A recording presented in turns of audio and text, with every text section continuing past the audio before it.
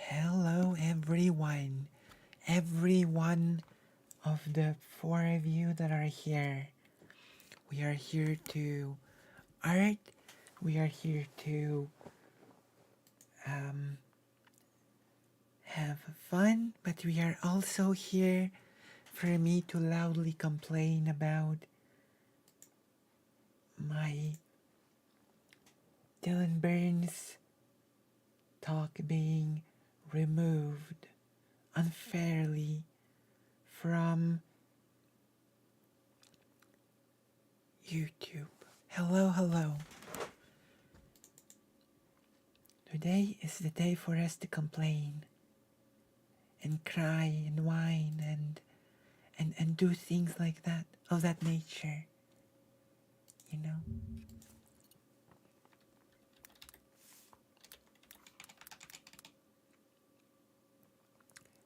It was removed. I'm not even sure I should be saying why it was removed. It was removed because um, because I said that the Polish government was pushing a conspiracy, and YouTube read it as me pushing the conspiracy. So there you go. This is what happens, you know?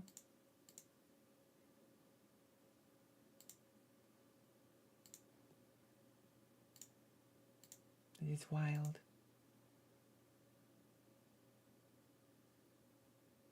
You know?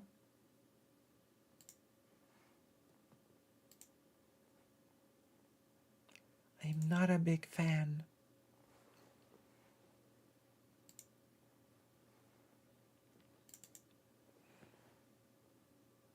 So I need to do something. I appealed. The appeal was declined. You know?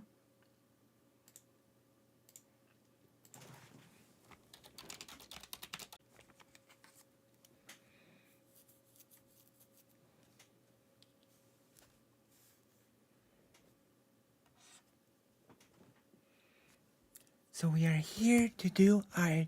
I'm gonna give us some music.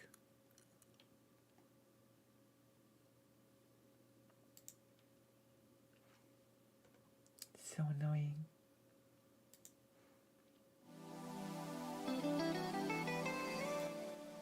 It's so annoying, gigglers. Come on. We will have background music.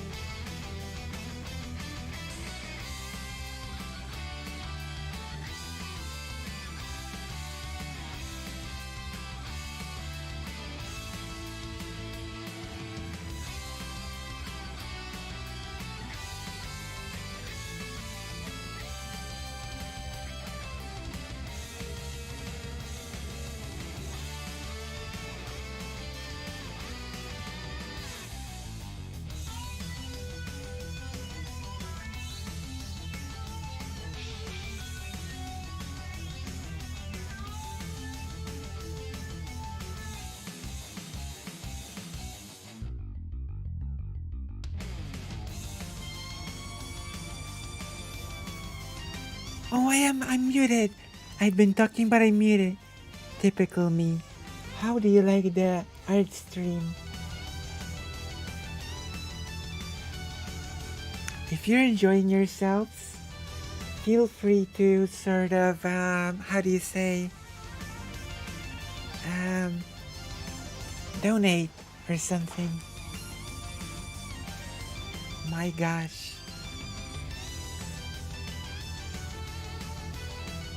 So, feel free to, as always, join the pity party. Give me a donation and stuff. Yeah. Come on. My gosh, especially since my best video was taken down. Why couldn't it be some Chad Logic video that got taken down? Why did it have to be a good video?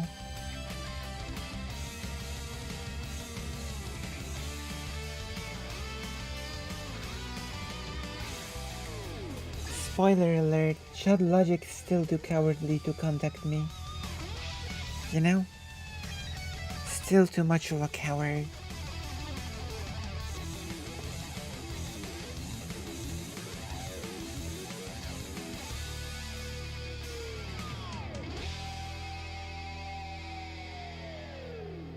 I don't know what to think about it. Disappointed. What I thought Chad Logic was braver than this, you know? Isn't Chad Logic supposed to be a chad or something?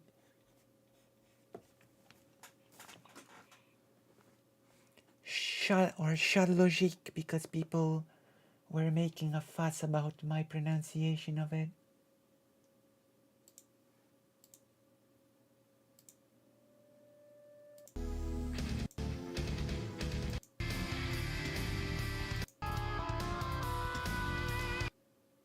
You know?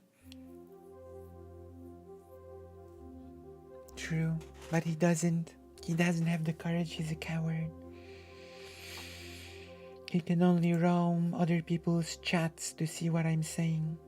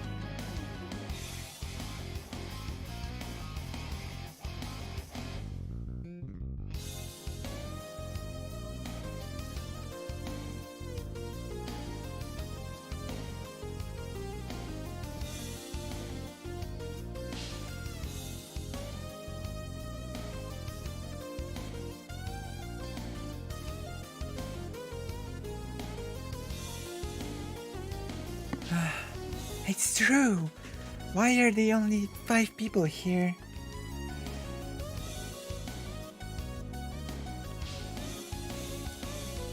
We should get more people here, more pity views. Get me more pity viewers.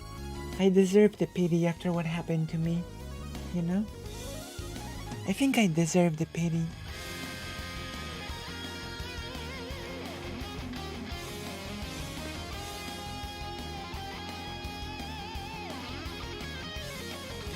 How do you do a poll on...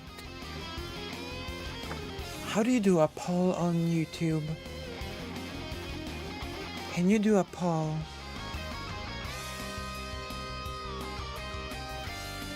Let me see.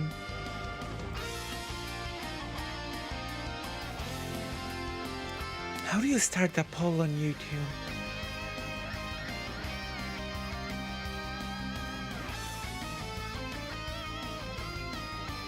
I have no clue. I've seen one today.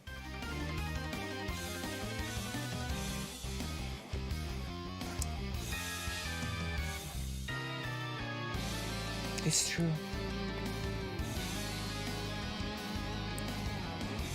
Your pity sustains me, but I have to do a poll, and I don't know how.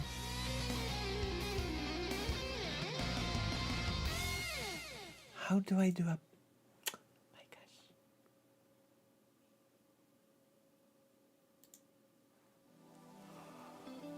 Oh my gosh, gigglers. How do I do this? Okay, never mind. We're gonna do like a old school way. Press 1 if drawing is enough, and press 2 if you want me to also watch a video on the side and comment on it.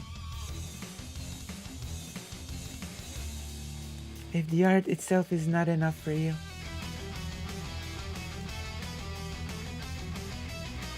There's also drama we can watch on the side.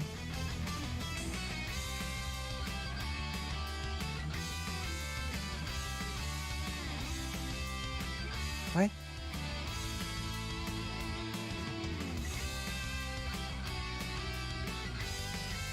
Same video?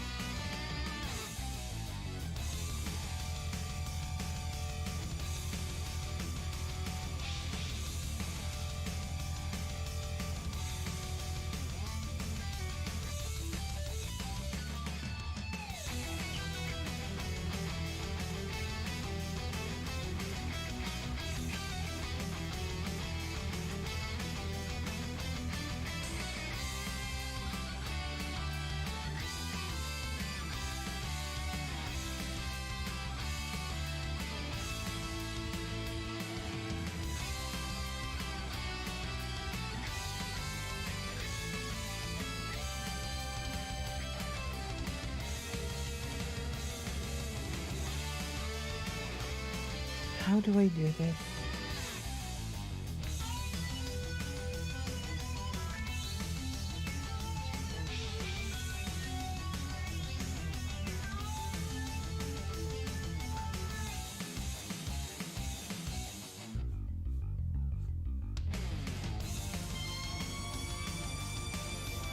Never mind. Press 1 if you want, if you think drawing is enough.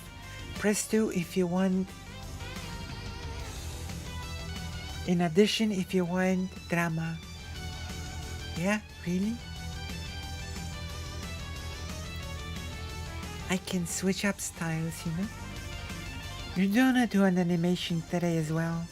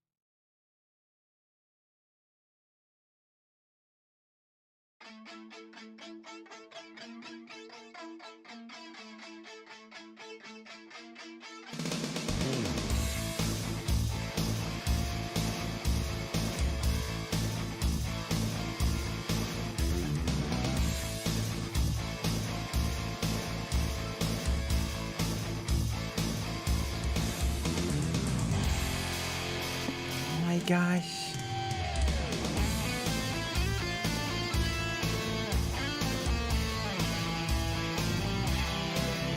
Vote. You click what? Oh. Oh.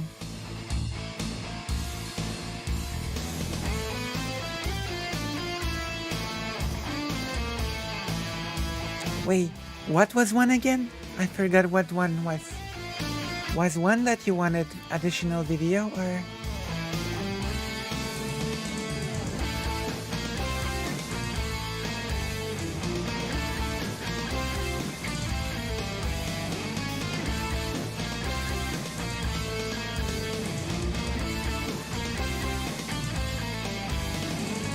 Oh, Sarah Paul.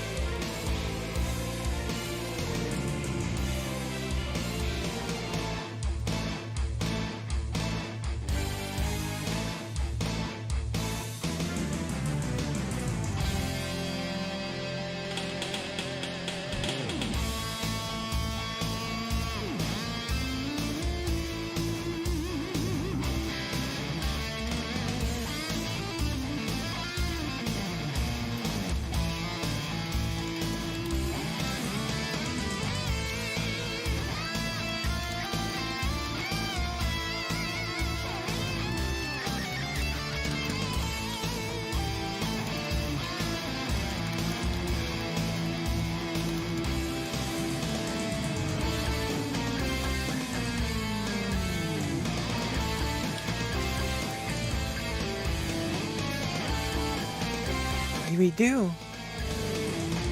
Okay, come on, not 50-50. Come on. No 50-50.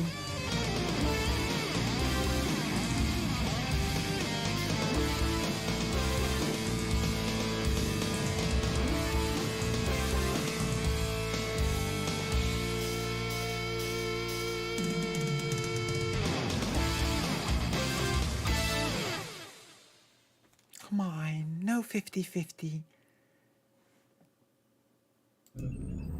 Hello.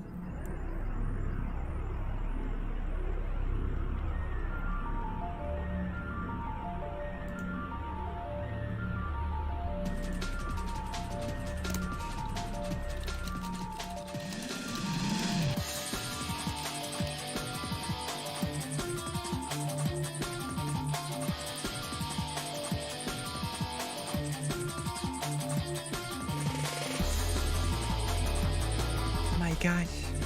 50-50, no! My vote would be to have a video. But it's your choice.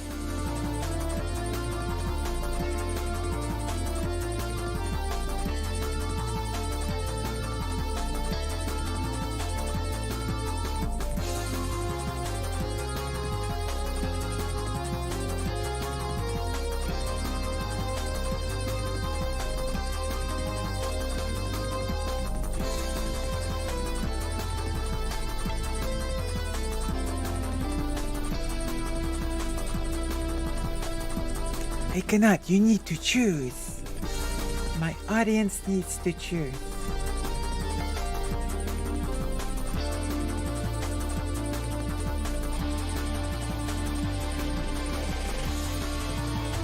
Also, we should get more Billy viewers in here.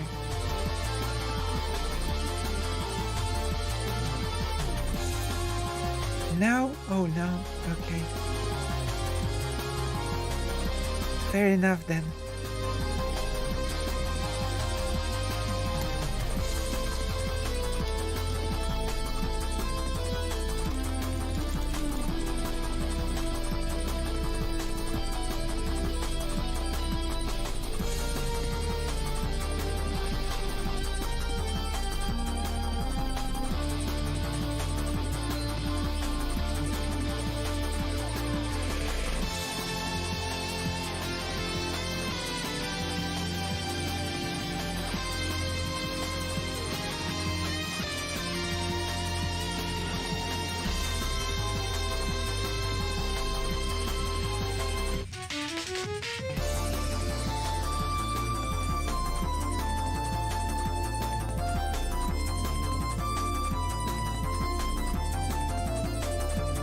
Yeah, pity like this stream as well.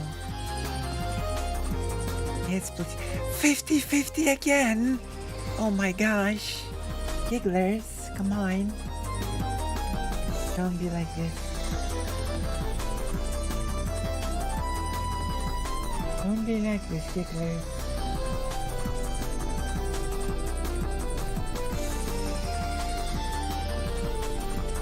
Of course, Lucy's a good artist.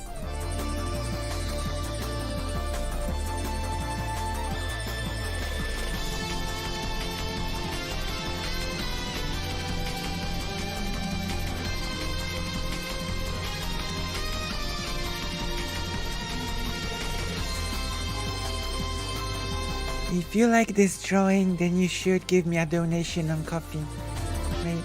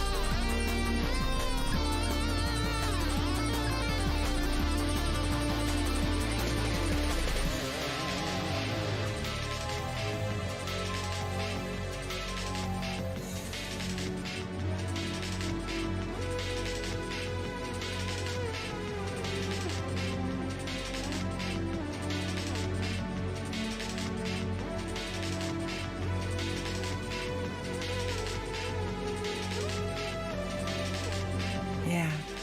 50-50. Wait, I will share links either way. Because today I am depressed about the whole YouTube thing. Like, my best video has been removed. And I don't know if it's because someone has reported me or why.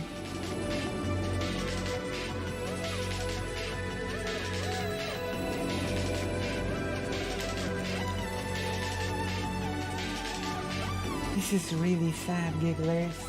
Really sad.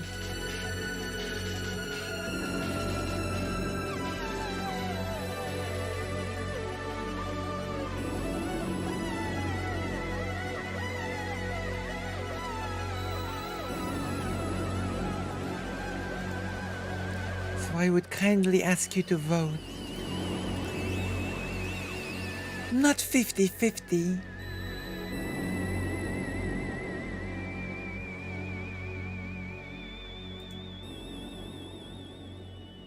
Come on. Don't be like this. Wait, I'm gonna share this stream everywhere.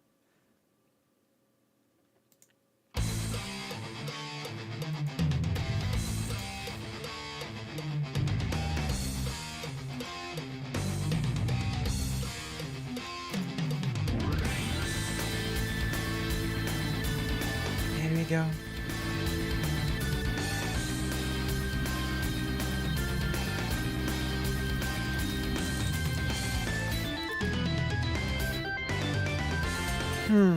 I think it's just one part.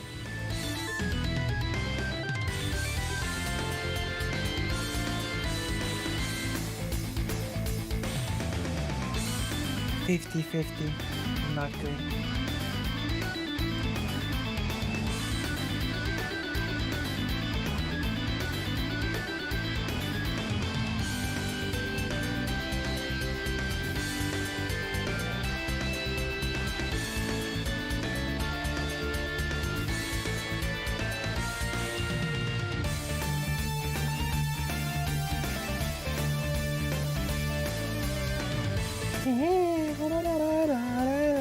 Okay.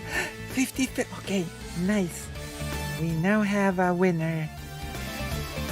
Very nice. Okay.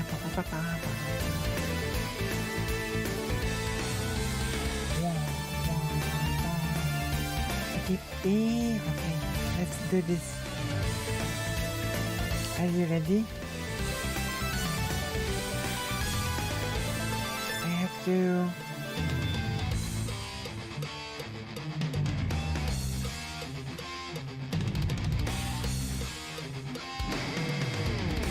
One moment.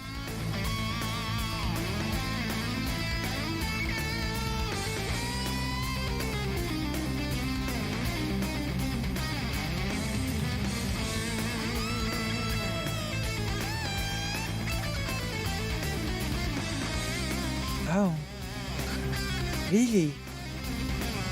That's a good idea. Okay. I don't know how to release.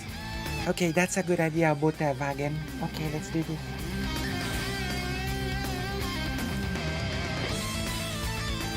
For now. Giggling. Giggling. Yeah, we're gonna giggle for now.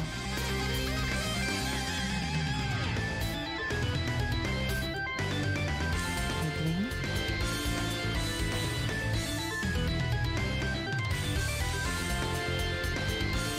What sort of drama will we watch?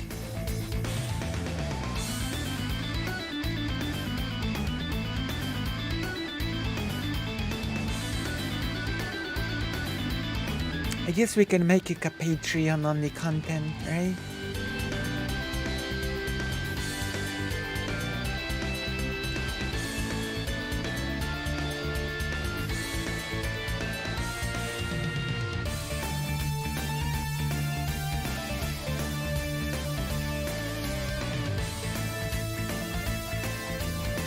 I've been in a pretty bad mood over this, but this is actually an amazing idea. You are a genius. You're a genius, Butterwagen.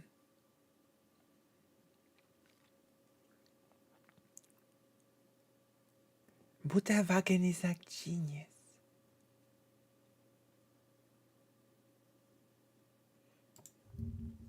Okay, we're gonna...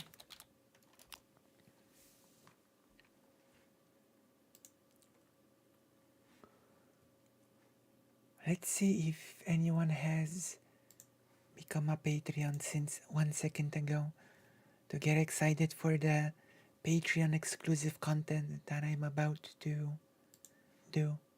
Or if anyone is giving me a coffee ever since a few seconds ago. Nobody. Nobody. It's $3. $3.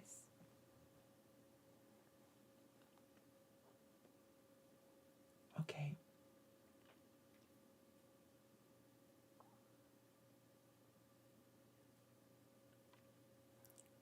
What drama will we watch?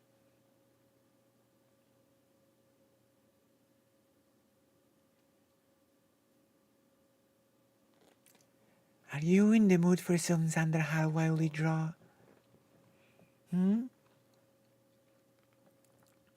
Are you in the mood for some Xander Hall? Discussing recent drama together with Xander Hall? Yeah, okay.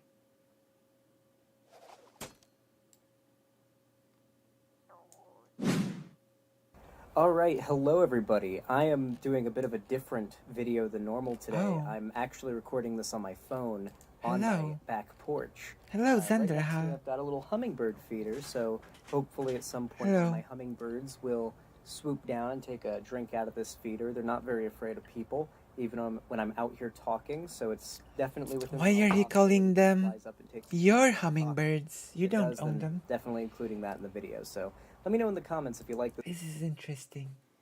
This is interesting because Thunderhall looks a bit different than usual here. Do you think, or yeah, it's like Thunderhall in real life. It's not the internet Thunderhall. This Thunderhall has a different vibe. Less of a content creator. It's strange because it's the same person, but there's like a totally different vibe about him.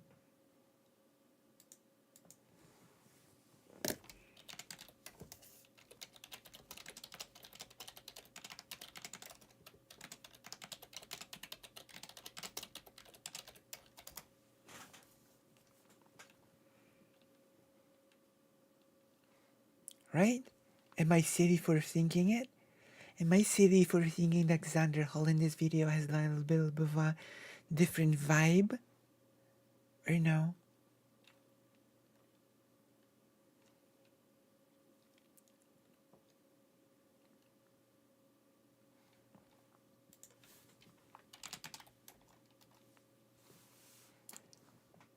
Thunderhall is a pretty strong jawline, right? This type of video and you want to see more. Looks like Thunderhall has a pretty strong jawline. More of it. I also got a ton of honeybees. See, I'm giving you, what's it called in the, what do they call it in the whole content sphere? I'm giving you value. I'm giving you commentary. Are you enjoying my commentary of Thunderhall? Hypers in chat if you're enjoying my evaluation of Thunderhall's jawline. Hypers in chat. On the bird feeders out here, so it's a good chance maybe I get stung by a honeybee. There's just a lot of them, probably like 24 honeybees flying around me right now, so let's just hope one doesn't sting me, but if it does, it'll make for good content. Anyway, Is this a preview of what we can expect of when Thunderhall will eventually get that farm that he is planning to get? Is this like a preview of things to come? Also, is this asbest? Like, look at this wall. Look at this wall.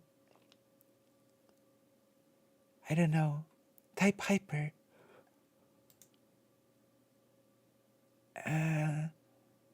Maybe this?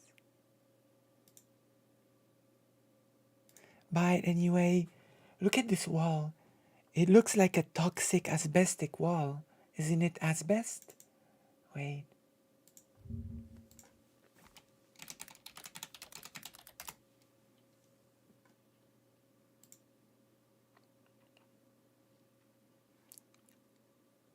Isn't this asbest or? I don't know.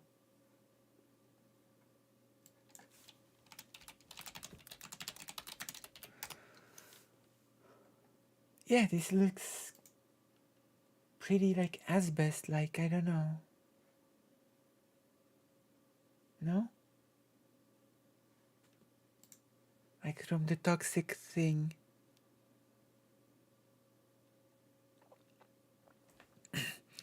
Thunderhall becoming a quail farmer was something I've never seen coming. Right, not something, yeah. But look at this wall. Isn't that like from the bad material wall or something? That's toxic and stuff? Talk about something that's going on right now in the lefty Twitter space. Yeah, lefty Twitter. I feel a little bit conflicted about it. And yeah? I just want to hear your thoughts in the comments section as well about this. Right. So, what is it? You guys are probably familiar with this new game that came out called Hogwarts Legacy. Yeah, I am. A lot of people are talking about it. I'm going to stream it. Playing it. It's getting a lot of, hype because it's a Harry Potter game. For a lot of people, it's like their dream Harry Potter game, right? And there's a lot of Harry Potter fans out there. I'm a big fan of Harry Potter. I just kind of don't really enjoy consuming the media as much anymore, considering the main cause of all of this drama, which is J.K. Rowling's political beliefs. I don't think Thunderhall is transphobic. I'm just gonna put it out there right now, okay? I don't believe Thunderhall is a transphobe. I'm just gonna have to say it right here, right now, as it is, okay? Now, if you're a Harry Potter fan, then you probably would have assumed that, the lady who wrote a story about evil, super dark Nazi wizard trying to use his blood racist beliefs to justify a genocide, and he's the villain, you may think a woman who wrote a story like that is pretty progressive on, everything. But that's very much not the case when it comes to J.K. Rowling. That used to be. I would like to, Sandra has a chat good boy who usually says not stupid things, usually. Like, I'd like to say that it was before J.K. Rowling came out with her transphobia, it was actually a belief that she was a fairly progressive figure, to be honest. Most people believed her to be pretty progressive. You know? What do you think? Have you considered J.K. Rowling to be progressive before the whole transphobia thing happened? Okay, let's start a new poll. And poll. I'm addicted to polls now.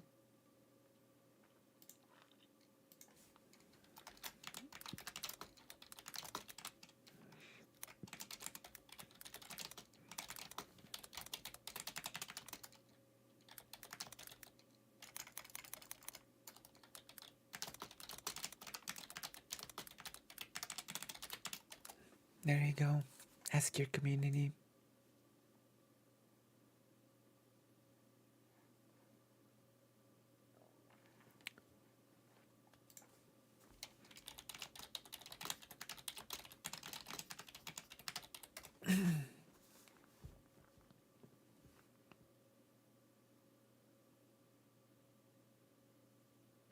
Yeah, but the thing is that I remember that most people did not read her books critically, you know?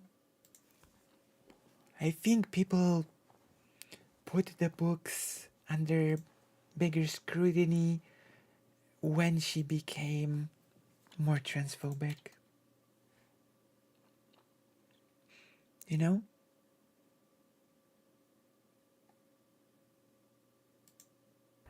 She, well, for the last few years now, has been saying some pretty cringe shit about trans people, if I do say so myself. Actually, I didn't know much about her, but I actually considered her to be pretty progressive before the whole transphobia thing happened, so yeah.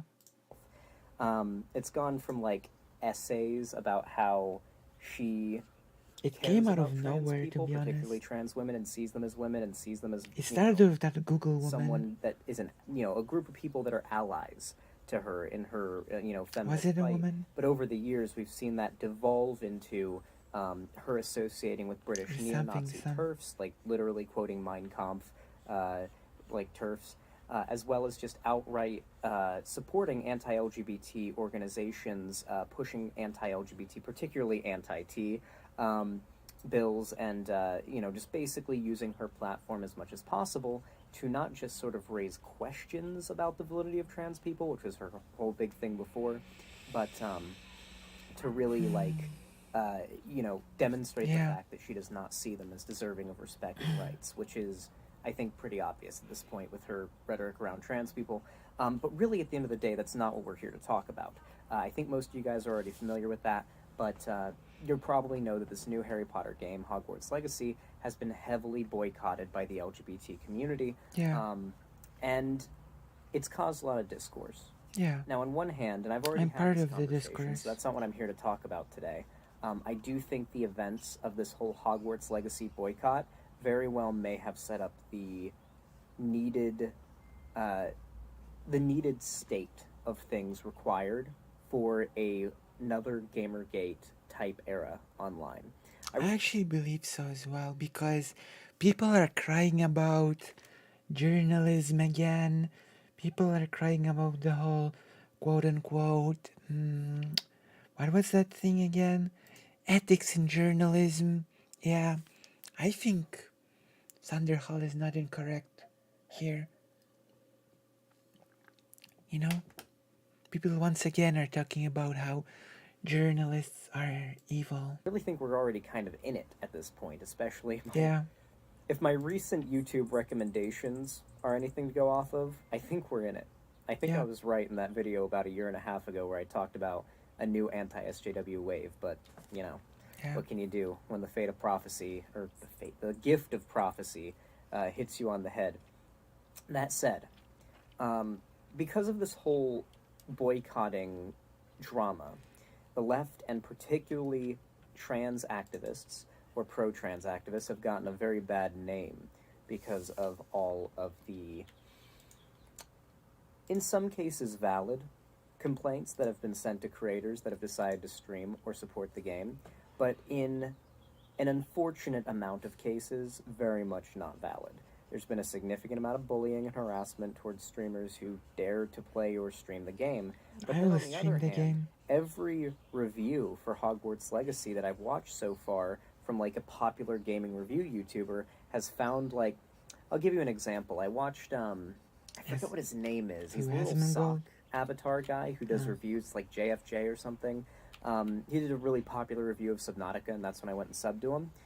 He did a review for Hogwarts Legacy, and I watched it last night, and he starts the video by saying, there's a new Harry Potter game, and it's actually good, and J.K. Rowling's transphobic? Give me 12 copies in the deluxe edition, please. You know, there's a lot of people who very clearly hold transphobic values who are basically using the success of this game as sort of evidence that their ideals are more popular than they are, which may not sound like anything important, but when we consider the way that online politics works, it's very much a popularity contest. So many people online are just choosing their team based on which one is more popular at the given moment. Nobody wants to be on the losing team unless they have a severe victim complex. And I guess that's a good place for us to move on to what the real topic of this video is about. And that is, what is it? Jesse Gender. Okay. Jesse Gender. Yeah, I know about that. Some people walking by. Basically, there was a little bit of a I know about that topic. On Twitter. Basically, Hassan decided that he was going to pirate the game. Or I don't even think he was going to pirate it. I think he was going to buy it. He was going to buy or pirate the game. In some way, he was going to obtain it. Wink, and wink. He was going to live stream it for charity. Wink, wink. Like a trans charity. And, you know, I think that would be a very positive thing. I'm going to do it. Whether you like it or not, this game right now is literally at the top of the charts. Everybody's talking about it. Everybody is playing it. Everyone's discussing it. There's no escaping it in terms of the media cycle. And it's, you know, been on top of Twitch as far as games played for a good week now, maybe. It's a big success. And it's unfortunate to me that so many lefties, including Jesse Gender, seemed so dead set on shaming Hassan for doing this, or even suggesting the idea of doing this.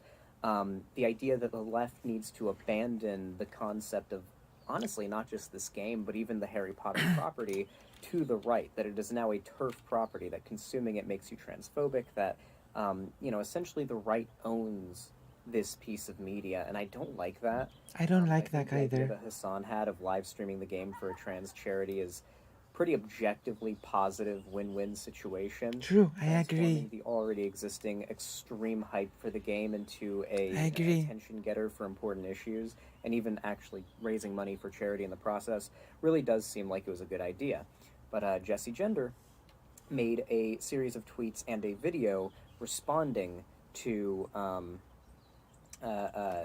Hassan on this, and basically pleading, along with a large amount of her fans, to Hassan not to do this, because it would bring more attention to the game, and that he should instead stream some, like, smaller indie games, right?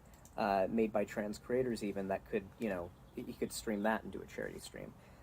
I already responded to that. I need a big turnout around. I thought the takes were bad. I think that video actually went up earlier today, so definitely take a look at that if you want to hear a more in-depth breakdown of those arguments, but that's not really what I wanted to discuss. You see, oh, hey, I got a hummingbird right here. Come here, little guy. Where? Hey. Where is it? One of these days, we'll get one of them to land on the feeder while I'm recording. Jesse Gender, she put out that video. and it definitely got Jessie a Gender. good few views, and I responded to it, and I think my I response responded to definitely it. did a good job of breaking down why I think the idea of shaming a content creator into not streaming or playing a game, even if it's for an objectively good cause, makes them like in some way a bad activist. And that may seem like an uncharitable interpretation of Jesse's video, but I mean, a lot of people in my chat, trans people in my chat, were telling me they watched the video and felt like Jesse was arguing they would be a bad representation of the trans community if they bought the game or consumed any Harry Potter products. And I don't think that's the kind of message that any lefties' videos should be It's sending true. out. Very nice. Like that consuming a popular, video game property makes you a bad, example of a trans person. It just doesn't seem like that's the kind of vibe you want people to be getting out of a video like that. Now, I want to clarify that I don't believe that Jessie Gender is a dishonest, like, woke scold or whatever. True. I do think this is her genuine opinion, and unlike a lot of other lefty content creators in this space who will couch very clearly I think filled, fair enough, lies about a content creator they want to take down with some sort of woke-sounding criticism. This does seem like a genuine, I think that's fair enough of her. Message from Jessie Gender about But I still wanna stream it. which is why I am so torn about what has happened in the last couple days. Jessie Gender went on to have another bit of a cringe take about the Say Her Name hashtag. I already talked about this, but a young trans woman by the name of Brianna J was murdered in the UK. She was 16 years old. She was a child, and she was brutally, in the words of the police department investigating, brutally attacked and stabbed to death, and her body was found in a park. It was a disgusting fucking murder. Yeah. A lot of social media has been talking about it. Terrifying, a lot to of be the trans honest. community online has been sort of mourning her because she is her murder is sort of a representation of the state of the vitriolic hatred against the trans community that has been spreading throughout the West, and especially as of late. And so I think, you had a lot of people on Twitter who were using hashtag Say Her Name in response to quite a few, hey little hummingbird guy, quite a few social media outlets essentially refusing to refer to Brianna J by her true name. They were dead naming her, or they were, in some cases, not even mentioning that she was trans. There was some really weird and bad coverage of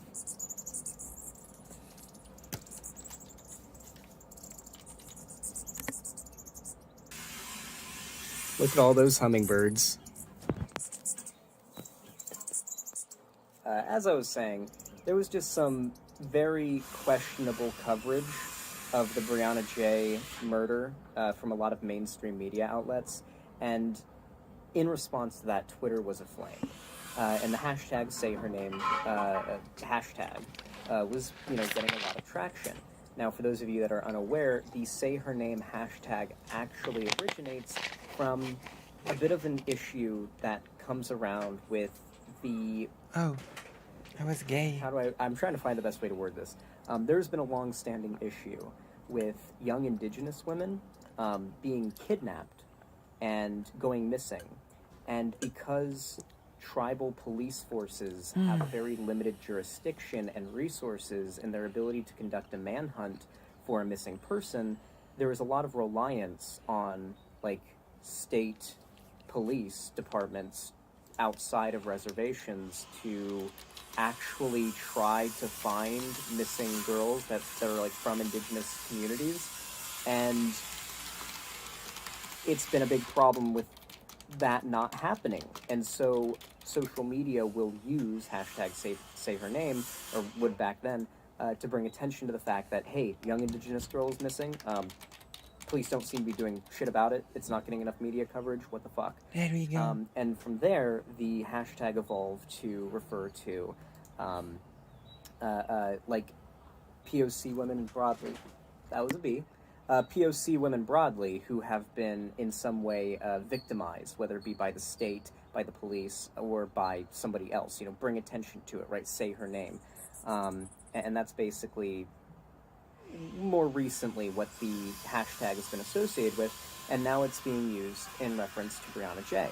Now, I personally think that hashtag say her name being a kind of go-to hashtag for when someone who goes by she, her pronouns has been, killed, to bring attention to that and to raise awareness about the injustice.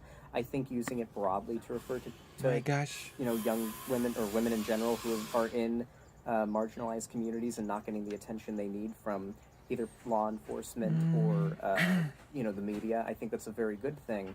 However, there was a psyop, a full-on psyop. I can flash the tweet on screen here, I think, but the whole drama started with this account saying that white trans people or anybody using the hashtag say her name hashtag in reference to Brianna J was like taking What do you think of the the drawing? hashtag's value I away remember from that. POC women, which is of course ridiculous. But this tweet blew up. I mean, tens of thousands of likes, like an embarrassing amount of likes on this tweet. Some people on Reddit did some digging and found out this account is literally like really fucked up. Like some of the takes this person has had, I don't remember exactly what they were, but I'm like a lot of them are like really bad. This is not an account that needs to be getting this many likes on a take that is this bad, okay? This seems like an op to me, or just a very clear example of like a narcissistic, probably teenage, I hope teenage, because God help me if they're an adult. Probably teenage lefty with a huge attention desire complex who's just decided to turn the murder of a teenage girl into all about them. But yeah, pretty disgusting what came out about that Twitter account, and the fact that they're the ones behind Yeah, this was this really entire strange. discourse just doesn't leave me with a good feeling. Leaves me with a pretty bad feeling. With that said, oh, my cat is on the porch with me, and she's being so cute. She's rolling around. With that said, Jessie Gender ended up joining in with the discourse, and she also made a tweet, or a few tweets, about how say her name is being appropriated if it is used to refer to Brianna J, and we need to find a new hashtag. I think I also covered this. I may not have, though, but this was a pretty bad take from Jessie Gender. We had two pretty bad takes consecutively from Jessie Gender, and a whole lot of people I would say are pretty, on the reasonable side of this issue, proceeded to respond to this with a variety of responses. Now, most of the responses, and these are the responses that I actually respect, were just kind of gently and reasonably explaining why this take is cringe to have, or why it is wrong to, hyper focus on this. And a lot of them as well were people that were outright harassing her. Now, I'm going to be honest with you guys. I like Jessie Gender. I think her Matt Walsh video she did a little while back was fantastic. I think she's gotten a lot of unwarranted harassment from, the online right and transphobes and all of that. And so it really upsets me on a personal level to see somebody like Jessie Gender, who I do know isn't a dishonest, bad faith actor, Right, yeah, who just she's has not. some certainly emotionally driven, unproductive. We have to we have to learn to disagree about things and understand that we are all on the same side, right? Do you agree with me? We have to learn how to disagree on things and still support one another, if that makes sense. Does that make sense? Do you agree with me? I hope you do. We have to learn love and solidarity, that we can disagree on things, even argue about things, maybe even have some heated arguments about things, but still sort of be on the same side, right? Not be horrible to one another. Takes as of late, getting as much harassment as she is, and she is getting harassment, so much so that much Right? like We cannot Lindsay harass one Ellis, another. she had to take a break from the internet We because the cannot. amount of shit she was getting for what she had Ridiculous. said was so bad. And while she was cringe in these takes, I really don't think this type of harassment is warranted. I mean, Thought Slime or Sophie from Mars, you know, these are people who've demonstrated they're dishonest actors who are willing to lie and slander people they don't like. Right. But Jesse Gender, as far as I know, has never done anything like this. And, you know, even if we disagree with some of the more hypersensitive aspects of her takes here, Yeah, it really does she feel doesn't like deserve an that. unwarranted Yeah. harassment wave got sent her True. way. Now, I don't think it was people from my community or, frankly, anybody I'm friends with who are responsible for this harassment. So why Yeah, am I there talking? was wearing gigglers. Well, it's because No I gigglers and think that harassment. we in the what Gigglers are loving, kind, and courteous, okay? Gigglers are nice. I trust gigglers. the breadtube sphere perceives as the dirtbag left do need to take the responsibility to engage with those on the left that are more sensitive but still honest and not just, you know, liars. We need to engage with In a them, you compassionate know, in way. good faith and kindly. So Yeah. many of these content creators will lie and say that our fan bases harass them and attack them and all that. And they can never provide evidence and they can never provide any like actual proof of this. It's always just like, oh yeah, some of your fans said my take where I said all white people are bad was cringe. That's harassment. You know, like it's usually something like that I'll get whenever I talk to a woke scold like this. But in the case of Jessie Gender, she's actually being harassed by a lot of people that I suppose you could consider to be in our sphere, our side of the left, the more opposing to the hypersensitivity aspect. There's a lot of birds on the porch right now, chat, sorry. Or chat, you guys. There's a lot of birds. birds on my porch, okay? They're chirping up a storm. Hey, Look you at do all have a those chat. bees. My gosh. Yeah, Where does Yeah, you're here. I'm aware you're here. Thank you. where I does hope you can hear them whistling because they're loud. As I was saying, where does Sandra Ho it live? really is My despicable gosh. to me that Jessie Gender was literally harassed off of Twitter. Because when I think of left-tuber harassed off of Twitter, I think, they must have gotten canceled and a bunch of woke scolds went after them, right? In this case, that was not what happened. And I hate that in this instance, it feels like that side of the left has a point, that there are people on the left who are overly toxic and like try hard their edginess and will harass a trans woman over Yeah. a take that's just kind of Don't harass people. Out of memory. What the? Uh-oh. I ran out of memory. Please,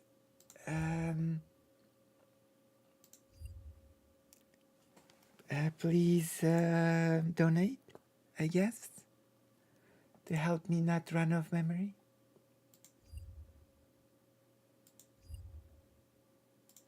My gosh. There's a lot of birds on the porch right now, chat, sorry. Or chat. I you need guys. more There's a lot of birds memory. on my porch, okay? They're chirping up a storm. Look at all those bees. Yeah, you're here. I'm aware you're here. Thank you. And your demon mama. I hope you can hear them whistling because they're loud. As I was saying, though, it really is. I actually sent demon mama a painting. And I hope she will get it soon. It's a painting painted by my mom. And it got stuck somewhere in the post. And I think she should be receiving the painting soon. You know? And possibly she will, once she gets it, she will showcase it on stream, I believe. My mom's painting. So look forward to seeing possibly my mother's painting on stream.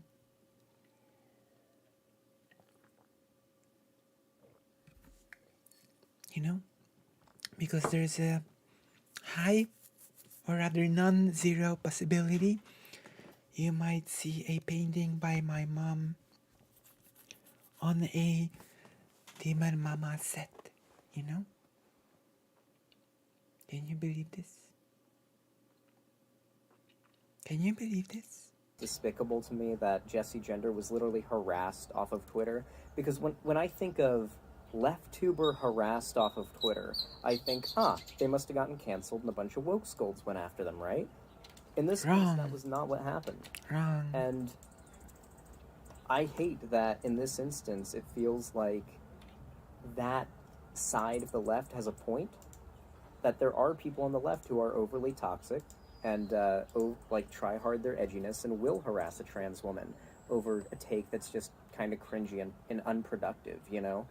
That's not what I think warrants the type of response that will often give woke scolds. I think that woke scolds are people who are abusive and narcissistic and self-centered and aggressive. And how are the bees that high? Wow. What a strong jawline. I have legit turned my What a strong jawline. Xanderhal. It's all red and everything. That's a pretty woodpecker. What a good spotting. Hey, little buddy. Want to come down? You want me to also play the... Oh my gosh, I forgot the name. You think I should play... What's the name of the game? See, I forgot the name of the game. Atomic Heart. Atomic Heart for charity. Atomic Heart, huh? Atomic Heart, not pathologic. Atomic Heart, the new game.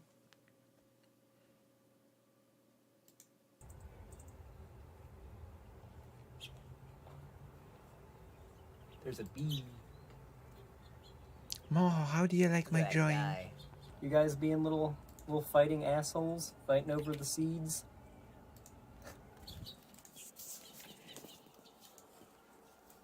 This is gonna be hell for my editor to work on, or maybe this video will come out great. If you guys like this video, then please tell me. I think the little It coming out cutaways of great. animal bits are I actually like pretty this. fun. This is like a little sneak peek of what the quail arc in Seattle is gonna be like. I told you this was a sneak peek. I told you. I can read Xanderhal's mind. I'm in tune with his strong jawline, okay? In fact, I'm gonna show you something, okay? I'm gonna show you something. I'm gonna show you something right now.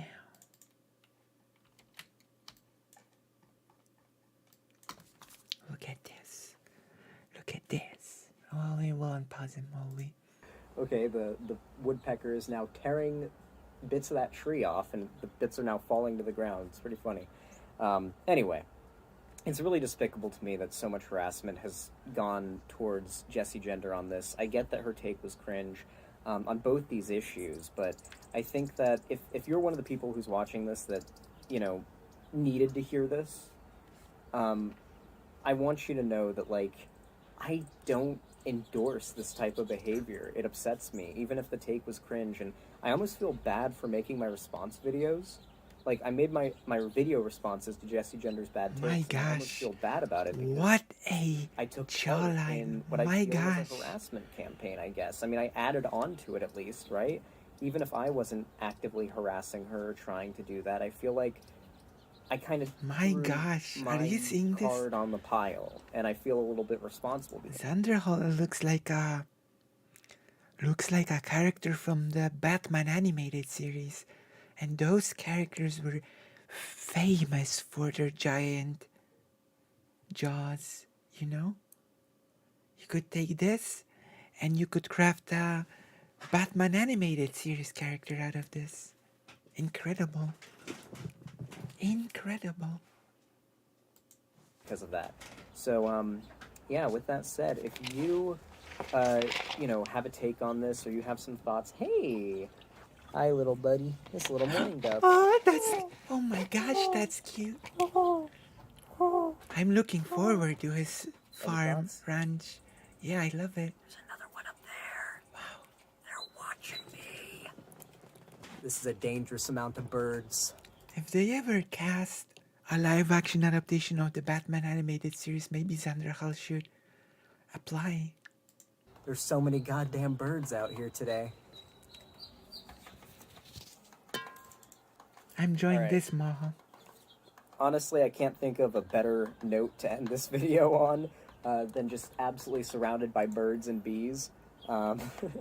So yeah, if you enjoyed this video, please let me know. I really want to hear your thoughts about this Jessie Gender situation, her getting harassed for having some cringe takes. And I agree they're cringe, but I just don't agree with the harassment, and I wanted to get my thoughts out on this. So yeah, go ahead and let me know what you think in the comments about this whole situation, and please tell me what you think of these back porch bird phone rant videos. If you like them, then I will absolutely do more of these on days that I don't stream, because this is pretty fun. So yeah, you know what to do if you enjoyed this I will video. do Like, comment, subscribe, all I of that. stream on a porch that I don't have. See you next time.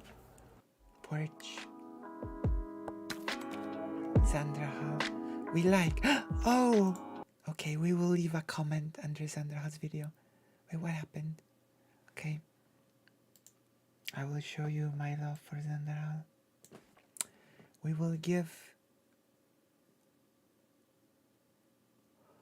Holy crap, he really did it. He really did make the video of them discussing stuff while being outside. You should make more of these. Okay. We will give Sandra some well-deserved love. You have got a strong jawline and your sneak peek to your future farm was amazing. Come on. Giggling. How do you like this comment? You got a strong jawline and your sneak peek to your future farm was amazing. Come on, Giggling. What do you think?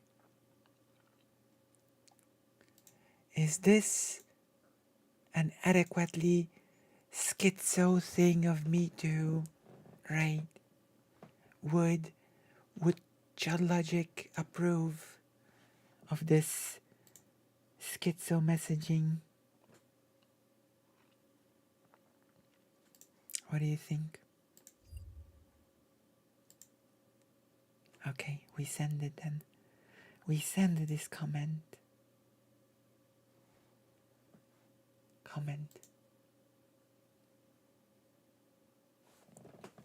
Okay. And now we move on to another video. We move on, gigglers. Also, I think I need to move the chat a bit to the left, because there's something wrong with the chat. It's not 100% visible. Nobody told me that the chat is not totally visible. Nobody ever scolded me. I know you're not woke skulls, but you must scold me about things like this. So we must make the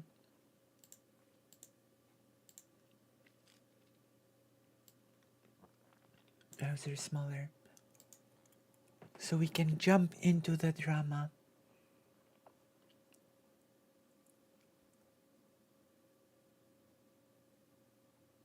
I simply disagree. And we've been watching too much Jessie Gender things.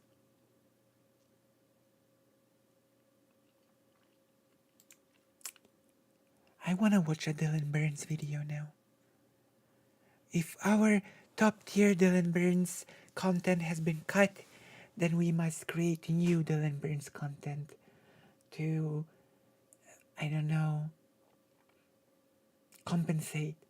We're gonna watch a Yankee Tanky debate. How's that? Instead of us talking to Dylan, we're gonna have Dylan Burns talking to Yankee Tanky.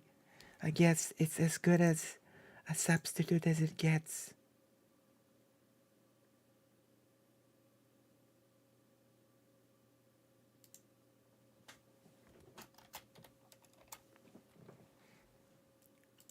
No, you cannot act like a moral. Look, I'm not saying. No, you can't. No,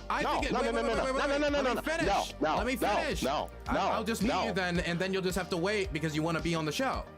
Fine, be a cock. Okay. Wait. Okay, so you just be quiet. Thank you. Let's get into the meat and potatoes of why I'm actually here. Okay, can you introduce yourself first? I think some people might not know who you are. It would be surprising if they don't, but I am the Yankee Tanky. That is such a bizarre... that is such a bizarre introduction. Look at Dylan's face. Oh my gosh.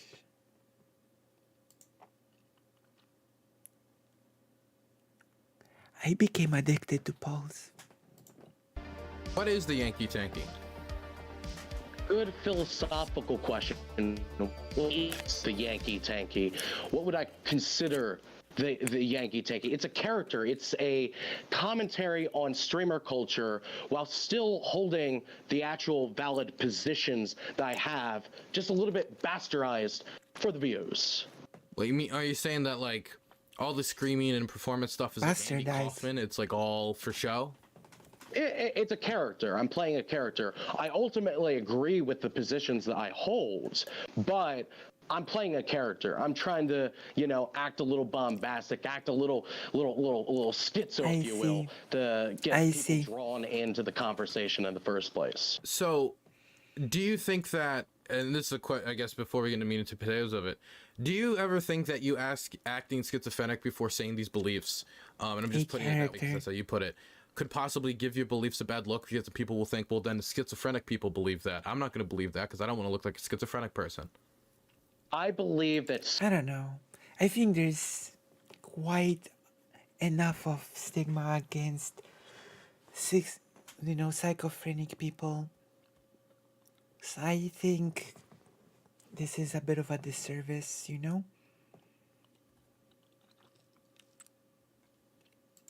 Schizo theory is the basis of creating a new perfect society.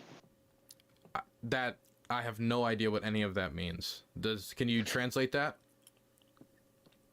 So, I'm schizo, and then you apply when you say you're schizo, do you mean you're actually schizophrenic? Not technically, but I give the appearance as is, and by acting as extreme as I am, I get the initial views in, but once you will actually have an opportunity to actually hear my... This is actually really, really bad, you know? When a person like this is saying, I am acting as if I was schizophrenic, because this person is basically saying here that... I'm gonna turn myself on. What this person is basically saying is that in their view, this is how a person with a schizophrenia acts. And that's not it. That's not even close to being it. So that's a pretty gross misrepresentation of people that already are sort of suffering from stigma because of their condition, you know? This is pretty bad, you know, to be saying stuff like that. I'm acting as if I was, you know? Because you're projecting this image of how supposedly people with this condition act, you know? Well thought out perspectives. You actually will be convinced that not just does that make sense? My schizo character makes sense, but it's the only logical position to get people drawn in with all of the info war reality that we're facing here today. So, 2 comments before we get into meat and potatoes of it. Are you familiar with that guy who got in his underwear and jumped on the Libertarian stage during that one debate in 2012, I think, and he just like started dancing around in his underwear at the Libertarian Party convention? Are you familiar with that video? No, but I can guarantee, based on how you're describing it, that was not a tasteful example of schizoism. Yeah, so I think... And you think your behavior is a tasteful depiction of schizophrenia? Oh my gosh, they should just move on from that topic, you know?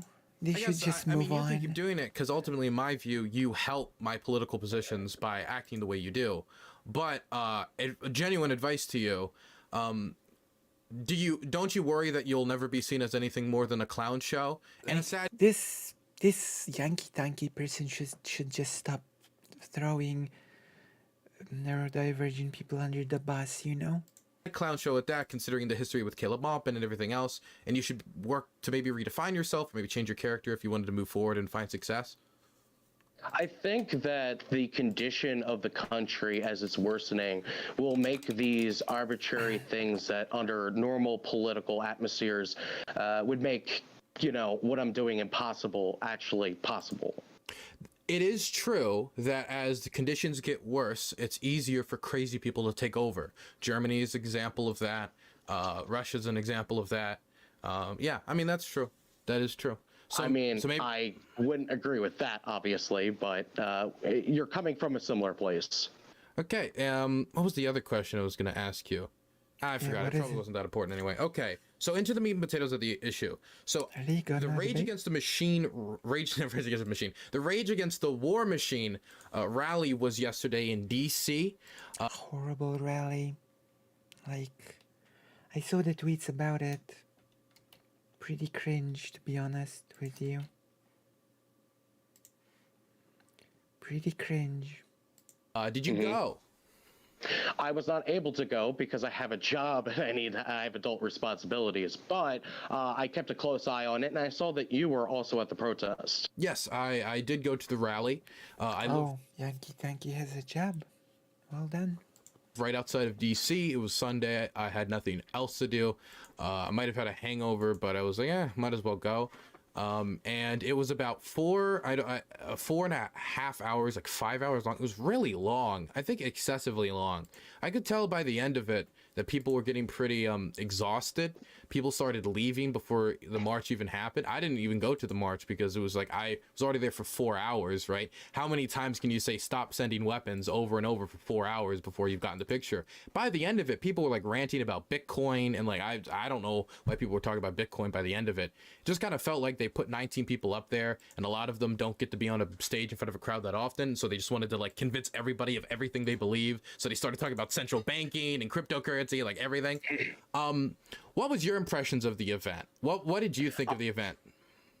Well, I thought the event was spectacular because it brought together so many different people of different political affiliations that all agree with this very simple concept. That what's the simple concept?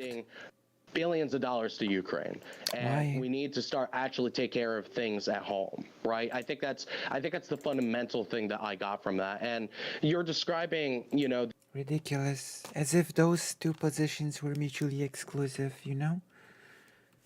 ridiculous. I think we even touched upon that with Dylan when we talked that about 1% of the budget is being used for Ukraine or something like that. Like, this is such a ridiculous.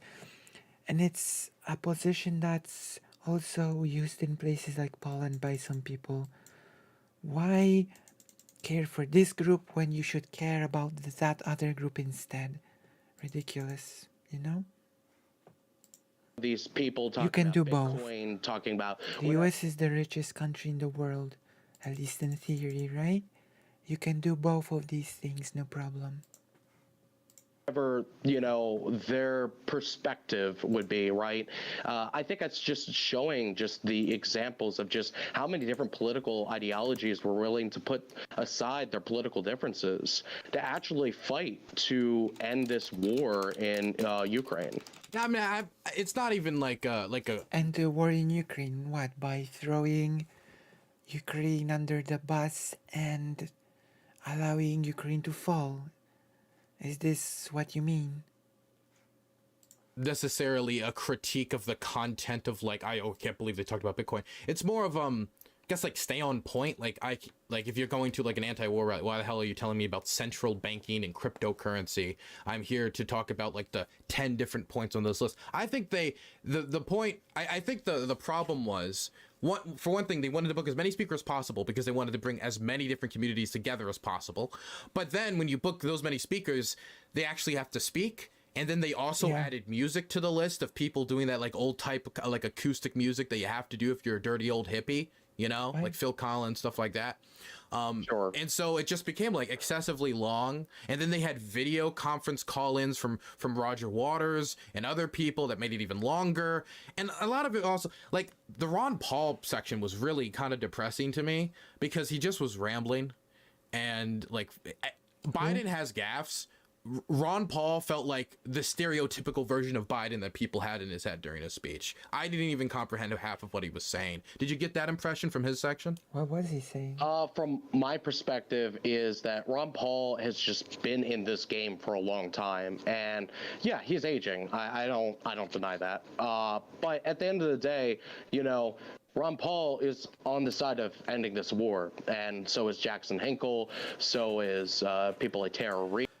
Ending this war is like basically a dog whistle for letting Ukraine fall. Let's not even mince words about that part, okay? This is what it means to, quote unquote, let the war end. You know? This is what it means to let the war end. I don't think a she was ridiculous position.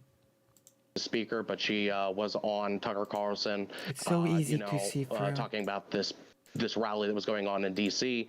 You know, you have a lot of these people that all agree with doing this, and I hear your criticism, right? This idea that, okay, it was too long, you know, too many old school kind of stuff. What it gets right down to is that, you know, you have different forces all coming together, and there's going to be a lot of these contradictions. But as long as we're still fundamentally all against this war, that's energy that we can bring into crushing the war machine of the U.S. imperialists. Okay. No, that is nonsense, you know? Ending the war, no matter how, is nonsense. Because if ending the war means just letting Ukraine fall, then that's a horrible result that we should never allow to pass. We should send Ukraine more help, more weapons, and more gear. Ukraine should just win. And I will not move on that point, okay? I'm not moving on that. Okay, so let's start getting into the content meat and potatoes. That was just like kind of annoying to me. Like I would have been annoyed if that was like a pro-Ukraine rally and it was that long and had acoustic music and it like they started talking about like we need to fix the dams in America. We need more beavers. It's like wait, what? Why are we? I don't know why we're talking about beavers. So the first question I have to ask you, and this is just to start in an area that I think we should all be able to agree on. Scott Ritter had when he got booted from the event, when he left the event, however that took place, we don't know exactly how it happened, but he was no longer at the event and he wasn't happy about it. He did still end up, I guess due to him being booked and then canceling and wanting to still go, he did still speak at the Center for Political Innovation, which is Caleb Maupin's group, which you were a part of at one point. You have left it since and have like called it a call and have denounced type of actions, Caleb Maupin. But could I interrupt for one moment? Sure. Just because you were talking about the CPI. So I should supply some context so people actually understand the whole CPI situation. Since I have signed that Medium article, I've actually publicly gone against the people who have signed that document. Internally, there was a lot of issues with how they were dealing with Caleb Maupin's you just said the Medium article. You didn't say what the Medium article is about. A lot of people might not know. Caleb Maupin is not exactly a household name. Can I just quickly say? So Caleb Maupin liked to talk about spanking, and sometimes he brought those conversations up with people who did not want to talk about spanking, and it was extremely inappropriate. Some might even say it was sexual harassment. The whole cult thing, isn't it? The whole cult topic. Caleb Maupin, I saw his debates. Realistic Russia would struggle to win even if Ukraine had no help, so not supporting Ukraine would make the war last longer. I think, no, it's not that easy. Without any help, Russia would just win, you know? Without any help from other countries, Russia would win against Ukraine, you know? Yeah, just letting Russia stomp on Ukraine is the tanky response, which is pretty disgusting. And there was also a point where he was giving money to one of the people who were associated with his organization for sexual favors. And that was why he got in a lot of trouble. And yeah, that's the story behind that. And you were part of the Medium article that kind of broke that out. But yes, I don't want to concentrate on this. I wanted to get to my question. That was just like a quick side about where Scott Ritter went. Scott Ritter had no place at any rally anywhere ever. Do you agree with me on that? I think that Scott Ritter is a obviously complicated individual that has done complicated individual, kind of stuff, which is, you know, I can't speak on that because I haven't done enough research on that. But I can tell you that his anti-imperialist politics is genuine. I don't know really enough about the accusations to talk about them, so I'm not going to speculate on those accusations to any extent. Okay, so for those, he's talking about playing a character, but he's clearly trying to sound more reasonable here. He's clearly not goofing around us in the debates before. So, you know.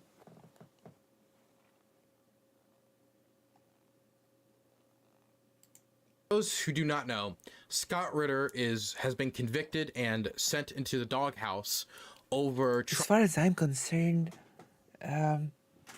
Poland and Ukraine are so intertwined that as a Polish person, all I can say is that I consider their fight this country's fight as well. Trying to sext minors, people who publicly, not publicly, but told him, hello, I am 15, and he still sent them nude photographs of himself. I mean, he engaged in something that isn't that illegal? And the logs that he had with the person is publicly available online. You can Isn't really that read illegal? how disgusting a lot of this is. Now, I am of the feeling that if you are a convicted pedophile who has tried to molest children, tried to engage with children in that manner, that if you want to re-enter society after being rehabilitated, that like I believe in rehabilitative justice, right? But a lot of the people on that stage are the same people who talk about pedophilic cabals, who are very angry at Jeffrey Epstein, who talk all the time about the need to stop human trafficking. All issues, while I don't go to the same lengths as they do when they talk about the cabals and the deep state, and I don't believe all that nonsense, I agree with them in content when they talk about Jeffrey Epstein and his terrible actions and the badness of these acts. Giving this guy a platform could just lead to more children being harmed if he gets enough of money, power, fame, and attention. This is somebody who kind of showed who he is, and I feel like we should not be bringing him to these events. Not to mention, having a convicted pedophile on your speakers list is just, oh my god. So he went to jail for it? Did they do no background check on him? Like nothing? Because they only kicked him out like a week before. I think that they did not know who they were platforming, fundamentally. I think that's what it gets down to. But at the end of the day, though, frankly, I don't know how much it matters, any of these types of things. Like you pointed out how there's like white in this conversation, he's trying clearly to be more calm and reasonable, that some not people have corrected me person. on, that are now communist, right? That's just assumed that, you know, these are all people that are terrible, that shouldn't be at this protest, None of that's going to matter if we died in a nuclear holocaust. Okay, so I think you're referring to Matthew Heimbach. I documented that Matthew Heimbach, who is the former communications director for the American Nazi Party, founder of the... I hate this argument so much. We should just let Ukraine fall because nuclear holocaust. We should just let Russia have its way with any other country, right? Because of the nuclear holocaust. Why not let it get Lithuania and Poland as well while we're at it? What NATO response? Russia will just start a nuclear holocaust, right? The White Students Union and an organizer for the Charlottesville rally that ended in a terror attack that killed people. He was the Uru movement was also there, so they were there too. And I guess for me, the problem I have with allowing Nazis at your rally is that it's like allowing Nazis in your bar. You allow one Nazi in your bar. Wait, well, let me finish. Let me finish, please. You allow one Nazi in your bar, then there's going to be a second Nazi in your bar, and before you know it, you're the Nazi bar. If you allow Nazis into a political movement, definitely when it's not like, this isn't like a thing where it's like, we have like, this is the, if we don't allow the Nazis in, like the world's gonna collapse, right? They could have easily just said, no Nazis, leave, don't be here, just like they did with Scott Ritter, and they should have done with other people who were on the speaker's list, but they didn't, and he was there, and he got to talk to people and tried to get them to join his movement, which was the point of him being there. Okay, so the whole world should just become Russia to avoid the nuclear holocaust, you know? That's the new thing.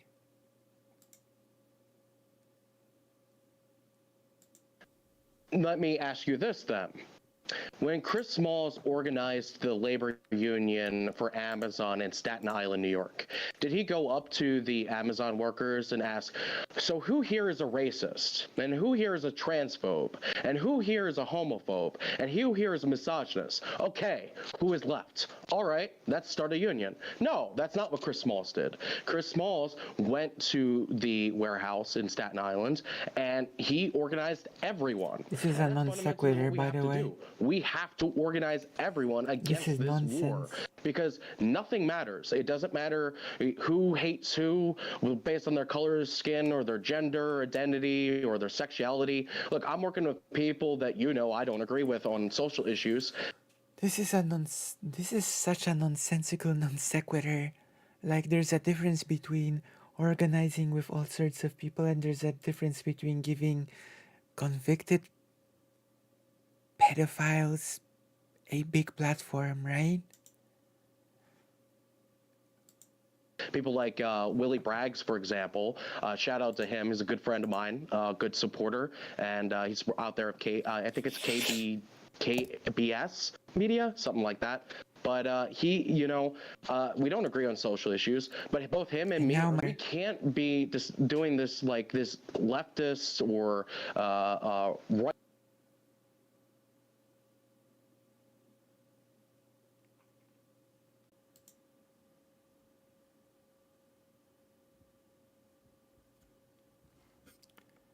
Hello? Anybody here? Is this stream on? I think we're back, but yeah. How many of you are back? It seems like the stream has crashed. Hello. I'm not very lucky today. So I need more pity because I have been on a pretty unlucky streak lately. My gosh, what has been happening to me? We don't agree on social issues, but both him and me are standing together against nuclear war. We can't be doing this like this leftist or nuclear, not nuclear, right-wing version of this ideological purity test. Okay, you have to have some. You have to have some purity testing to some level. Yeah, where literally just unfiltered. Anyone can join. Anyone can be a part of this. Anybody can organize. If Chris Smalls organized a labor union, and he was organizing a labor union, it would be a very bad idea for him to start allowing Nazis to organize the labor union as well. Yeah. Because what are the Nazis going to do? Wait. Let me be clear. There is literally Nazis at the Staten Island, New York warehouse. I mean, let me be clear. This is very different. This is very different. If somebody is personally a Nazi, that's terrible, but they're not actively trying to change the world, go out there like, I'm making everybody Nazi. If this guy is somebody who was a communications workplace. This guy was not this people at the Staten Island workplace. As far as I know, they weren't the communication directors for the Nazi Party and organizing rallies that ended terror attacks. With him was also people who were part of neo-Nazi terror groups. Let me ask you a question. Would it be a bad idea for them to have allowed ISIS sympathizers into the crowd saying, jihad against America, therefore we want them to lose in Ukraine, death to the Jews, death to this, death to that? Do you think you should have allowed Nazi sympathizers into the crowd? Do you think that, ISIS sympathizers into the crowd, would that have been a good idea? I think that fundamentally what is most important is ending a nuclear holocaust of the human species. Do you think they should have given Matthew Heimbach a mic then and allowed him on stage? Ending a nuclear holocaust of the human species. So we are already in the middle of a nuclear holocaust. Okay.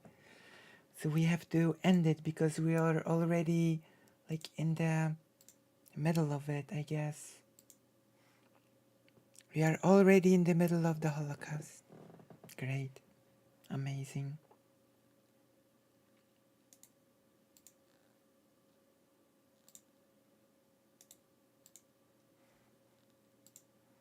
I think that whatever is necessary to stop a nuclear I'm answering the question. Whatever is necessary nuclear, not to stop nuclear. a nuclear holocaust from killing the human species. So your answer is yes. You would allow ISIS sympathizers I would allow anyone that would be necessary to actually build a movement. And considering Scott Ritter has a mass following, despite some of his problematic past. If a few children get molested along the way, I mean, you're still stopping a nuclear holocaust, right? Like it's, you know.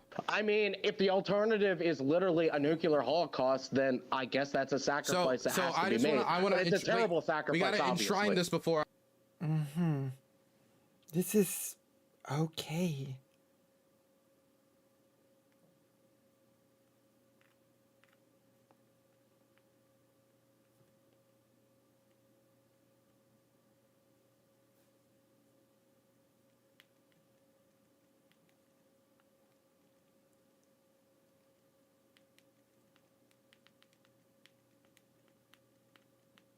And keep in mind, it's basically code speak for we should let Ukraine fall. Before I confront this point about a nuclear holocaust, that you are comfortable working with literally anyone, ISIS, if it's to prevent a nuclear holocaust. Okay. If it's to prevent a nuclear holocaust. That rally is not going to prevent a nuclear holocaust. We aren't near a nuclear holocaust. True. You're yes, fear-mongering. No, we're not. It is closer than ever. Okay. Why is it so close? How do we know that Russia's about to launch the nukes?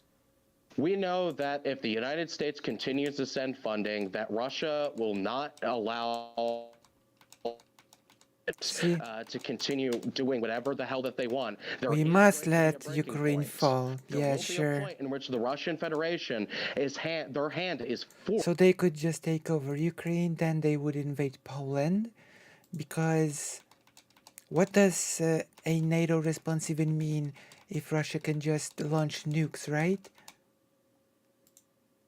If the NATO forces attack us, we will launch a nuclear holocaust. So then I guess Poland should fall next, and Lithuania, Moldova, of course. Sure.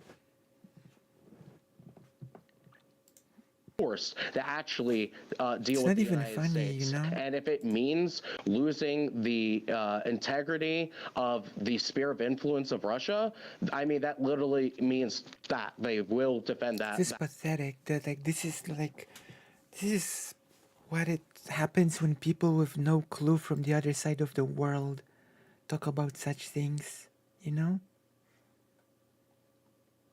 That line, and I think that's a reasonable line to defend. No, it's not. Let's look at it this way: what if Russia or China or any of our foreign actors? Let's talk about this, because this is an important example. But you moved on. This is the second. This is important to given the context of the first point. Okay, if Russia were to invade Canada, if China were to invade Canada, people like this should not be allowed to speak on topics like this, you know?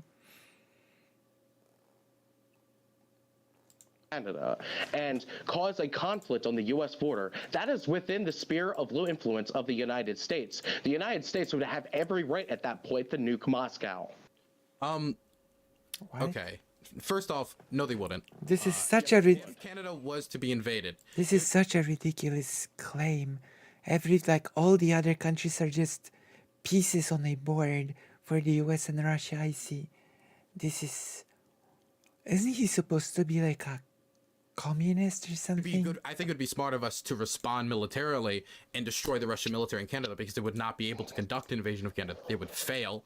If they can't win a war with a nation that has an interconnected highway system, they certainly can't invade a country over an ocean.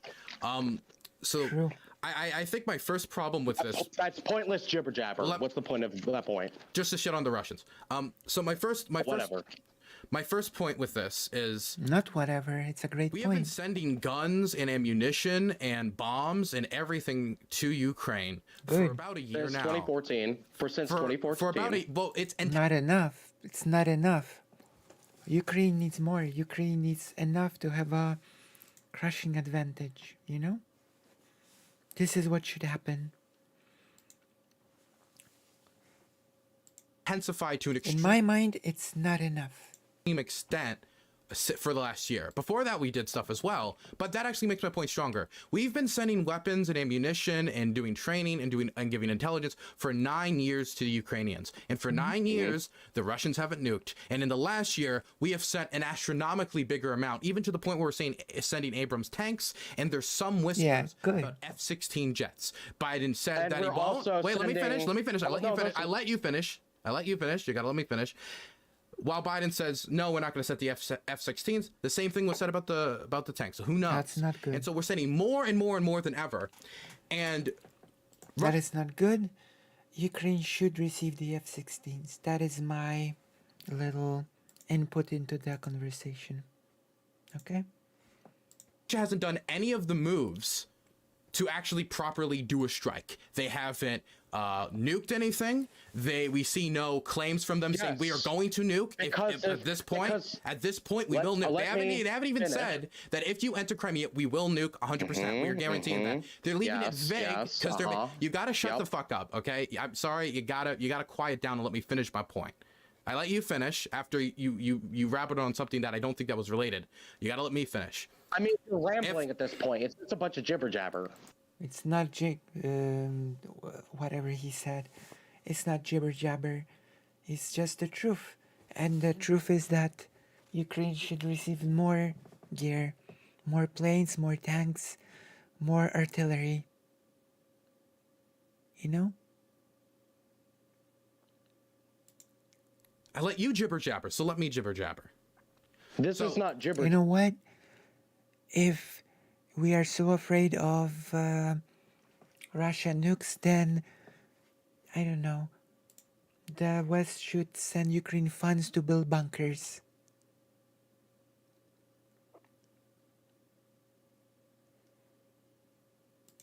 Russia. This is Russia. Jabbering what you're doing. You gotta let me. Well, you're just not letting me say my point. You gotta let me say my point. You're on my show, okay? Now, my problem is, in all of these weapons and everything that's been sent over, Russia has made vague threats towards nuclear weapons. They have done nothing more than that. And I have no reason to suspect that they won't do anything more than that. Because if they were to use a nuke, it would do nothing but hurt Russia. It would hurt them diplomatically. It would isolate them. This is one of the few scenarios where China and India might agree to a price cap. This is one of the few scenarios where we're going to actually see American troops on the ground in Ukraine, which makes their war harder.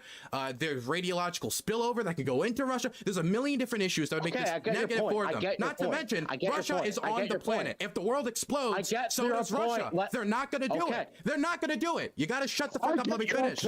Yeah. Okay, I get it. I get your point. Now, let me explain. I believe Dylan on that one. Of course, they're not gonna do it.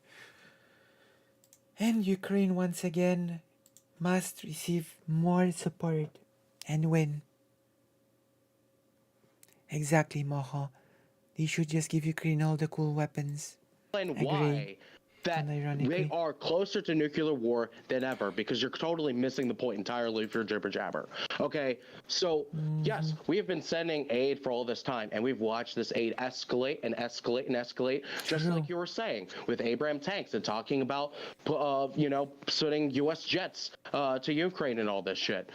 When is it going to be boots on the ground? That is the question. And I know you have said it in the past, in our past debate, that you would love the idea of the United States going into Ukraine to push back Russia. So the question is this. No, you did say that, and you can look back at this prior debate. What was that even in response to? I've always said that I don't want American troops on the ground unless this literally becomes a situation where Russia takes your advice. It was in response to me being hyperbolical towards you, saying saying something to the extent that that's what you actually want, and you basically embraced it. Okay. I do not. So there's no world where I want to send American troops. I've said this so many times. Anyone watching can watch the prior debate. Okay, they can go watch it again. Give me you know what? Ukrainian troops are doing just fine on their own. Ukraine does not need troops. Ukraine needs gear. Ukraine needs all the best gear. Ukraine does not actually need troops. So, thank you for your concern, Yankee Tanky, but Ukraine only needs gear. Or add no money troops and find nothing. Boy, but ultimately, okay. Okay. When is it going to be U.S. troops on the ground? Okay. It's only a matter of time. Why would it only be a matter of time? There is no need for troops on the ground. Ukrainian troops are doing fine, if you haven't noticed. We sent weapons to the Taliban, not the Taliban, Yes, the because we Mujahideen. told- Wait, let me we finish. told- We sent no, weapons to, wait, let me finish my And question. You gotta let me answer- finish let my me- question. If you don't let me finish my question, you can't answer it. We sent weapons to the Mujahideen for 10 years to the point where the Soviet Union lost and then proceeded to collapse, right? We never put troops on the ground. There's been a million different groups in the world that we've sent weapons and aid and stuff to. Why, after Biden's made a commitment that we won't? Afghanistan was not a proxy war for Russia. Okay, Afghanistan and the war on terror was a completely different conversation than what's going on in Europe. The right Soviet now, Union okay? literally collapsed. I mean, that is the worst possible scenario for Soviet planners, in part due to their Soviet invasion and its failure. So I don't understand why the stakes now are tremendously higher than the stakes then was for the Soviet Union. Mm-hmm. No answer. We're not Polar gonna get order. it. The Soviet Union was not in a position to dislodge the United States from being the sole superpower of maximum strength. As powerful as the Soviet Union was, they were not as powerful as the coalition that we are seeing between China and Russia and Iran and India and Pakistan and all these other different countries do you that are moving genuinely away from the believe that? U.S. Yes, I do genuinely believe that, and the facts are right in front of us. It's not a military agreement. They're not all a big alliance. If we were to go to war with Russia tomorrow, India would not join them. That's the part you don't see. This is the reason why so many people, not just of the Ukrainian side, but so many leftists in general, do not understand the whole thing of what imperialism is. When Marxist-Leninists describe imperialism, it's not just when a big country invades a small country. Again, why Russia is not imperialist. It is when there is a financial system that is having... Did he just say Russia's not imperialist? The country that's the literal successor to the Russian Empire.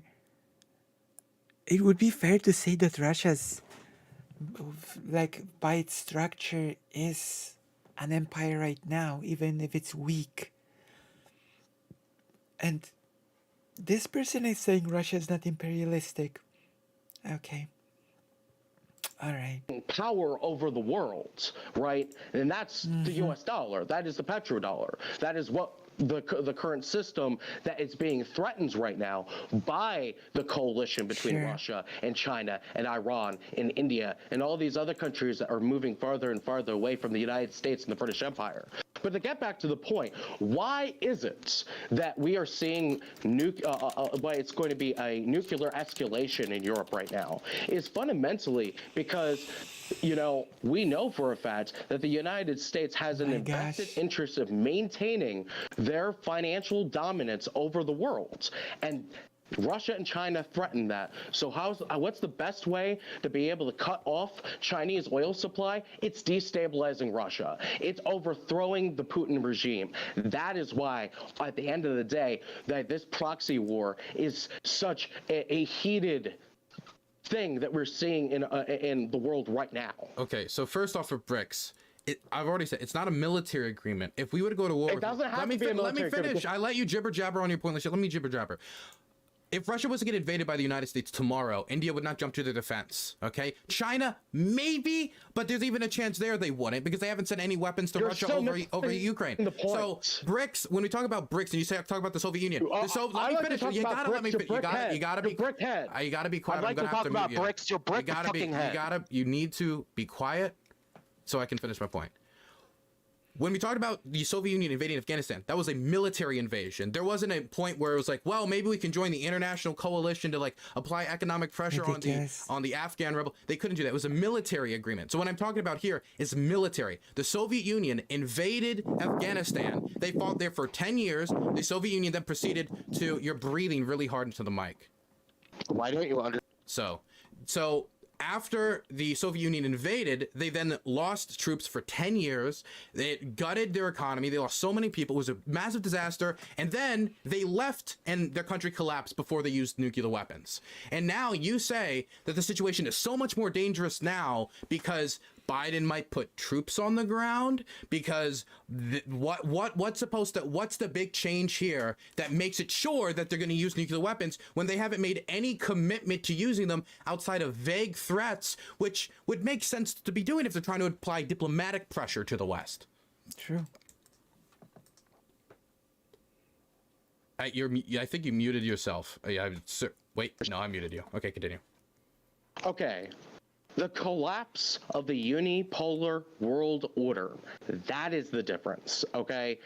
The unipolar world order is no longer in a position in which it can maintain itself against the forces of China and Russia. It's not about military. He literally has like a... The United States has actually even do anything. That's why things are escalating. This person just rehashes like a script. The United States, the petrodollar is collapsing. You have Saudi Arabia and Israel. They're selling off their reserves of the US dollar to replace it with the Chinese yuan. You have a country like India, a former colony of the British Empire, that no longer wants to work with the United States and Britain because it doesn't benefit them anymore. That's why they moved to working with, even with the border disputes that they have with China, they're working with China and they're working with Russia.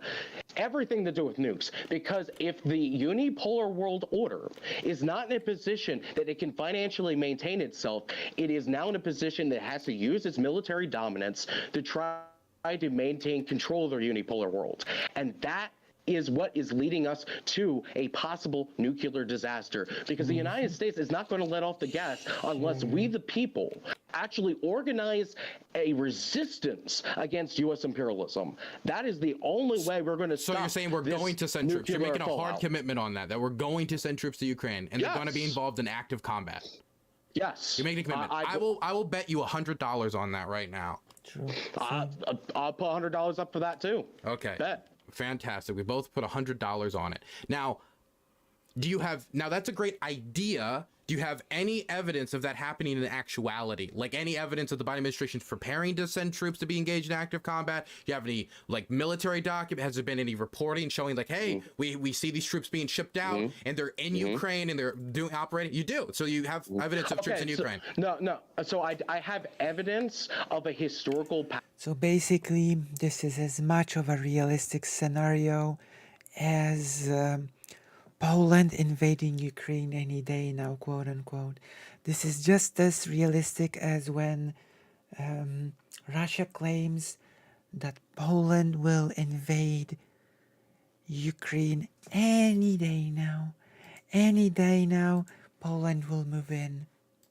Pattern within just the context of this war in general. So the Biden administration, the Biden administration within the beginning of the first year of this official war, okay, during that first few months, he said that he would not send Abrams tanks because it would begin the escalations towards a third world war. This is exactly what the Joe Biden administration has done. And now they're sending Abrams tanks. Mm-hmm. Yeah, because Ukraine needs gear. Without tanks, it would be very difficult. That's a very good decision. Conditions of the war, I think here's the reason I think they sent Abrams tanks. Since the beginning of the war, the situation has changed drastically. Yeah, and Without the support of tanks, many of Ukrainian troops were becoming useless, you know? It's a fact. It's a simple fact. There has been a lot of conversation about this topic. Nobody thought Ukraine was going to perform as well as it did. You didn't. I didn't. Nobody did. A lot of people thought this war would be over a lot sooner, and that's not the case. Even in the beginning, we didn't see all of this aid getting sent because the West, the collective, I hate using that term, but let's say the coalition, thought that they would not last. But they did, and then the longer the Ukrainian government has been stable and has showed that they are able to fight, the more and more weapons have been sent, to the point where we've gotten to Abrams tanks. But there is no reason for the United States to get itself directly involved with troops. Definitely politically, that would be political suicide after the war in Iraq and Afghanistan that showed the American people, while they're willing to send weapons, are very much not willing to send their own boys and girls to go die. And we've seen no movements from the Biden administration in this direction that shows that they're moving towards this at all. I don't even think we've seen any really evidence brought forward by the Russians that they're moving towards doing this either. So your counter evidence is wait, counter evidence. I don't need to bring evidence of anything. You have to provide evidence. You said there's a historical precedent. That's not evidence. Whatever. Your counter argument Evidence would be that then the Joe Biden administration lied to the American people. Do you think technically, yeah, but I also think the conditions changed, and that's why he's sending Abrams tanks. So why do you trust the Joe Biden administration or the Democratic Party in general? Because I think it was the right move to send the Abrams tanks. I think at the start of the war. No. Let me finish. No. You asked me a question. Let me give you an answer. Okay. I believe that at the start of the war, Biden did not think it would ever be necessary for us to send Abrams tanks, because I also don't think it would get to this point where we're seriously talking about Ukraine taking back territory. The conditions have changed, and now we're willing to send Abrams tanks. So unless the conditions change to the point where the Biden administration thinks there's no other option but to send troops over there, which would be political suicide, extremely risky, result in the direct death of American servicemen, and would be the first direct confrontation between two nuclear powers ever, which would be a huge break of the historical precedent you respect so much, I have no reason to believe he's going to do that, and he has done nothing in that direction. I disagree. I think that lying to the American people is a clear sign that the administration cannot be trusted. Another person that starts crying about the lying. Didn't Mike do that with Vosh, with World War II? To be truthful about Tanky accuses Biden of escalating when Putin is also escalating. True. Their operations. But it's good when Russia does it. Trust a word that they're saying. Okay, so you believe that? Yes. Okay, here's my counter then. You trust the Russian government and a lot of what it's been saying, but it said before the invasion that they weren't going to invade. So why do you trust anything the Russian government had to say about anything, considering they lied about the fact that they weren't going to invade Ukraine? Because the material conditions demand us to stand with anti-imperialist powers that allow us to actually gain control. It's okay when they lie, but it's not okay when Biden lies. So it's different because they're Russians and special. No, it's not because the Russians and special. It could be the case of the Chinese or the Indians or anybody that's not America, so anybody that's against America are allowed to lie, and it's okay if they get away with it. I'm saying that at the end of the day, it doesn't matter that they lied because it improves our odds of actually gaining political power within the United States. Wait. So here's my commitment from you. So you're okay with lying if it So throwing other countries under the bus. Thank you. That's great.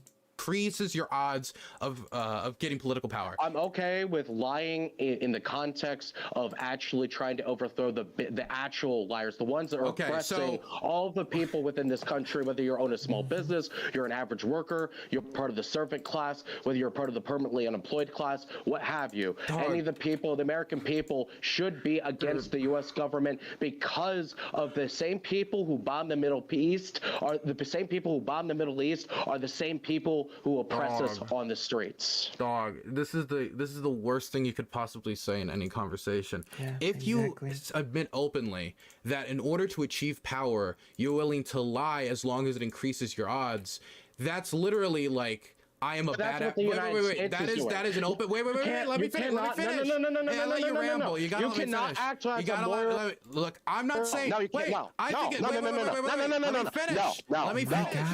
No. I'll just meet No. you then, and then you'll just have to wait because you want to be on the show.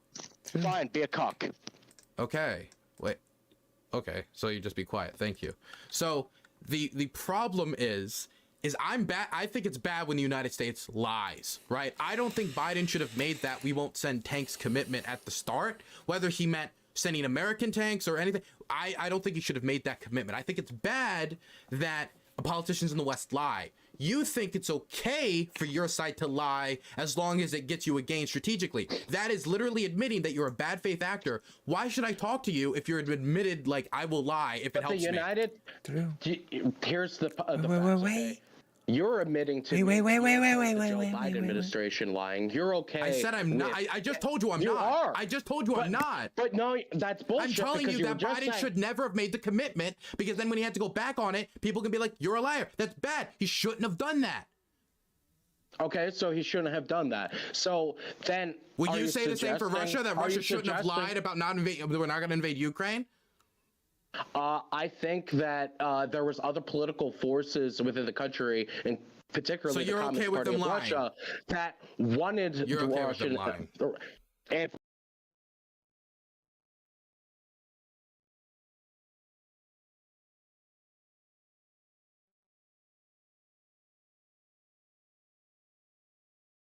wanted the Russian Federation to continue, or rather to actually invade the country. And for 8 years, just about, they did not invade the country. So for that matter, yes, there was people who lie that they didn't invade the country. They invaded Crimea. What do you mean? I'm talking about Ukraine, okay? That is, it is Ukraine. No, it's not. It's internationally recognized by Ukraine, okay? Russia does not determine what everybody else really thinks. don't care what the so-called Western international community... The majority of countries condemned it. The majority of countries in the world, African countries, the majority of African countries condemned it. The majority of Asian countries condemned it. The majority of South American and Asian countries. That's not true. African and Asia is supporting Russia. Send me a link. Send me a link. You know this information. I'm telling you, you're a liar. I'm telling you, you're a liar. I'm telling you, you're a liar. You admitted that you're a liar. You said you will lie for political points. This is you lying for political points. You said you will lie, and this is an example of you lying. A dishonest actor acting upon your own personal interest. You admitted you're a dishonest actor. The American people. You actually want a nuclear holocaust. Earlier admitted you're a dishonest actor. The side of Nazis in Ukraine. You admitted earlier that you're a dishonest actor. In Ukraine. You admitted earlier that you're a dishonest actor. You said, I will lie in order to win. I think my side should lie if it means we get to get power. You're an admitted liar, and now you're accusing me of being a dishonest actor. Okay, let's check back in with him. Going on in the world. You don't want to admit that there's a multipolar world. You don't want to admit that the American people have a future. You want all of us to die and be poor and be weak and be submissive to the U.S. imperialists. That is exactly, and probably that too. Yeah. So it might surprise you, but I don't want everyone to die. I just don't think the Russians are going to nuke the planet that they're also on. Because if the world blows up, Russia blows up too. Where's the logic there? Russia won't exist if it doesn't have access to Crimea. They didn't have what? They did have access. Wait. So wait. Let me ask you this then. No. I wasn't done. I got my trap card right here. You're done, okay? But you can continue and say everything. But I have a trap card in my hand, and you should fear it. Yankee Tanky. It's my ultimate wrestling move. Your ultimate wrestling move is a reference to Yu-Gi-Oh? What's wrong with Yu-Gi-Oh? First of all, it's anime, so there's your first problem, but that's besides the point. Okay, the facts are that you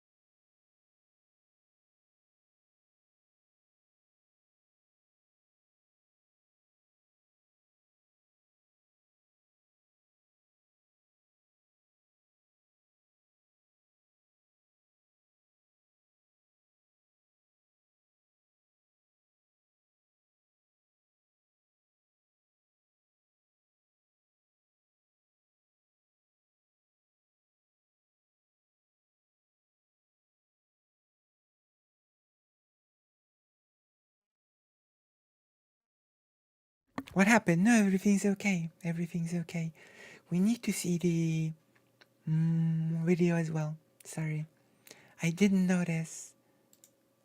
Are okay with the nuclear holocaust, and you pretend you don't acknowledge that there is likely going to be. Yes, I'm saying. Okay. I mean, yes, that's exactly what I'm saying. You are dishonest. Am I as dishonest as you, since you admitted that you're willing to lie in order to win?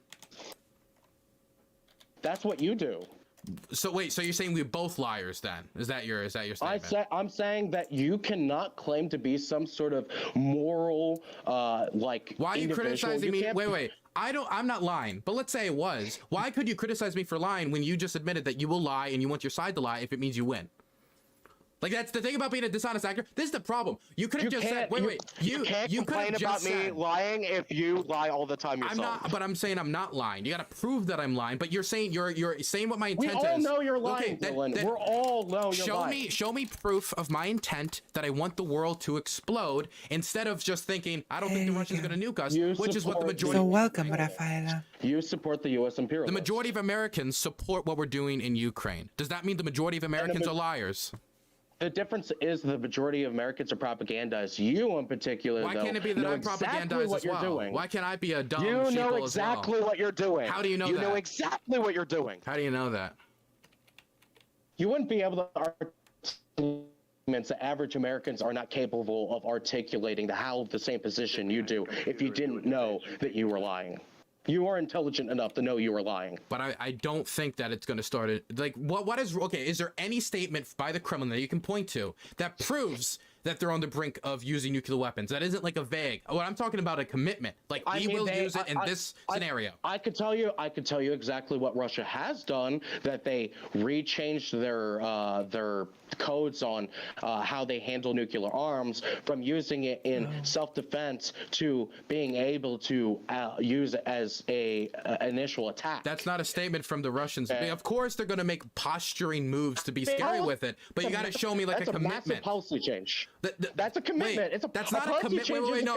Okay, a commitment. Wait, a commitment. Wait. You're misunderstanding what I mean by commitment. No. You misunderstand what I mean by commitment. A commitment is like, if they take Crimea, we will nuke them. That is a 100% commitment. And let me tell you why I don't think they're going to make that commitment. The reason they're not is that means if the Ukrainians actually do make it, let me finish. No, so the reason that they won't is because if they did make that commitment and the Ukrainians actually got the Crimea, they would have to use the nuke, or they would make it so their threats mean nothing, and then nobody would fear their nukes. That's the problem with making a commitment and why they won't do it. And it could also end with the camera fell. It could also end with the world blowing up, which they don't want because they're in the world. Okay.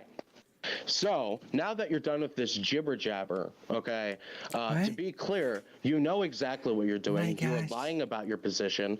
You're trying to change. How do you like the drawing, by the way? Is and isn't these particular definitions commitment just to fit your very nature? What I was asking for was a commitment. Is like, hey, I said, is there any statement from the United States? I asked for any statement. That is an artificial. It's artificial. You know that's artificial. What do you mean? I know it's artificial. I said I asked for a statement from Russia showing a commitment to use it in a specific scenario. That's not what you showed me at all. What you showed me, like at the start of the war, they said we might deploy nukes in Belarus. That doesn't show a commitment to do it. That's like, oh, it's chest pounding and nothing more. That's a policy change. I didn't ask for a policy change. I'm asking for something that shows that they're going to use nukes. A policy change is a commitment. How does that show that they're going to use nukes? Yes, it is. How does that prove that they're going to use nukes? If policy change is not a commitment, can you tell me that if the United States changes policy of Taiwan on whether there's a one China policy or not, if they change the commitment, would that not change and how the United States operates? That would change how the United States operates, but what I asked you was for a commitment.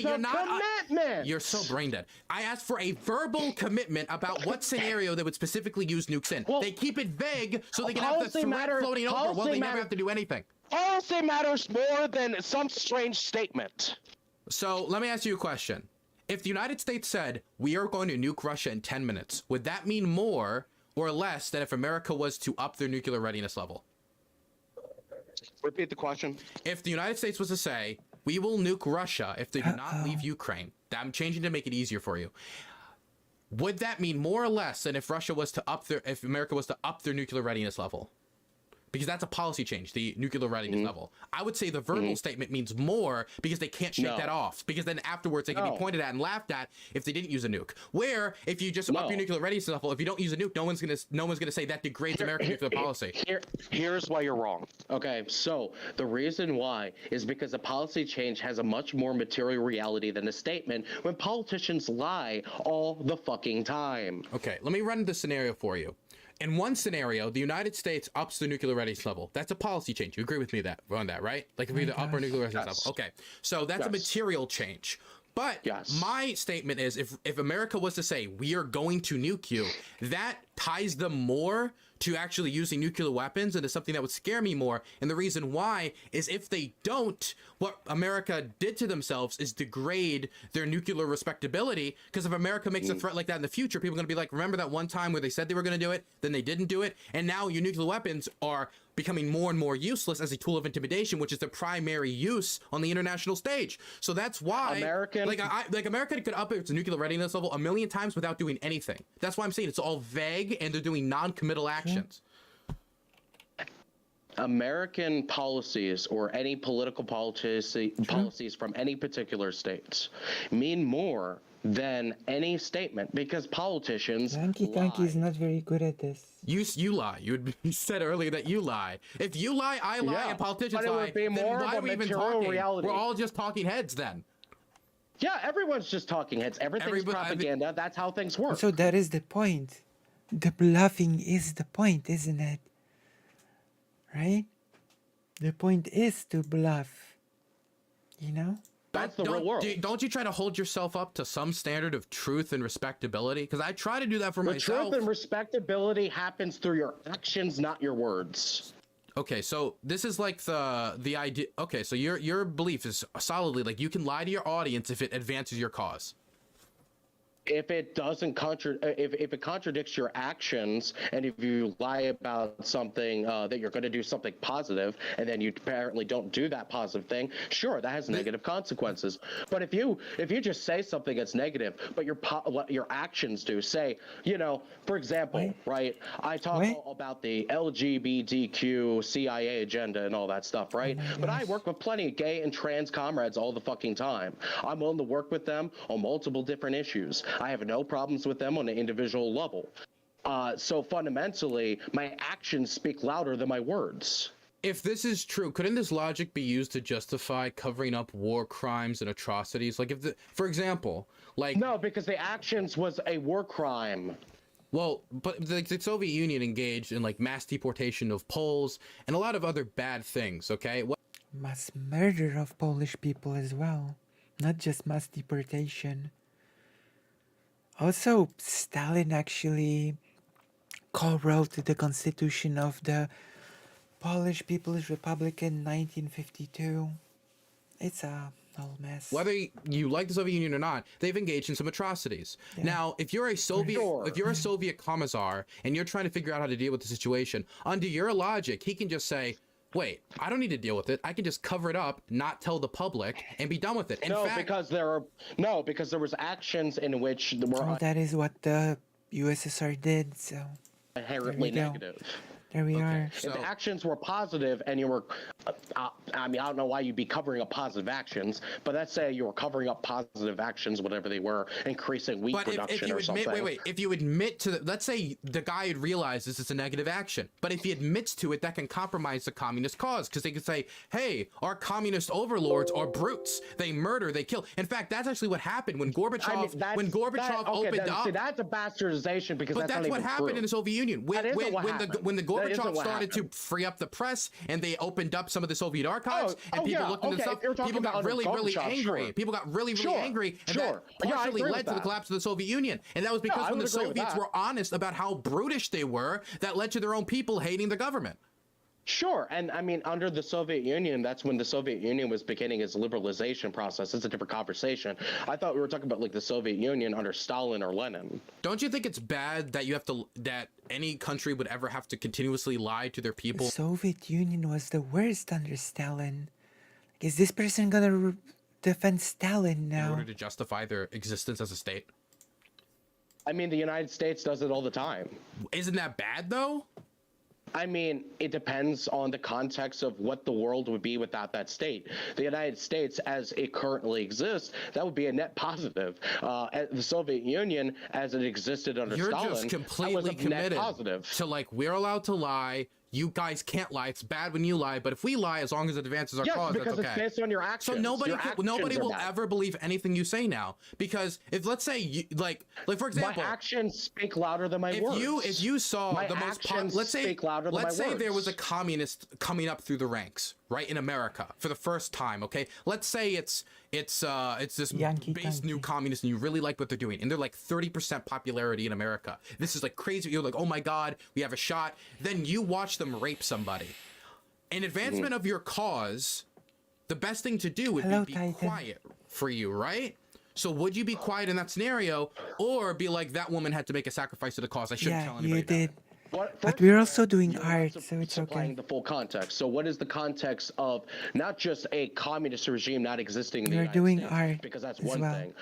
Would the country literally collapse? Would people be being raped and murdered and killed and slaughtered in our society if the alternative is not communism? Well, then in that scenario, well, of course, because a lot more people are going to get raped and killed and slaughtered. Yeah, you have, but it's okay because. But if the scenario. Also, I did understand what you meant. Don't worry. We just stay on the same track as we're doing, as fucked up as it is, then obviously you would want to reveal that. So it depends on the context of what time period and what the conditions are in the country. Because for me, I told you that it would advance communism in the United States, which for you is the good thing, right? So if that's beneficial to your cause, doesn't it make sense under the logic that you would lie about the rape in order to cover it up and to save people with communism? No, that wouldn't make sense, because under that scenario, we're just talking about the advancement of communism. That in itself is not inherently of a certain ethos, which is inherently worth supporting. Okay, so if it was going to pass a bill that would, I don't know, lower the rate of homelessness or something, then you would lie about the rape. No, okay, so I'm talking about if it were to be dramatically worse. Let's say whoever the person's running how much against, is the right? How much moral worth does that woman's rape has? Like, how good does it have to be for you to cover up the rape? It depends on the context of, This is such a how bizarre many people conversation. will be raped and murdered and slaughtered if the communist doesn't win. For example, if the communist is running against a literal Nazi, for example, and that Nazi has a lot of political aspirations to, say, recreate Hitler's he had these like camps, I understand, that were involved with basically prostituting Jewish people, which is absolutely disgusting. Okay. Well, obviously that would be a worst case scenario that you would be in a situation that for the good of the American people, you would have to cover up a terrible crime. Wow. You know what? I'm going to make a commitment. I will never cover up a rape. A commitment you cannot make. I will never attempt to cover up a rape, assuming that I'm under this mysterious. Wait, you said wait. Is this wait a second? Is this one of those lies you said you would do? Because you said that I'll lie in order to help my side. Admitting that you would cover up a rape would be pretty bad. Are you lying about that? Or are you telling the truth about that? All I'm saying to you is that under the conditions that are this extreme, I will do whatever is necessary to prevent those extreme conditions. But with that being said, though, this is a magical scenario that doesn't exist in the real world. Covering up rapes of politicians magical? Like that never happened? It's jibber jabber. A politician's never raped somebody? Like that's not a crazy thing? Under the very specific scenario that we're talking about has never happened. Well, I mean, the idea of you being close to somebody successful, like as a politician, that is the imaginary part of the scenario. But I put those across. That's not the only imaginary thing. You're talking about whether there was a communist politician at 30% support. I agree. That's not happening in the United States either. I agree. Anytime soon, yeah, I agree. Like, there is no chance within the American system. Not in your lifetime? I wouldn't go that far. But so how is it not possible? Not within this decade. Well, it's not possible in the context of the time period we exist in. So, like, rape's gonna stop happening in the future? I mean, hopefully. I mean, that would be a goal that any given society should have, right? Well, yeah, but I don't think rape's gonna end in the next 50 years unless you're able to stop like all crime, right? I mean, okay, whatever. This is a part from the point. Sure. Let's continue. I mean, we're talking about utopianism. I'm gonna do you a favor and we're gonna drag it away from any justification of rape. So, back to the idea that if Russia doesn't have control of Crimea, then they will nuke the world and the world will explode because they have no other option. Why are you so positive that if they were not to have control of Crimea or access to Crimea, they would have no choice but to nuke the world? For example, this is Russia's such flagship, bizarre. the Moskva, was sunk. If their ships, if their fleet's disabled, then like that, like really like undermines a lot of the purpose to even have the base for. I don't understand why they would say we don't have Crimea, therefore we don't want any of Russia. Having having all of Russia is still better than having none of it. Okay, can I answer your question now? No. No? Okay. Now you can. I allow it now. So, why is it that Crimea is such a bizarre. vital thing for Russia? Well, because it's their only access to the Black Sea, which means their only access to international markets. None of the other ocean territory that Russia has on their border is accessible 12 months out of a year for the most part. I mean, with few rare exceptions, right? They just don't have the industrial capabilities of, relying on railroads as their only means in which to import and export goods and resources. This is so bizarre. It would cause such an economic devastation for Russia that Such losing devastation access was to not my Crimea, intention. they would basically cripple Russia. I mean, Final there's a reason Fantasy why quote famous. that is part of the sphere of influence of Russia. It's fundamental for their very existence. It's so okay. Bizarre. Russia has Yeah. existed without Crimea in their control before. In No, fact, it hasn't. In fact, no, they've always had partial. do you know? Like, wait. Crimea. Are you familiar with the history of Russia through its existence, like how it expanded from its time from the Baron of Yes, Moscow? I and mean, that's- like it existed for that's much of its before the history industrial era. without. Yeah, okay, And that's before the it industrial era. can't. The idea that Putin would make the decision that if I can't have access to Crimea, then the world must That die, is and nice that to means hear. Russia as well. That is a crazy assumption to make. Because if It's not a crazy assumption. any rational actor that has two buttons, that's like, well, this button means that we'll lose Crimea, but I get to keep the rest of my country. But again, international law doesn't recognize Crimea as that. Okay, but whatever. Or this other button, which is I'm going to lose all of my country and everyone in it, but at least I get to stick it to the West. It doesn't make any sense. Okay, so there is this political fear when it comes to nuclear weapons. I don't exactly know what its name is, to be 100% real with you. However, the theory is basically like this, that it will not just begin with, everyone sets off their nuclear weapons at once. No, it will be a slow escalation of usage of small tactical nuclear weapons. And that over time would lead to a nuclear holocaust, okay? This idea that everyone's just going to launch their nuclear weapons at once is silly. But the idea that there would be a small usage of tactical nuclear weapons over a span of time that escalates into a full-blown nuclear conflict that leads to a nuclear holocaust, that's entirely realistic. And that's exactly what we're speculating. And in fact, it's a complete straw man to say that everyone's going to set off the nuclear bombs at once. Okay, so I was being nice, but I'm gonna be less nice now. So Oh my gosh. first off, Be prepared for like Yankee Tanky level like Okay. 8,000. okay, when I'm saying being less nice is I'm gonna get to the point because I was kind of holding this in my back pocket, but Russia would still have access to the Black Sea. Why would it still have access to the Black Sea? Why do you believe that? It has other territory touching the Black Sea. It could make another naval base somewhere else. Wouldn't be as good, but they could. Why can't they just do that? And by doing that, you're talking about them losing a massive amount of industrial capability and import-export capability. Yeah, it would. They could lose you it, but would they could be try to knocking- build it you back would up be somewhere knocking- else, so they could still have but access to the Black Sea. You're talking about knocking the Russian people into a massive amount of poverty. COVID can be doing that brutal. right now You through should the all war. take care of yourselves. No, It's they're become not, more though. damaging than loss of access to the Black Sea fleet. Who isn't having fun Right right now? honestly, the ruble is stronger than ever. Right now, but the ruble is the artificially US dollar is inflated, and not the collapsing. only way The you US dollar document is a Russian artificially economy. inflated. For example, the US dollar is the artificially for example, inflated. like people talk about the ruble, but this is the thing is with the US dollar is I can trade it internationally. The ruble, the government is stopping that. Okay, yeah, The sure. government's You stopping can it. trade it internationally for now, but why is Israel and Saudi Arabia Okay, selling off their U.S. be dollar clear. reserves and trade it for the Chinese yuan?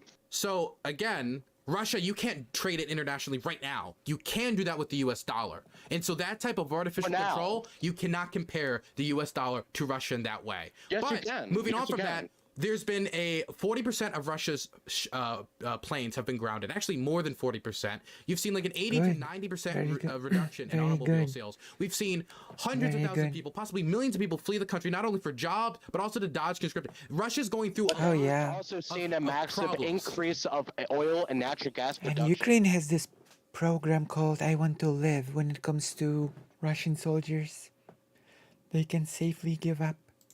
Which natural gas and crude. But yeah, of course it is. Natural gas and crude is being sent to India and being sold to profit back to Europe. They don't have the infrastructure in place to make up the loss of European sales in India or China. That's going to take like at least a decade to build up. And, well, first of all, no, it is not going to take a decade to build it up. I mean, they already have a oil pipeline going through but the Xinjiang region. It's not as big. It's not doing as much. It's not enough. But China is pumping up. You can't just. That's not how oil transfer works. It's not as simple as like, well, we had all this infrastructure in place in Europe. We have a little bit over here, so we're just going to take all of our sales and move it here. It's not as simple as that.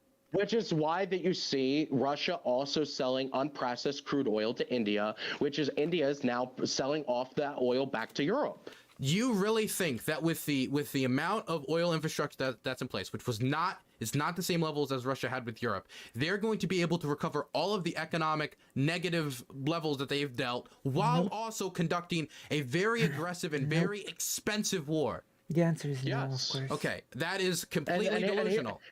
No, get me the reason why I believe they're going to be able to do that. Because Russia is not in this conflict alone. They have the support of a majority of the international community. I know you deny that reality, but that is the reality that exists. When you see all these different African countries, all these different Asian countries, China and India and Iran, you see Nicaragua and Venezuela moving in this direction. You see Cuba, you see all these different countries, right? Okay. You have countries like Brazil, even under the Lula government, you're just lying. Moving in the direction of supporting. Let me read you something then. The UN General Assembly, this is from, I think, 4 or 5 months ago. UN General Assembly demands Russia reverse course on attempted illegal annexation. Let me tell you the vote numbers here. 100. Let me just say, Anglo source. Go on. The UN is an Anglo source. You said the United Kingdom. No, the UN. This is from the United Nations. This is from the United Nations. You're correcting yourself. You said United Kingdom. It doesn't matter. It's the UN, right? It's the UN. Okay. 143 nations denounced the invasion and said it should. I'm gonna play it back. I heard the UN. Am I being gaslit here? Let me just say. The UN General Assembly. This is from. Okay, he did correct himself. He said the UK, the UN. So no, I'm not gonna be gaslit here. He said the UN. I think He corrected himself right away. 5 months ago. UN General Assembly demands Russia reverse course on attempted corrected himself right away. Vote numbers here. 100. Let me just say. Anglo source. Go on. The UN is an Anglo source. You said the United Kingdom. No, the UN. This is from the United Nations. This is from the United Nations. You're correcting yourself. You said United Kingdom. It doesn't matter. It's the UN, right? It's the UN. Okay. 143 nations denounced the invasion and said it should be reversed. 5 voted against it. 5. Who controls the UN? What? What? The UN, the United Nations. Who controls the UN? The General Secretary. Like, what do you mean? The United States and the British Empire. So we control every country. we just forced the British Empire. What year are you living in? What year do you think this is? 1918? The British Empire? Are you for real? The British Empire. Okay. All to do that. We can easily bribe lots of people that need financial money. All those countries. That's so you're just all those countries. We already are doing it. Okay, we're already doing it. That means the global fight against Russia is 143 to 5. They're fucked if that's the case. If we have that many tentacles, they're never gonna win.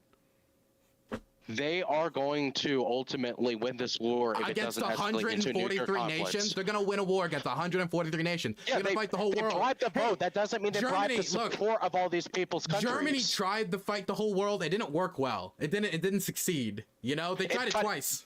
Here's the truth, my friends. That isn't the actual support of all the different countries in the world. Oh, so those governments are like, we're just doing this to please America. To be fair, World War I was not exactly Germany fighting against the whole world.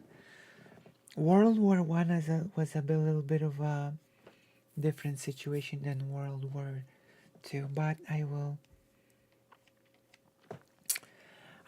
allow it. Wow. Okay. So how would I be able to check those countries? Let me fucking finish here. Yes, that would mean that they are being bribed to do that. But fundamentally, do you have any evidence of that? All these. You can already look at the IMF. The IMF is how they give out their bribes. How did the IMF bribe people on the Ukraine issue to make them vote this way? It's not just the Ukraine issue. It's U.S. imperialism as a whole. How did they do it on this issue specifically, though? Because they do it on all. No, you don't understand here. Oh, and I shouldn't ask for isn't evidence. just Ukraine. Okay, sorry. It isn't just Ukraine. It is fundamentally the U.S. imperialists as a whole. The U.S. imperialists use the IMF as a mechanism in which to get votes through the UN. This is something that we've been able to historically track. How did they do it here? The same way they did it with all the other countries. Can you point to any of the loans to prove it? We could see the loans that got sent to countries in South America. Which countries? During the pink tide, the first pink tide out of the Soviet Union. But that's 30, 40 years ago. What does that have to do with Ukraine? With 30, 40 years ago has to do with this is the historical. We gave them money 30 years ago saying if Russia invades Ukraine, you got to vote this way. Come on, dog. And that money continued to be sent to align with the U.S. imperialists on certain issues. There's NGOs. There's all these CIA operatives that exist in all these different countries, trying to force these governments not just to destabilize them with color revolutions, but also to get their support in the international community, even if it's only symbolic, because it gives propaganda machine in the United States the means in which to make people believe that the international community is actually on the side of the U.S. imperialist. So it's not that all these countries made public statements where they're like, hey, we condemn it, not only in the UN, but as I said, words don't mean anything. Actions do. Okay, what about the weapons being sent from Morocco? I don't know what you're referencing. Morocco sent tanks to Ukraine for them to use it in an aid package. Okay, so Morocco is doing the orders of the U.S. imperialists. It's just that you said that the majority of African countries support the Russian invasion, but from the map I'm looking at, the majority of them actually don't. The majority of them voted against it in the UN, and we have multiple African countries sending weapons. Voting doesn't matter. Voting doesn't matter. How many African countries? Voting doesn't matter. How many African countries sent weapons to Russia?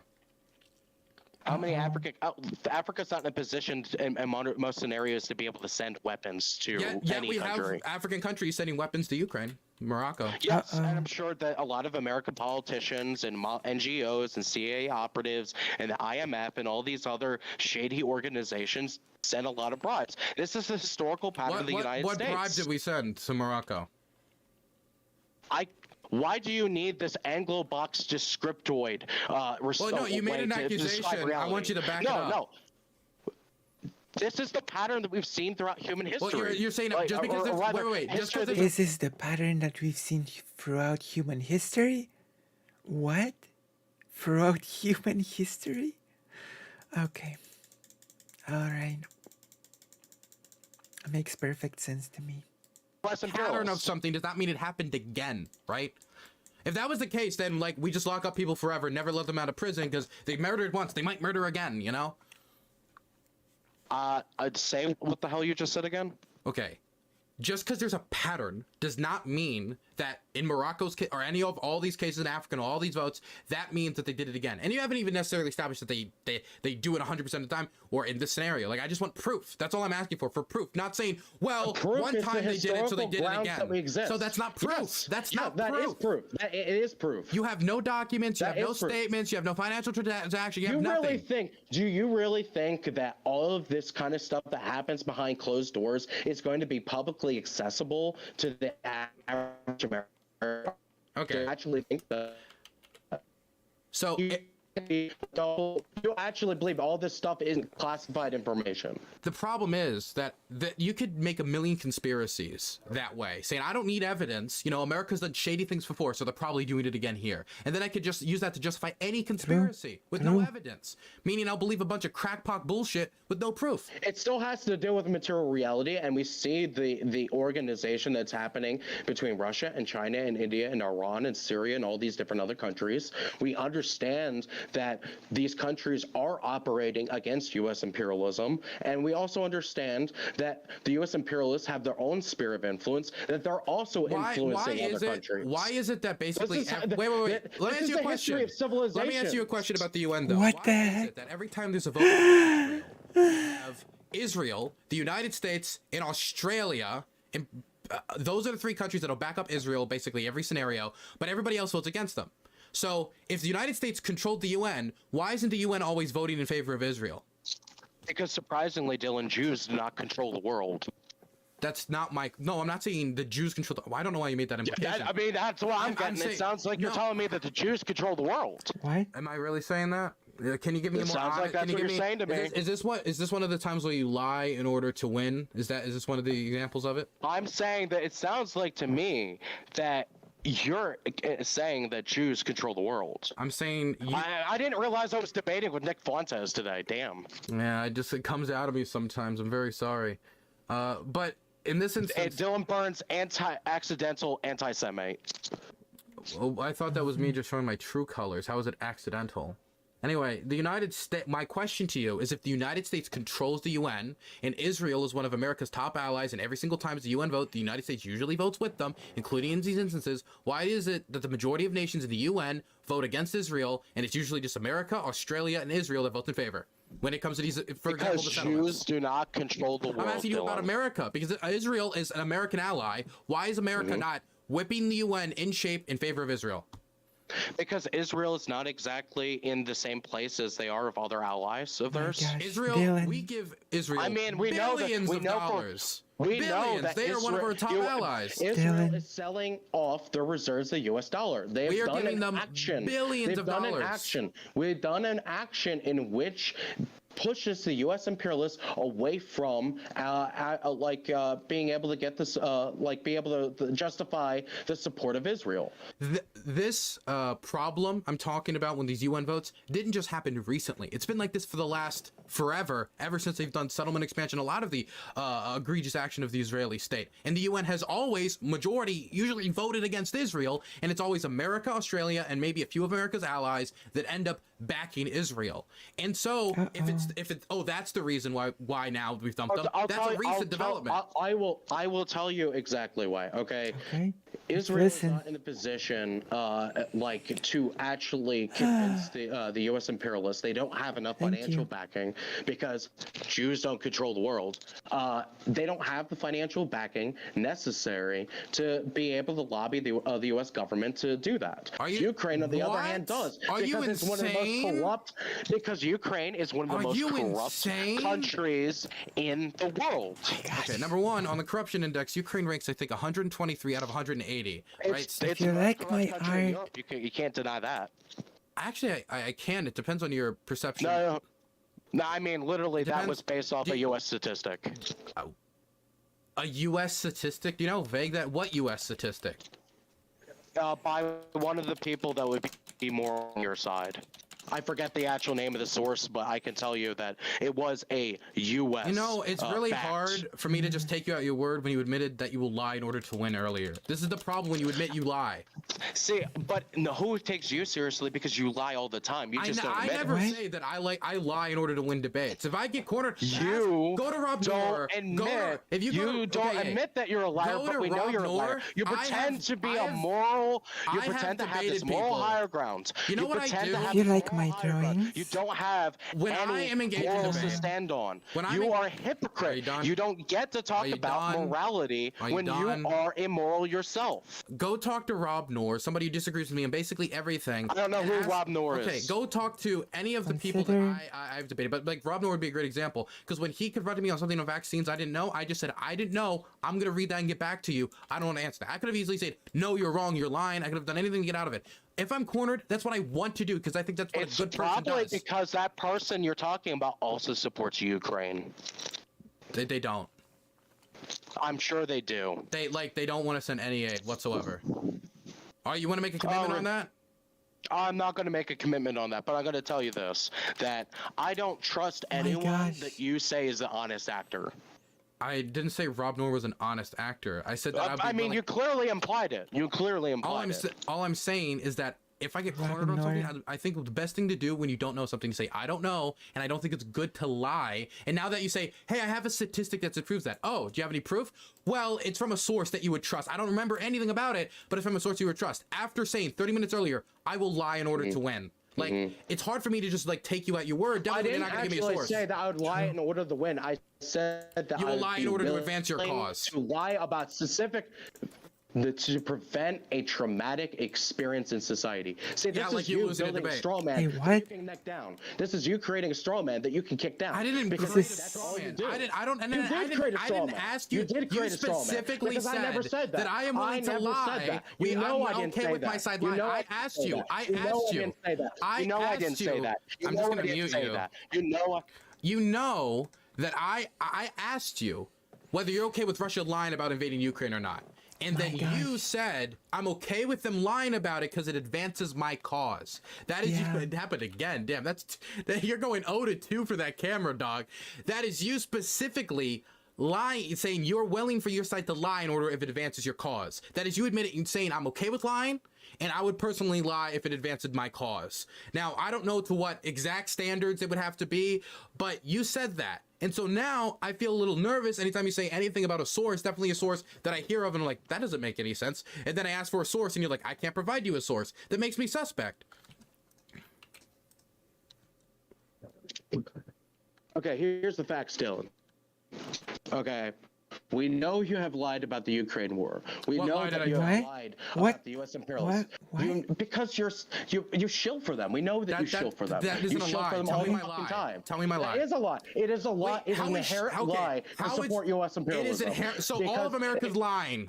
Most of Americans are lying. Most Americans are dirty liars. If you can make arguments that sound intelligent about a topic, you know that you're lying when you're talking about these types of topics, okay? When you're talking about U.S. imperialism, you talk about the U.S. wars, you talk about all the shit that the U.S. imperialists do, and then you say, oh, this is a good thing. It's not a material lie, but it's a lie of ethos. It's a lie of the metaphysical reality of the cosmic world when you are talking about these types of situations and then shilling for U.S. imperialism.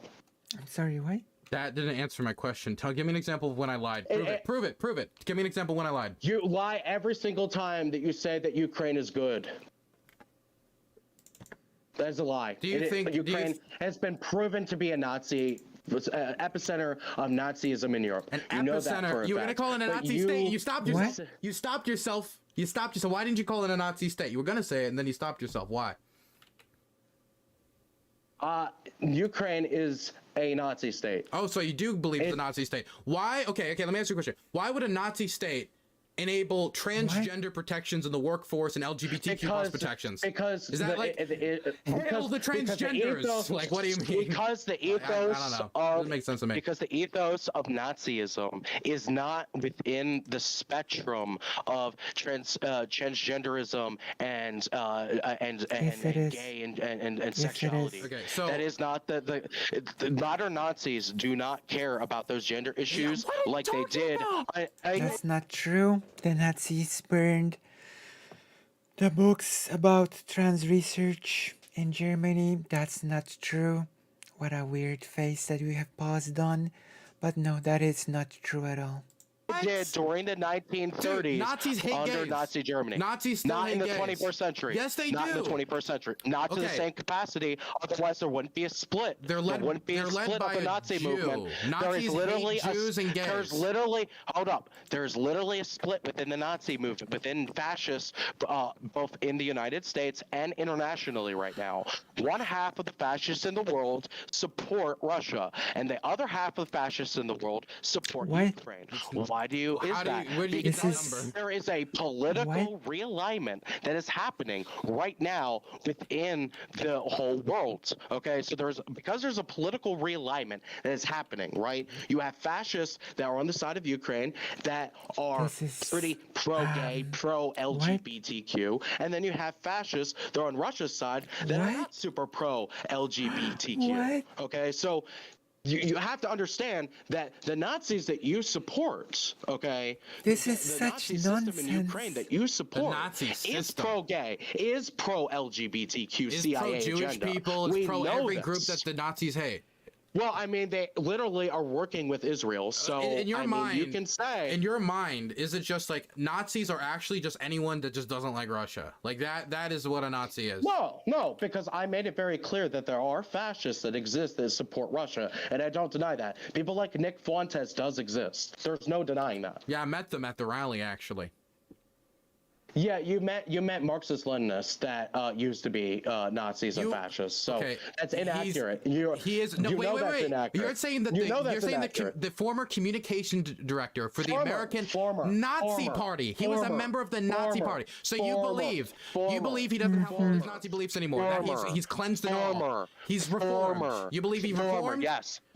Wow, you genuinely believe he reformed? Yes, because I actually believe people can change, unlike you. I believe people can change. But just wait, stop. You now let me finish my point. I believe people can change. Because your point is a cuck point. Let me. If I was to. What the hell is going on? That like if I was to go out and say this guy is a mass shooter, Dylan Roof, murderer, killed a bunch of black people, and then the next day he's like, actually, Mr. Courtman, I'm not racist anymore.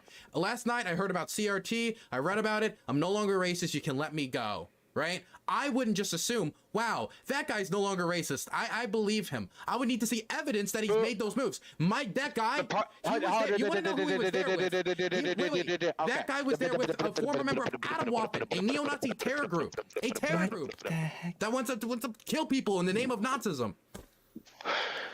But did he kill anyone? No. Dog, you know, we're gonna find somebody who's like a member of ISIS, but he didn't kill anybody. The guy literally. So okay.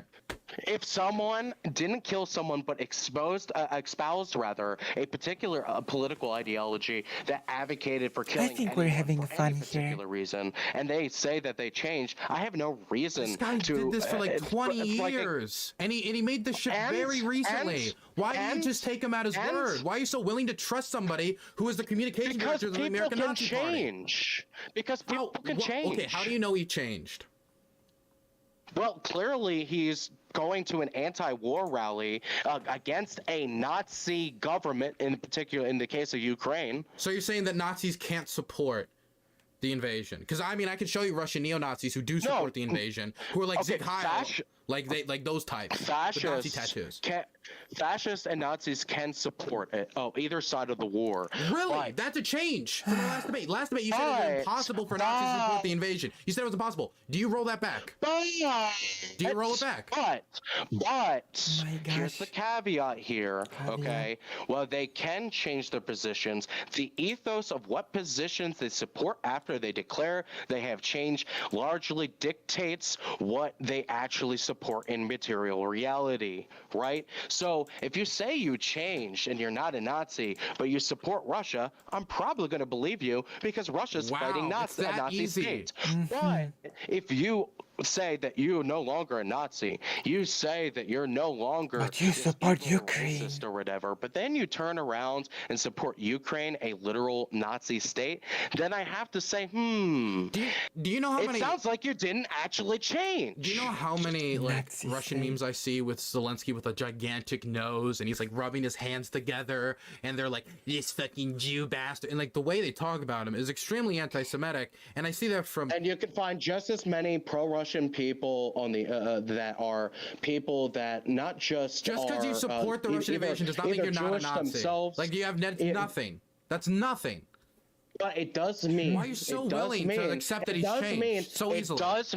It does mean that you're probably a better person. Not even gonna comment on this horrible, like, being pro. My God. Pathetic. You know? Literally pathetic.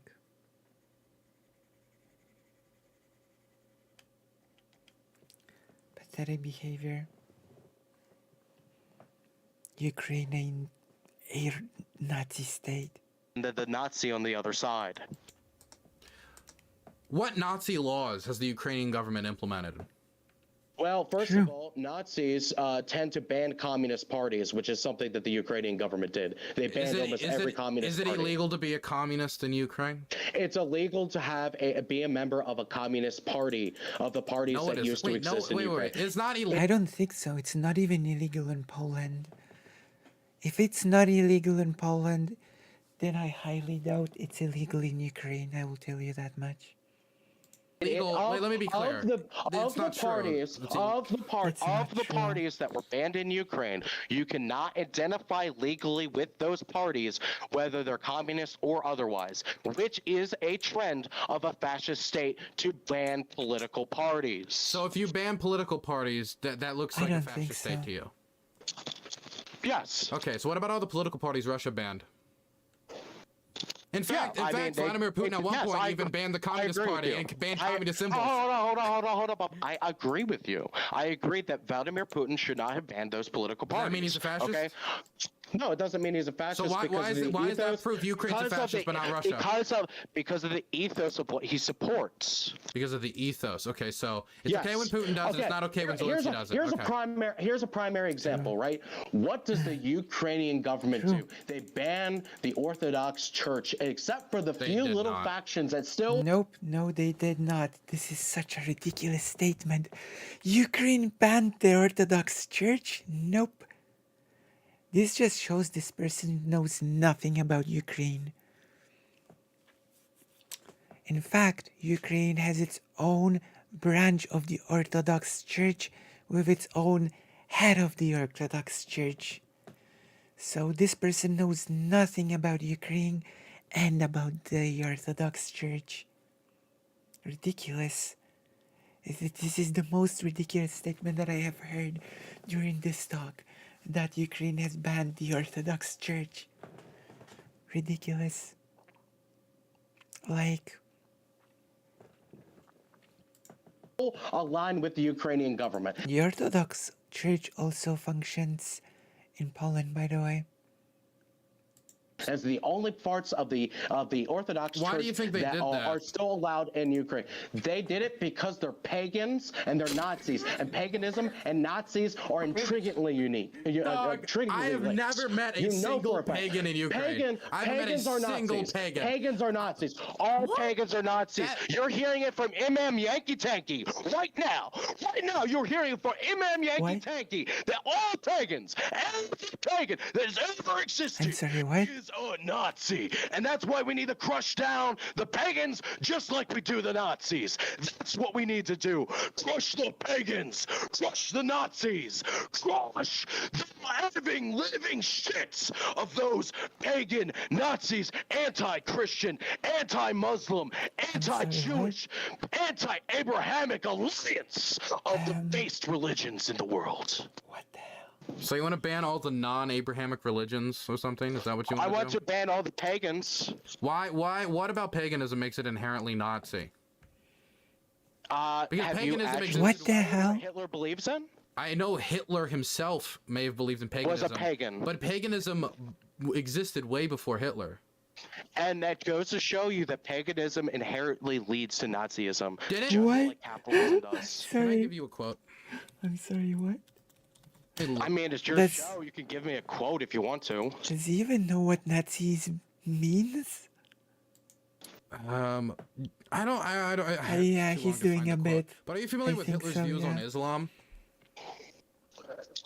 Okay, I'm familiar with his views on Islam. really liked it. And he was incorrect about his interpretations of Islam. Okay, so why can I not just believe the same thing about paganism when it comes to it? Why is it when Hitler praised Islam, that's different? Islam's not Nazi. But when Yes, Hitler I mean, it is praised paganism, because that the makes it material Nazi. reality. Because the reality What's the material- is that what's we the material reality of paganism what we that makes it see Nazi? is that Islam is a religion of love. That is what makes the difference. So there's no like violence in the Islamic religion. No more violence that there has historically been in any religion. I mean, there's definitely violent parts of the Quran that talks about doing violent acts and like it, I mean, Sure, and there's also violent acts in the Bible and yeah, the Torah. exactly. And just about every Yes, single holy yes, book. I agree with and that. Of course, Well, not every single, you would but just, assume yeah. you would assume that that you would be an atheist based on your perspective on this, right? I don't think it's good when a book that claims Actually, to be... no. Hold up. I'm curious, Dylan. What are you? Are you a Christian? Are you Muslim? Are Dude, you? I really would rather not talk about this topic with you. Oh, I found something you're scared to talk about. Do you know what, the reason God. the reason I'm scared to talk about it is that when my mom died due to heroin, Because you're a pagan. because when my mother died due to heroin addiction, one of the few connections I had with her was her Christian faith. And it's something Okay, that so you're a Christian. Okay.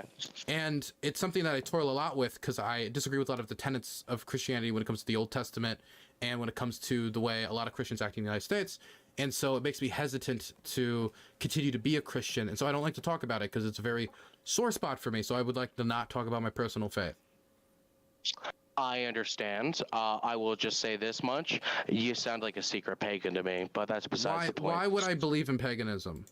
Because you're a Nazi who supports the Nazi state of Ukraine. What beliefs do I have that's Nazi? And if you say just Supporting supporting Ukraine. there it is. Yeah. There we go. So you What can be a the Nazi- hell? Let me be clear. You can be a Nazi and you can be okay with Judaism, okay with Russian people, okay with Slavic people, okay with If gay you support people. Russia. If you support Russia. Well, actually, in that case, if you support Ukraine. So the majority of Americans are Nazis then. A majority of Americans are propagandized to be Nazis. That is technically correct. It's not their fault, but it's a fact. Again, your one thing that said that made Ukraine a Nazi state was that they banned certain parties that were that aligned with the Russian state. Yes, and The nation here's another invading thing. them. Here's another thing that they're aligned Let with me the U.S. ask you a question. imperialists If we- and the U.S. imperialists. And remember, the U.S. imperialists. Who are they a part of? NATO, right? And what was the creation of NATO? If you remember, there was a bunch of different people that were the old Nazi German government that instead of being trialed for their genocidal, terrible, inhuman acts, got to join NATO as heads of security councils and all kinds of other positions. So let me ask you a question. If you allowed Nazi generals to be a part of your military, that makes you a Nazi state? If the whole ideology that you are promoting is Can I get a ultimately commitment on Nazism, anything? Come on, that's not a difficult question. If you allow Nazi generals to join your military, is that good, I know bad? what Does it you're make trying you to do. Nazi? I'm going to say no. And the reason I'm going to say no is okay. because I know that there are also fascist generals that exist in the Wagner group or whatever, okay? So That there, wasn't there my point are- at all, but you just admitted that you're okay with Nazi generals, but okay, whatever. Look, this is the material reality. There are some fascists that are on the side of trying to bring down the So unipolar when world. there's and there's Nazis some on your fascists side, it's that okay. are- When there's Nazis on the other Yes, side, it's bad. Yes, because the main contradiction care is not about fascism. Nazism. You don't the care main about contradiction Nazism. is Oh not my gosh. fascism. You don't care about the main Nazism, contradiction dog. is not fascism. The main contradiction is not fascism. The main contradiction is imperialism in the 21st century. Okay, and to be clear, Russia invading another country while saying that their culture's fake, that's not imperialism. Again, Except our it's culture. not. It is not like a carbon imperialism copy because of what France did in Russia does Algeria. not Oh my control the economic interest of the world. They want to control the economic interests of Ukraine. That's But why they invaded Crimea. They That's why don't they currently invaded do. Crimea. They don't currently do. They invaded Crimea. You said they that do you not. wanted They Crimea. do not I'm just control. gonna mute They you. do not control. I'll mute you. They do. Yeah, there you go. Russians has always been Whip dog. Get on the leash. Get on the leash. Russia has always been imperialist. Like, come on, since its inception, since it transformed from the Great Duchy of Moscow, it was imperialist. You know? Got him. Okay. So you said that Russia needs Crimea in order to function economically. And that's why they invaded. That's why they need it. That means you're saying that Russia invaded and annexed that territory in large part for economic benefit. Because they wanted a military base there and they wanted the economic benefit. That is imperialism. Okay, so why it's not imperialism is because Crimea is not the epic center of the whole financial world The system. epic It doesn't center. need to be imperialism. No, it does. It does need to be for it to be No, it imperialism. doesn't. No, it doesn't. And this No, is it a doesn't. Yes, it Atlantis does. version Yes, of it does. imperialism. No, Oh, fuck. no, that is what real imperialism is. Nope. You say, So oh, is this imperialism dumb when America version of does it? Marxist So there's nothing that Leninism. Russia could do But that's it's the imperialism. truth. So you're It's the saying truth. if Russia was to invade and conquer Libya tomorrow and annex it and say, you will all Russian now, you must speak Russian, that wouldn't be imperialism to you. Let me tell you what imperialism would mean if Russia Can you was answer my question? imperialist. Answer my question. If Russia was to invade Let me- Libya and say no, they all have to because speak you're- Russian, you all have the to be way you're Russian. Answer my phrasing- question. no, Answer my question. I thought you the called way me a you cuck. are You're phrasing, kinda the acting like way one. that Come you on. are phrasing this fucking question Answer is a it. cuck shit. Answer this the is question. cuck shit. Answer I'm the not question. answering your fucking If you don't cuck answer the question, then you have to leave. Really, you're going to be that Yes. much of a cock? If you don't answer my Okay. question because you're Is he gonna leave? you have to leave. Here's the answer to my question. I don't know what your fucking question was because I wasn't Okay. fucking listening. So If- yes, no, and maybe. Okay, if Russia guess he's about to invades leave. Libya and says all of you need to speak Russian now, and you all need to go into the mines and get resources Okay, it's for no. me, that's No. not imperialism. No, and I'm Wow. going to tell you what imperialism would be.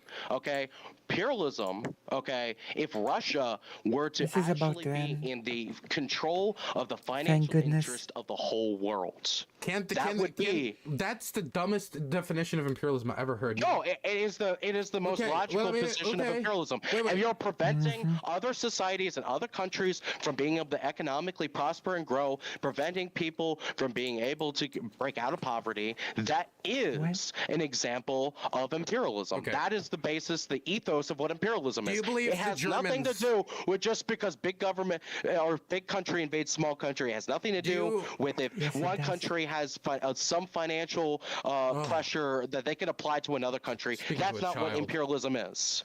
Do you believe that So you Germany? are. You're a do you believe child. the German? You're a Do fucking you believe the child. German government during the Kaiser engaged in imperialism? Did who and what? Say it again. The German government, the Kaiser Reich. Do you believe the Kaiser Reich engaged in imperialism? Yep. I'm going to say that they were a force that were doing things that were wrong, but I would not They had imply colonies. that they were. They had colonies in Africa. Sure. That's colonialism. That's not imperialism. It was 100% imperial. The I Kaiser mean, Reich engaged in colonialism imperialism. is bad. Are Colonialism you is s- bad. can you get a commitment? Colonialism. Can I get? You've heard it here first. The German Empire was not imperialistic. You've heard it here. first. Commitment that the Germans did not engage in imperialism ever. Can I get a commitment on that? Yes, they never engaged with why would imperialism. you- They why engaged would with you say that? colonialism. This is so because silly. they're colonialists. I mean, colonialism is still bad. What the fuck? I mean, why? Germany was literally an empire. Okay?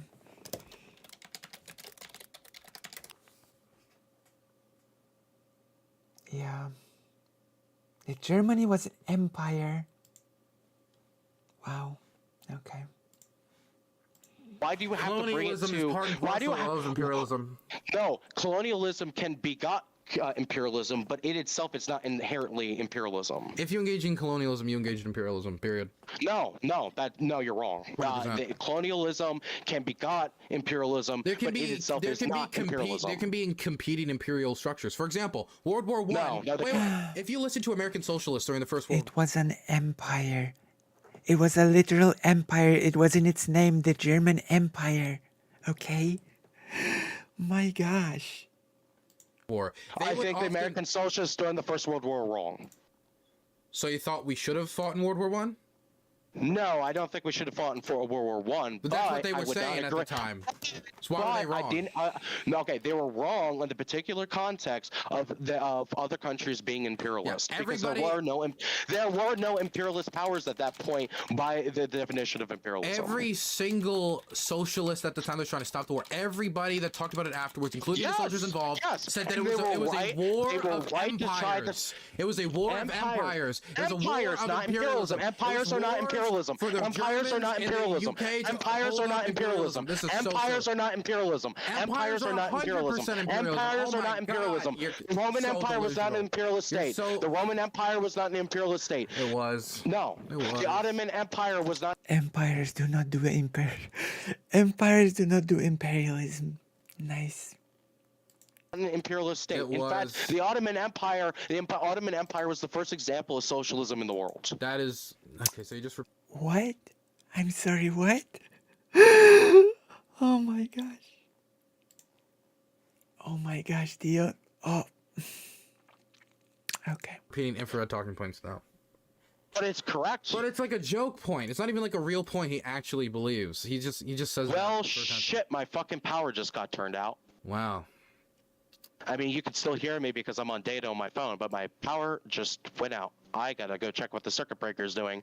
Give me a second. Oh. Wow, they told us that us Ukraine supporters would really feel like the heat when it came to like energy and like electricity because of the energy sanctions, but apparently it hit the Russian supporters first. True. Wow. True. So the talk is about to end, right? True, empires do paganism.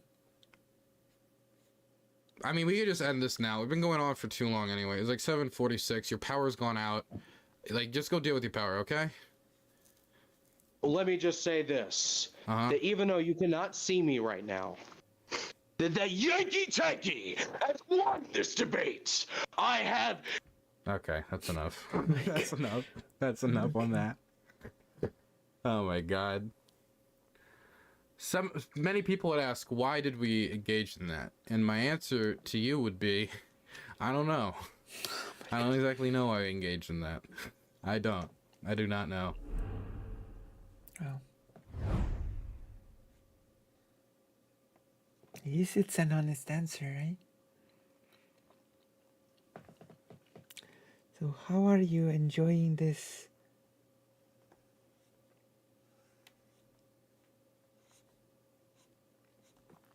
art stream thus far? We're gonna add a background now, and also we're gonna turn on a different video. What else happened today?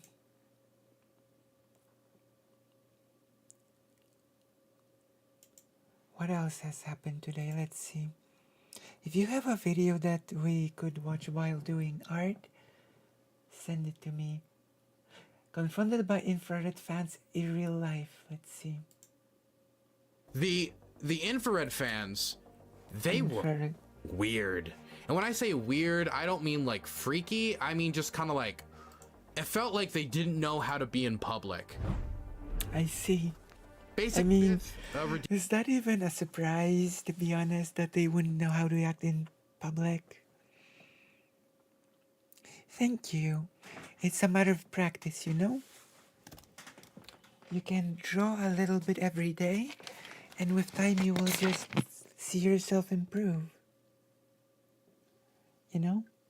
You'll see yourself improve with time. It's something you can do for pleasure, and if if you find it fun and if you do it a lot, you will get as good as me in no time, I believe, you know? I believe in you. What's the new Sunday video?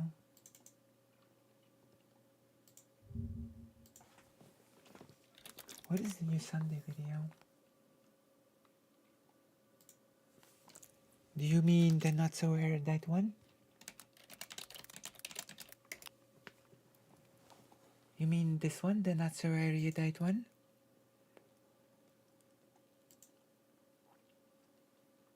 Or on blaming the left, which one do you mean?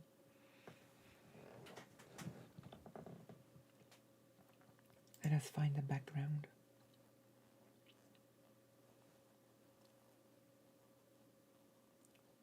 Which one do you mean?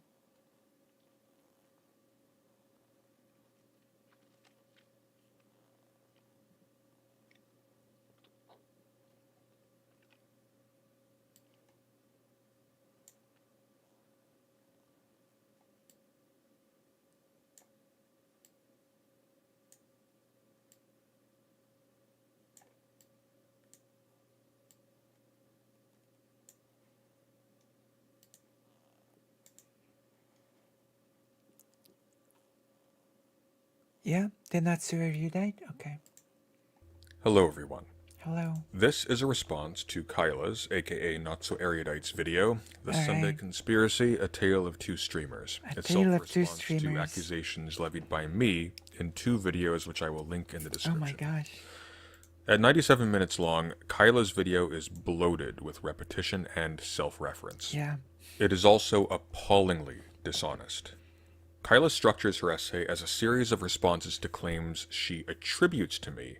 However, not only does she fail to accurately represent even half of my arguments, she even goes so far as to outright invent arguments I didn't make out of thin air.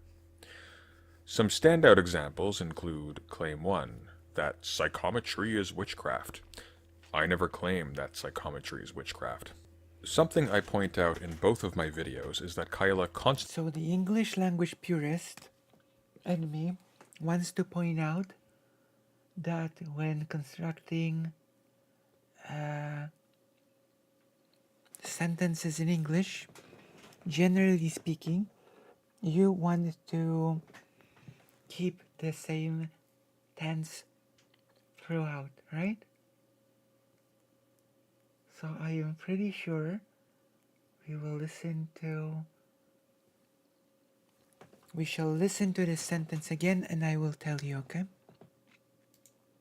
include Claim 1, that psychometry is witchcraft. I never claim that psychometry is witchcraft. So I am pretty sure the sentence should be, I never claimed psychometry was witchcraft, you know?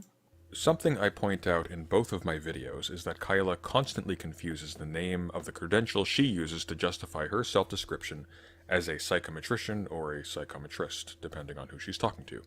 At one point, she refers to her undergraduate diploma in psychological assessment as, quote, an undergraduate diploma in psychometry, unquote. When you input psychometry into Wikipedia, it gives you an article for psychometry. I add substance to the video. I add,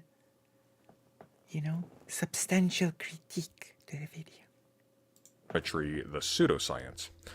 I point this out as a bit of a dig because despite the fact that people in common parlance may and do confuse similar sounding terms, and I even make sure to note that what Kyla actually means by psychometry is in fact psychometrics, the word psychometry is not the technically correct term for psychometrics and therefore would not appear on a written credential. And then you have, I have never heard of it, a graduate certificate? Graduate diploma in psychometry. Now, psychometry, as defined by Wikipedia, is, quote, a form of extrasensory perception characterized by the claimed ability to make relevant associations from an object of unknown history by making physical contact with that object, unquote. What she means to say is that she has a graduate diploma in psychometrics, which is concerned with the measurement of psychological constructs, IQ tests, personality tests, etc. No diploma would have psychometry written on it, and the reason why Kyla frequently confuses the writing on her own credential, which she must have worked and applied for over a period of many months at least, is because no such diploma exists. This is Kyla once again failing to accurately reproduce the words on her diploma in order to justify giving herself an impressive sounding title. In Claim 5, I apparently say that you cannot call yourself a psychometrist in Alberta. I never say this. Kyla has made this up. In Claim 11, I apparently accuse... Either would be correct since the claim is about the ongoing state of psychometry is appropriate because the purported claim is perpetual, not locked in the past. But isn't it like I never said that it wasn't that in the past? You know? In other words, it should be was before it's referring to things that President Sunday was talking about in the past. And it would be, I never said it's not if he was right now speaking about it.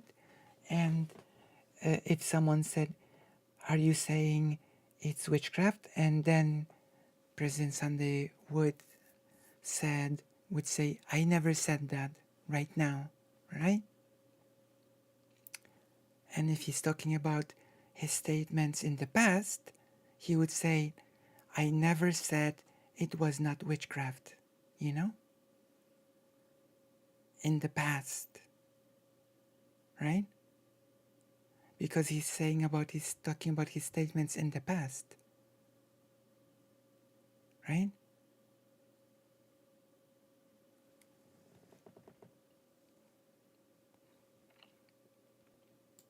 Kyla of lying that she made what she calls an in-house measure. I simply never claim this. I do say that I have been unable to find any information about it, which is true, and this is confirmed by the fact that Kyla says she doesn't want to disseminate it because it is a quote-unquote in-house measure.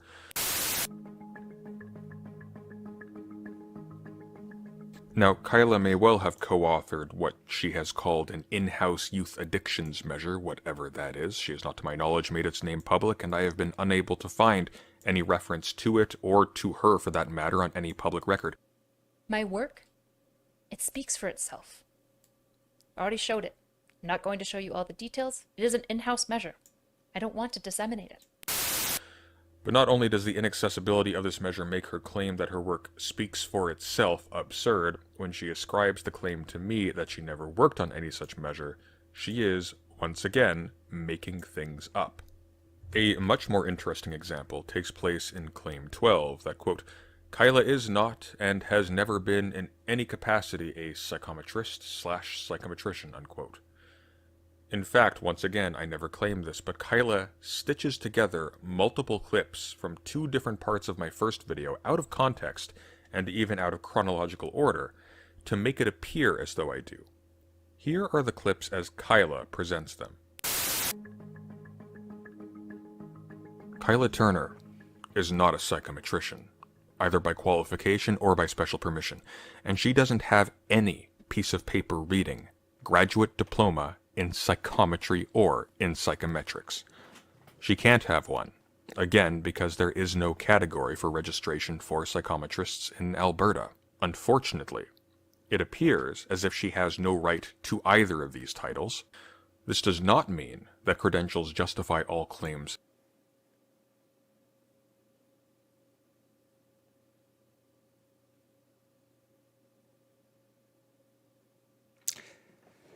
True, but the statement was in the past, but the claim is that psychometry is witchcraft is specific in the past and now something. Well, not exactly, right? Because if someone said the sentence, you called me a liar, then in response, my preferred choice of words would be, I never said you were a liar, not I never said you are a liar, you know?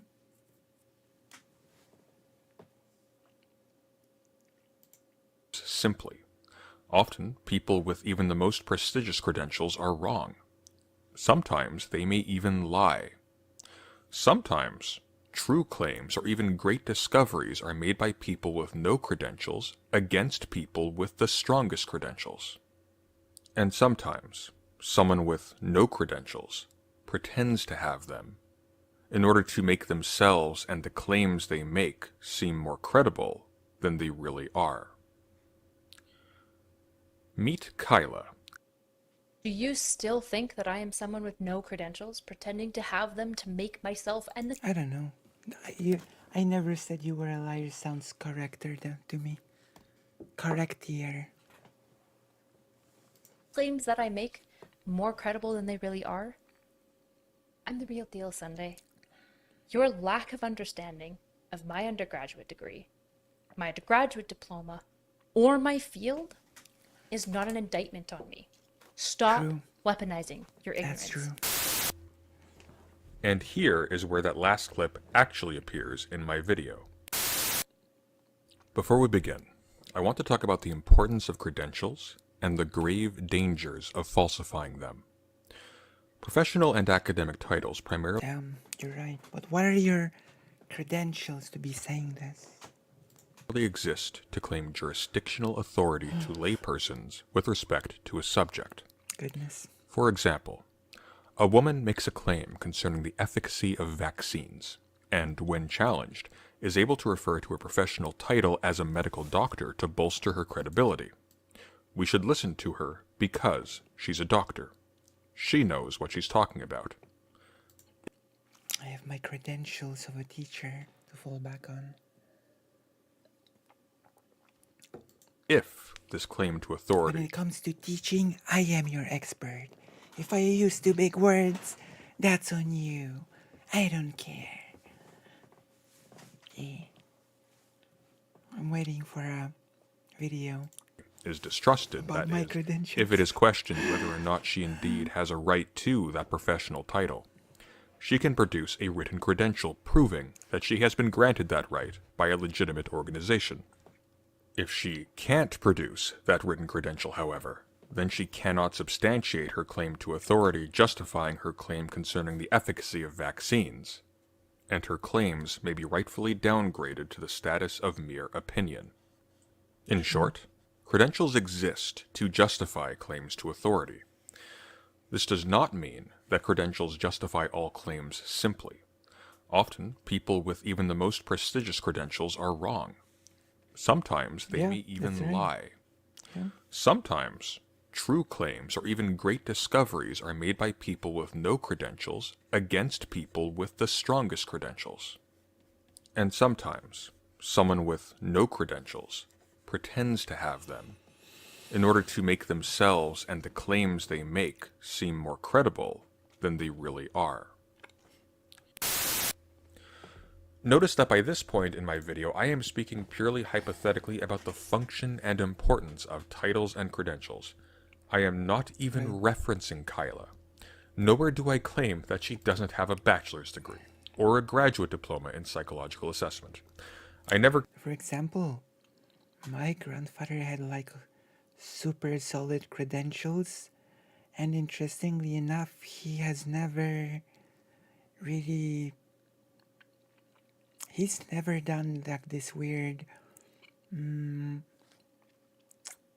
how do you say, he never referenced his credentials to bolster his credibility when talking about something.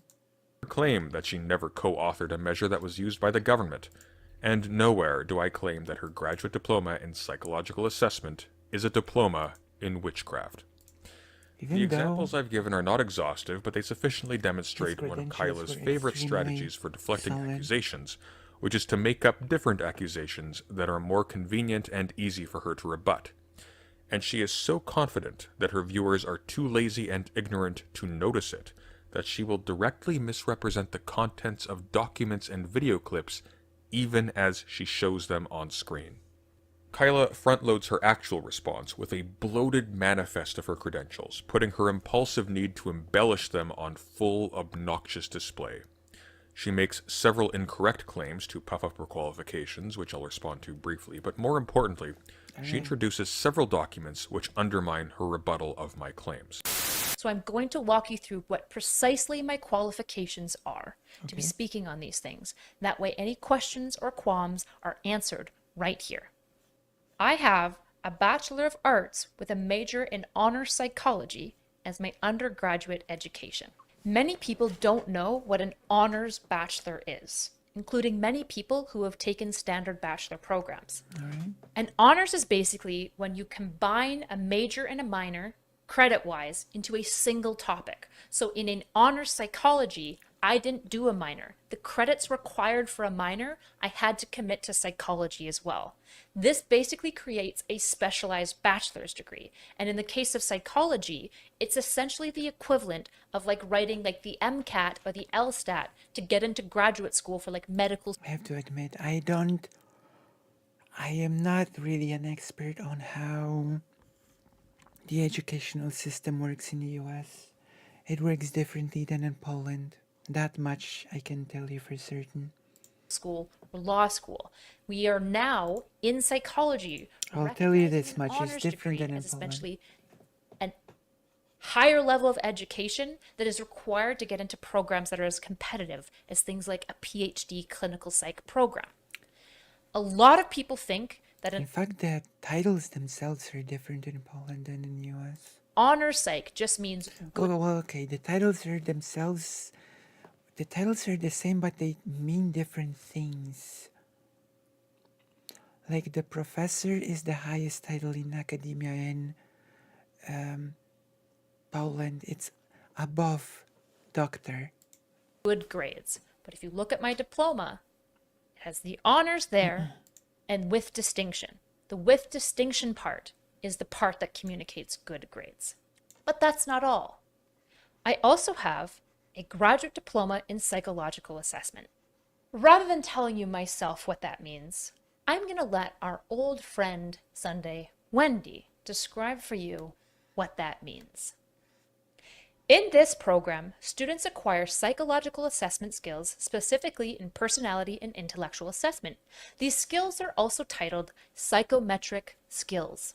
In some jurisdictions in North America, the term psychometrist is a regulated or protected job title. This is not the case in Alberta. So graduates who've received training in our psychological assessment diploma program, or individuals who have undergraduate degrees with further training from registered psychologists. Oh wait, sorry, I don't know how it is in Canada either.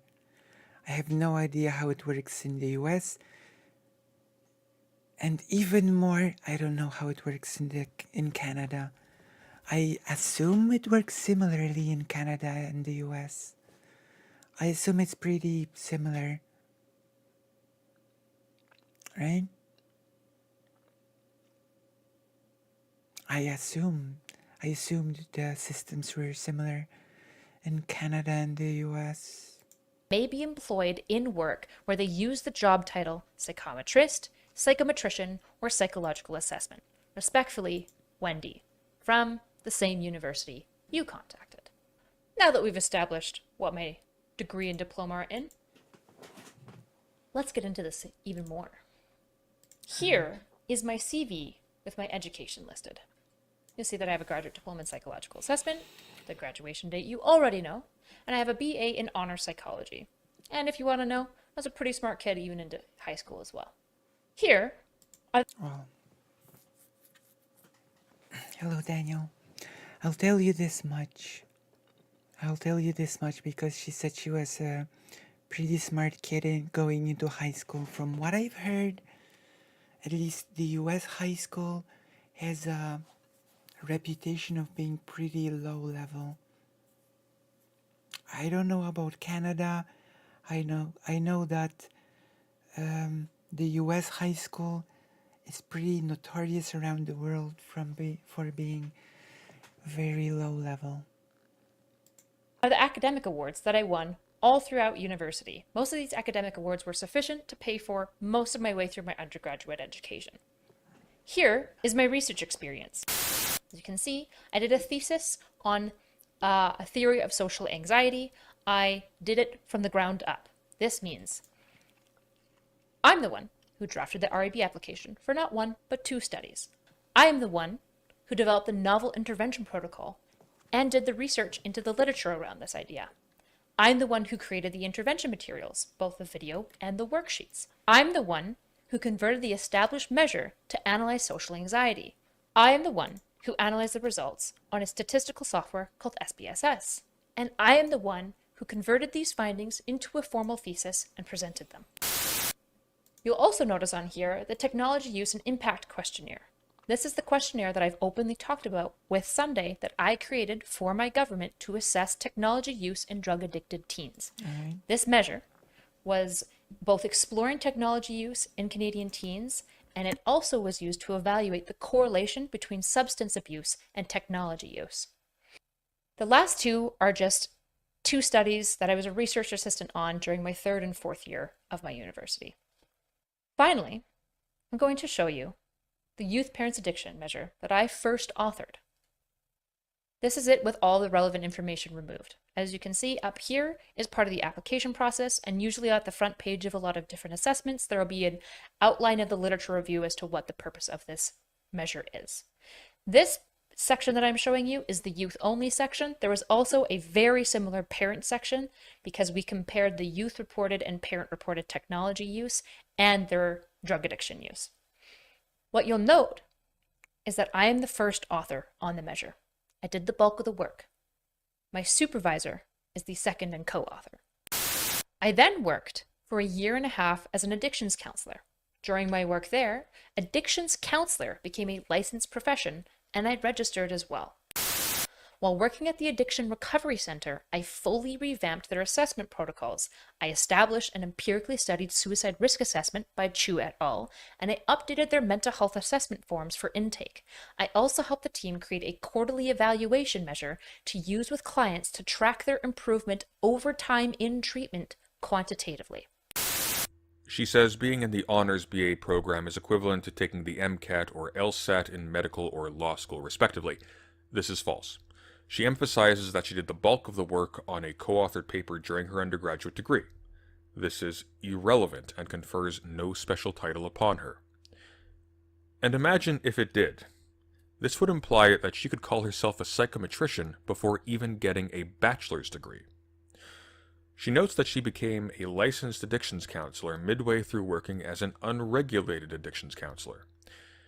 If you go to the Canadian Addiction Counselors Certification Federation website, www.caccf.ca, and look at the registration requirements to be a licensed addictions counselor in Canada, you will note that Kyla's qualifications for being a licensed addictions counselor amount to no more than her being an unlicensed one for some set of hours already. This is not an additional qualification that lends her credibility as an expert on psychology or mental health, but she includes this in order to point out that she updated their forms and helped, note that word, helped, with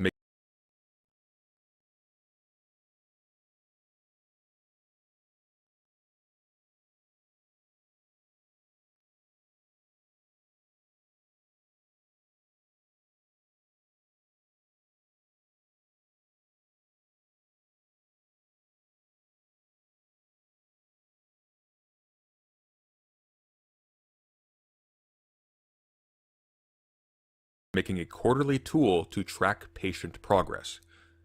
If you're not paying attention, you might go, oh look, see, she was working as a psychometrician.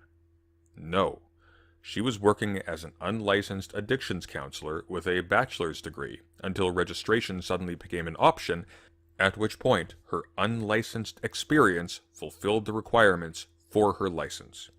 No further credential or title is conferred. She was essentially just put to work in an unregulated position as a student with a... My gosh, I've been talking all this time. So yes, thank you for calling the piece nice. We have made it together in stream. And yeah, her chat was something else, is what I've been saying. You know?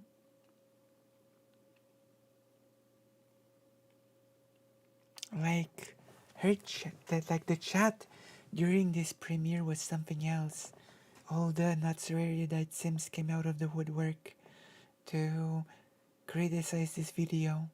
Was an extremely long-winded way to say that she has a bachelor's degree in honors psychology, which she graduated from, with distinction, credit where it is due, and a graduate diploma in psychological assessment. She might also have added, for the benefit of those who don't know, that this graduate diploma is a 6-course program focused on personality and intellectual tests, as evidenced by the letter of recommendation she supplies from her supervisor.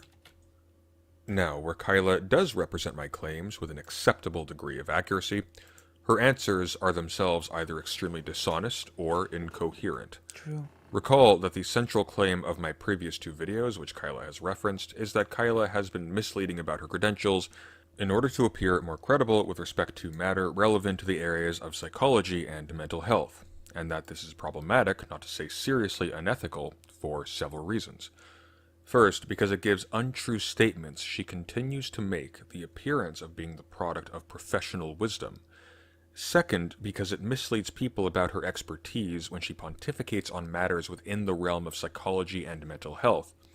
And third, because she sells a service navigating a publicly accessible therapist locator tool, vetting therapists for vulnerable members of her audience on the basis of highly specific psychiatric needs, who she explicitly acknowledges might be suffering from financial hardship, and these people may be parting with their money under the false pretense that she has qualifications and specialized knowledge that she in fact cannot rightfully claim. And the most interesting thing is that her partner has openly said that they don't really evaluate the patients in any way, you know? They don't really do any evaluation on this or assessment before sending their clients to a psychologist or a therapist of any kind. They just throw their clients at therapists and take the money, I guess. And if it doesn't stick, they promise a refund or something. It's a glorified Google search. So as some of you may know, I actually offer this as a $40 service. With this service, I give you 3 therapists. Sometimes I give you 4, depending on your complex needs, that I've vetted and highly recommend and encourage you to contact. So what I'm going to do first is just vet against the psychologists. So probably what I'm going to do for this individual for price ranges, since I'm offering a service as well, as psychologists are going to be more expensive than like typically somebody who's just like a licensed therapist. So I'm probably going to send her 2 psychologists and then a licensed therapist as a third option in case she needs a little bit of a lower price. What credentials has Kyla claimed that I find problematic? First, she frequently claims the title psychometrician for herself. For those of you watching this who somehow still do not know what a psychometrician is a scientist who can independently develop assessment tests and has the authority to validate tests made by others. Second, she claims that psychometrician is her highest level of professional training. What this implies is that she has had formal training which specifically gives her the right to... Okay. I now see what the masters...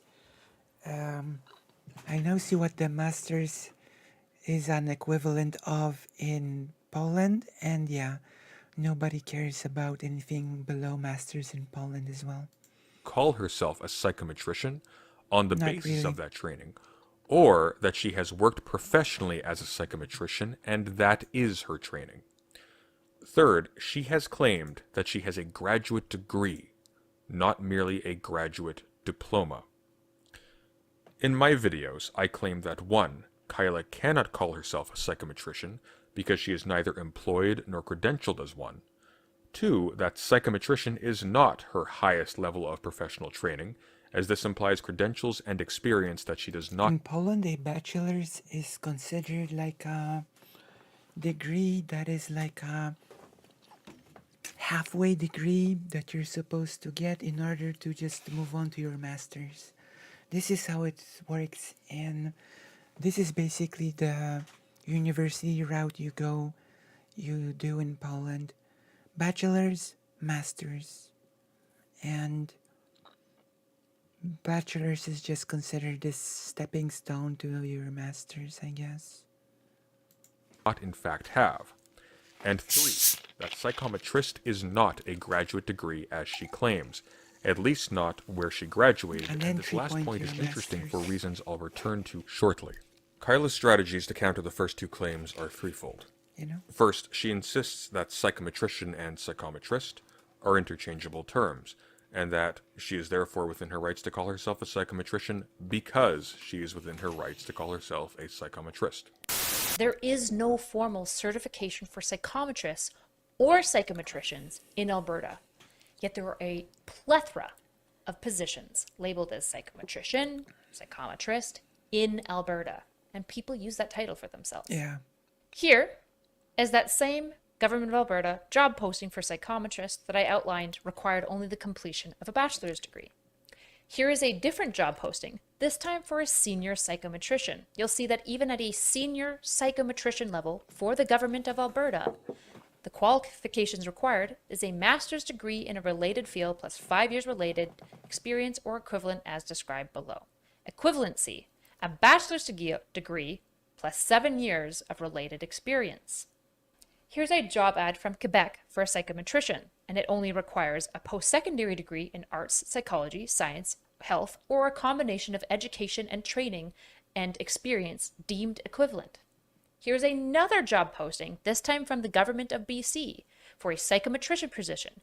I'm going to outline here what's very interesting. The psychometrician position requires planning, implementing all sorts of psychometric properties. This is very high-level psychometric work where they're essentially assessing, developing, supporting, doing research with psychometric studies itself.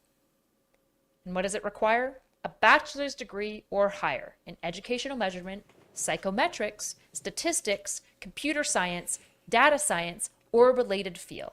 I will point it out myself, Just because you can have a title in a job setting, it doesn't mean that the title follows you when you leave that job, right?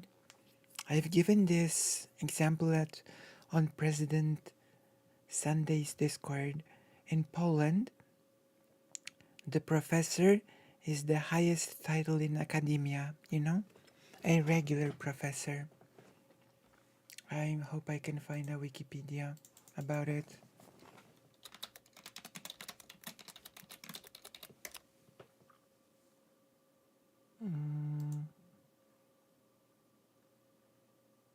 Oh wow. The Wikipedia does not have an English equivalent. So a regular professor is the highest title possible, But there is such a thing as a university professor, and it means that a specific university gives the title of a professor to its lecturer, and that means that the person is only a professor at that specific university, and when they leave the university, the title does not follow them outside of that university. Does that make sense?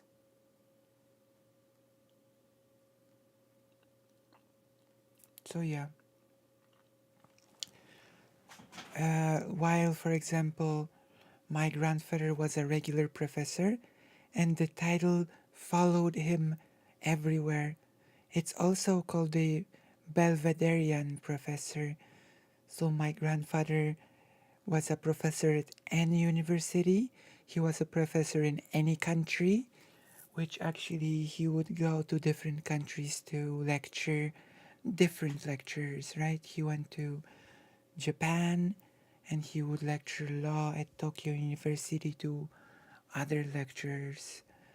So you have the title of professor that required a lot more work to sort of have that credential of being a professor anywhere. And then you have a lecturer that, and then you have the professor that's only actually in that specific university, So there are instances when you are given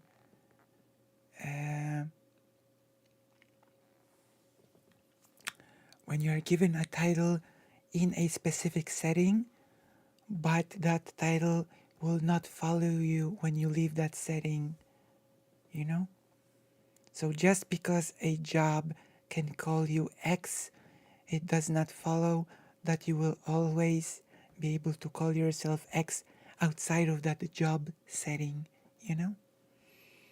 So I'm not even sure if the job, if those job listings even count for anything. My graduate diploma in psychological assessment would qualify me for this job. Second, she insists that she is within her rights to call herself a psychometrician in the present tense because, while completing her undergraduate degree, she co-authored what she calls an in-house measure. Third, Kyla insists... But a professor in the US is something different than a professor in Poland. In Poland, it's a very specific academia title, a professor that's higher than a doctor, you know?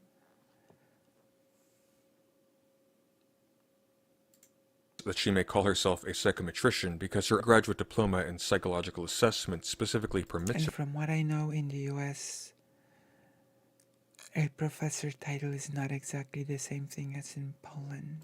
...to, and because she has worked as a psychometrist professionally, once again presuming these titles are identical.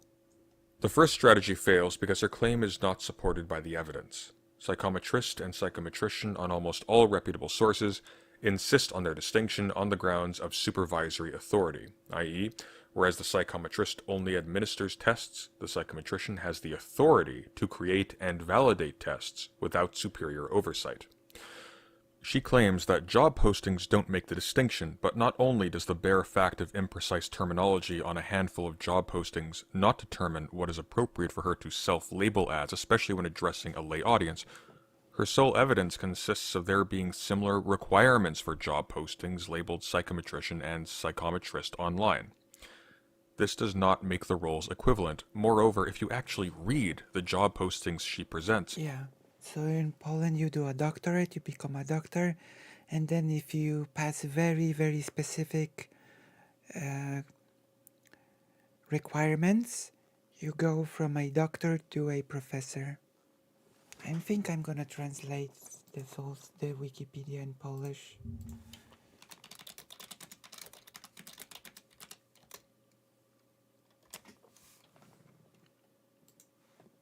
Let's see here.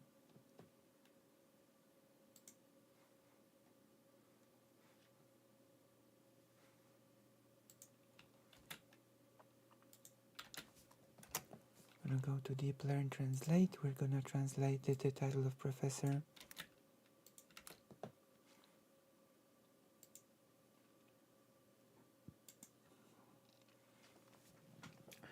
The title of professor granted in Poland by the President of Poland to a person who has already received a postdoctoral degree and is thus an independent researcher, has scientific or artistic achievements far exceeding the requirements for a postdoctoral dissertation procedure, and has a significant teaching achievements, including in the training of scientific personnel. The President grants the title of professor upon the proposal of the Council for Scientific Excellence. Until the end of 2020, there was a Central Commission for Degrees and Titles. Right? So this is basically what a professor is in Poland. You need to jump through a lot of hoops to become a professor that is not just a title linked to a specific university. The psychometrist postings explicitly state that successful applicants would be working under the supervision of a registered psychologist, whereas the postings for psychometrician do not. It is also immaterial because Kyla has never been employed under the title psychometrician anyway. She cannot claim the title of psychometrician on the basis of a job title she has not acquired. Moreover, the job search site Indeed, which is one of the most reputable and commonly used in the world, and appears to have been where she pulled the listings from for her own video, differentiates firmly between psychometrists and psychometricians, and unambiguously states that these terms are not interchangeable. Kyla has found a department somewhere which she does not work for, which offers a professional title which she does not have, that may technically accept her on the basis of her current credentials. Perhaps she should apply. The second strategy fails because co-authoring a paper with a professor in the course of completing your undergraduate degree does not give you the right to take on the title of an advanced position in your field. Right. Certainly not a title which requires credentials one has not yet achieved. And again, imagine if it did. Think about what this would imply. This would mean that both her bachelor's degree in psychology and her graduate diploma in psychological assessment are effectively meaningless because all Kyla had to do to call herself a psychometrician was to technically work on a paper involving both psychology and measurement in some capacity, even when the paper in question was co-authored by a superior who does have validating authority. After all, the measure was not validated by her, and when the test itself appears to self-describe as not being psychometrically tested. Her third strategy fails not only because she has implicitly already devalued her graduate diploma in psychological assessment to nothing by insisting that she is justified in self-describing as a psychometrician because of a single paper she did in her undergrad, she misrepresents the contents of the documents she supplies as evidence that it so licenses her to self-refer as a psychometrician, that being a letter of recommendation from her supervisor, which only says that, due to these being unregulated terms in Alberta in particular, recipients of this diploma may work in jobs with the titles psychometrist, psychometrician, or psychological assistant. Moreover, in my own video, I supply definitive proof in the form of another email from that same supervisor, by sheer dumb luck since I only emailed academic advising, that this graduate diploma does not license one to self-refer as a psychometrician or a psychometrist, for the same reason that it licenses one to take on jobs with this title. It is unregulated. Ergo, it is not the name of a credential or a certification in the province in which Kyla was educated, and she is not thereby entitled to unqualifiedly call herself a psychometrician to mislead lay people into thinking she has stature in her field. True. Not only does Kyla brazenly misrepresent documents as she puts them on screen, even implicating her university supervisor in the deception, what her arguments amount to is an attempt to grasp for an excuse to play fast and loose with titles when presenting herself to a lay audience as an expert in matters of psychology and mental health, as well as to psychologically and financially vulnerable clients when selling her services as specially qualified to vet therapists and psychiatrists on the basis of her professional assessment of their complex needs. Worse than this, however, Kyla never responds to my... Which is really interesting because her partner said they don't even do any assessment. The partner said they do not do any assessment of their clients. So this is especially wacky, you know? Accusation that she falsely claimed to have a graduate degree. Despite this being the most severe and obvious case of her telling an outright lie about her credentials, Thank you. and despite her demonstrating knowledge of the video in which I present this screenshot, she doesn't acknowledge it at all. Perhaps she is afraid that if she lies here, the truthfulness of it will be confirmed by the person to whom she was responding. I just don't know. As it is, we know she was aware of this claim, we know she was aware of the evidence upon which it was made, and we know that she did not, in 97 minutes of rebuttal, in which she constantly If you like this art, consider giving me some pity donations. Consider showing me some pity and donating. This is my pity coffee. Okay, this is the pity coffee. And also, I'm gonna link the pity Patreon. You too can join my pity party by becoming a Patreon today. If you enjoy having pity, join the pity party. And now we continue with debunking the credentials of Not So Very Tonight. This represents facts, data, and documents about myself, about my claims, about her field, about her credentials, and about the positions of her supervisors. Over and over again, she supplies no account whatsoever for her falsely claiming, in text, that she is, quote, a psychometrist, which is a graduate degree, unquote. Now, my initial video wasn't perfect either. I also made mistakes, and Kyla has been sure to capitalize on them, so in the interest of clarity, and because I care about accuracy, I'll own and correct these mistakes before we continue. First, I claim Kyla self-described as a psychometrist before convocating. I claimed this on the basis of my understanding of Concordia University's convocation schedule, and the fact that her graduation is registered in the Class of 2022 edition of the Edmonton Journal. She only supplies her word as a counter-argument to this, but I am not, on reflection, confident enough in the force of my own evidence to sustain this claim. Second, with respect to mental help, I incorrectly state, on the basis of all traces of the material produced for mental help being inexplicably inaccessible to the public, the almost total state of neglect of the Facebook page after September 2021, and the website being defunct, that none of the promised mental help resources ever materialized. As it turns out, roughly half of them materialized before being swiftly taken down within the year. We'll return to this in a moment, but that's basically it. Now, unable to defend her misrepresentation of her credentials, Kyla's final strategy has been to try and make it appear as though any scrutiny into her claimed credentials is inappropriate. In the latter half of her video, she claims I accuse her of embezzling government funds. Nowhere in either of my videos do I even imply any such thing. In fact, I explicitly deny in both that I claim she has committed any kind of fraud vis-a-vis the Canadian government. In fact, I only mention mental help in my first video as part of an explanation for how I first came to be aware of Kyla's specific credentials. I am therefore not going to bother addressing this section as it is actually meaningless to my argument, except to make a single observation. You see, despite acknowledging at the end of her video that I have not doxed her because all of the information I mentioned in my video was on public record. To be clear, I'm not actually accusing him of doxing. Often because she herself specifically promoted that information. You've seen how Kyla redacts information as general as the province in which she obtained her credentials, which are part of the justification of her own claims. Not only is this appallingly disingenuous, it undermines the purpose of credentials categorically. If we can't tell where credentials are from, there is no way to confirm their validity or what titles they confer or where. This is what credentials are for.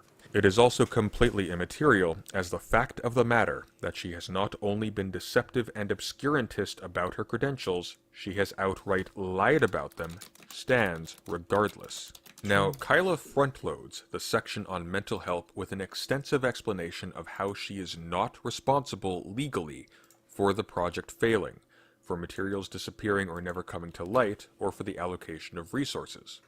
She makes sure that we know that whatever went wrong with mental health, it was the fault of her social media manager, the staff of Adiera, the editing crew, anyone but her. This project, at a recovery center with active clients with no technical due date, has just been left on low priority. There's nothing I can do about it. I was contracted for a time, and now I am not. Some people, since the drop of Sunday's video, have tried to argue that since I was part of the leadership team as the head of the program, I am still personally responsible for the assets not being delivered. This is ridiculous for multiple reasons. Number one, I was an independent contractor. This is my contract agreement. In it, you will see that I am exclusively hired for service, which means everything else belongs to my mother company. Everything else. The second reason this is ridiculous is because even if I was an employee and not a contractor, if my employment ends, I am not responsible for the assets after I leave. This is how every job works. If I hand it off to a new employee who is taking over the role, which in this case was the communications director at the company, I'm not responsible. I don't own the assets. There is nothing I can do. Even if I wanted think so to, as well. I can't force this company to release the video. They are not my videos. They are the company's. When you terminate your work at a company, your responsibilities end and are typically transferred to your replacement. That's what's happened. I am not responsible for the videos not being released. Here is the official contract agreement and its agreed end date. Contractor, independent contractor agreement, Kyla. This contract will be valid from this date of agreement signed until May 7th, 2022. So what did happen to our program? Well, we did launch in September 28th, 2021. Here's the launch. Adult ADHD, September 28th, 2021. Here's our second video on October 12th, 2021. Here's our third video, Stages of Addiction. Here's our fourth video. Here's our fifth video. Here is our sixth video. Here are also photos where I was on scene filming these things. Here's what happened. Without getting into details or company names, the editing company that we originally hired had delayed the release by more than 7 months, mostly because their artist was really slow in some of the editing processes. After the release began, they agreed to a 2-week release schedule. However, they very quickly fell behind again and could not release swiftly. We decided to cut our losses in December and let that team go. That meant we had to spend the next couple of months finding a new editing team, sending them all of the raw data, collecting the raw data, and then beginning to re-release them again. The problem is that my contract was only for a year. So we talked to the government of Alberta and they agreed to allow my contract to be extended another 6 months, and I agreed to a massive salary cut to try to get the program out in the next 6 months. By March 7th, 2022, my company had hired a new team to re-edit our videos so that we could launch with a cohesive brand.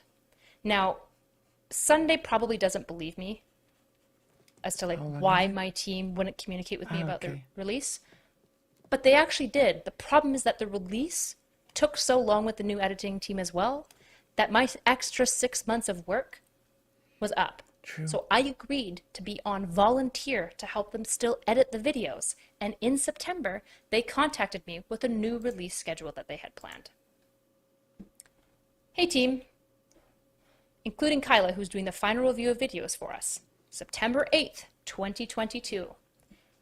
We are planning a September 26th launch of the new mental health videos. Our first will be What is Addiction, followed by a weekly release and each Monday until all 13 videos have been released, December 19th.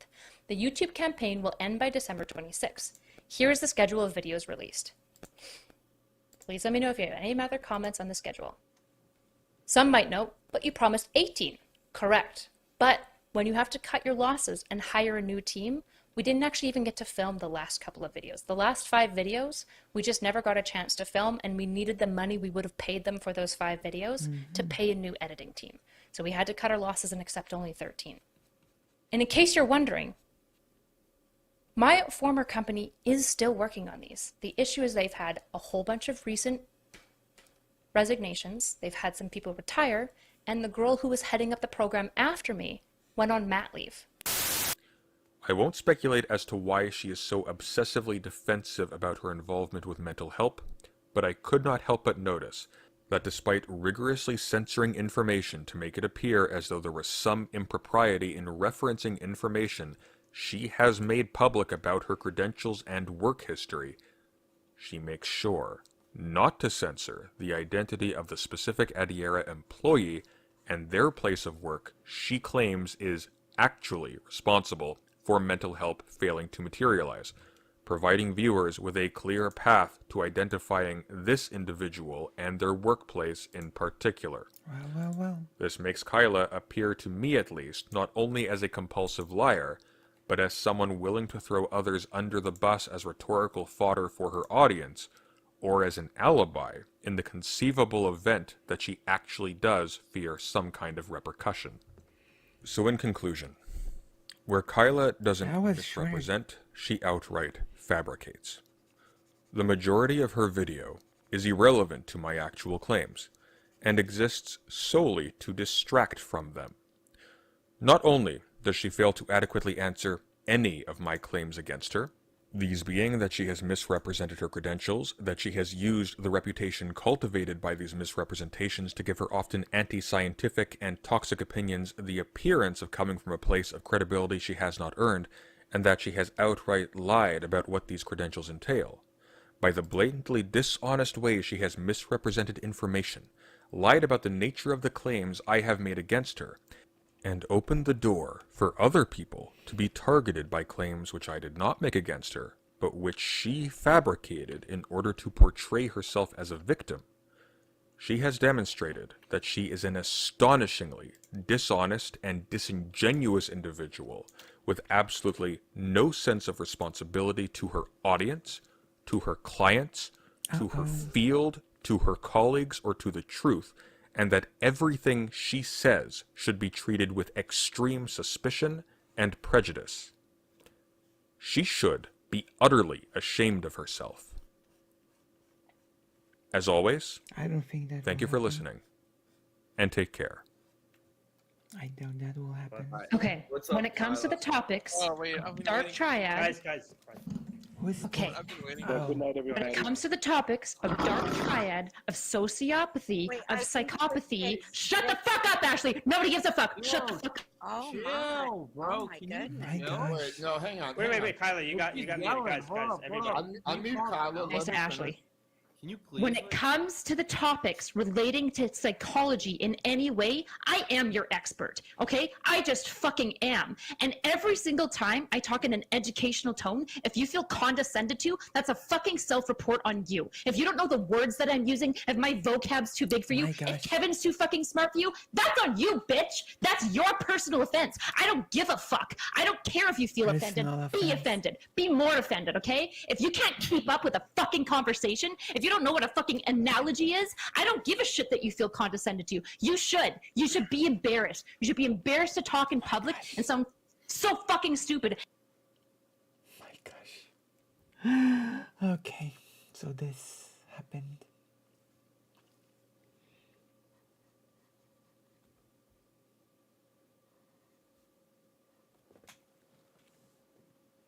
How do we feel about this art now that it's colored?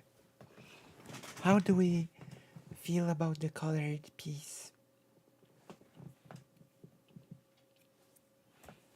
There you go. We did it.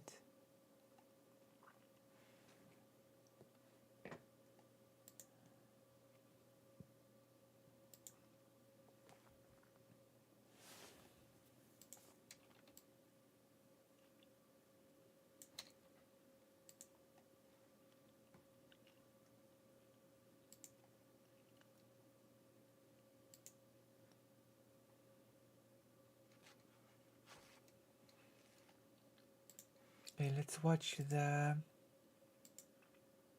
this video. The infrared fans, they were weird. And when I say weird, I don't mean like freaky. I mean just kind of like, it felt like they didn't know how to be in public. Hey, where's the video? Basic Biff redeemed tell a story. Yo, I'll tell a story in relation to the Rage Against the Machine rally. So I'll tell the story and then we'll talk about the rally. So I walked around the rally for like a good 4 hours. I went there, I thought it was gonna be like an hour or 2 hours long. So I was like running. No. You gotta let me cannot finish. act like You gotta a let lawyer. me, look, I'm not saying, No, you wait. Okay, I wanna. Oh, what could I do? What could I do? I was like running to get there. 'cause What it was could a I little do? late. And then it went for 4 hours and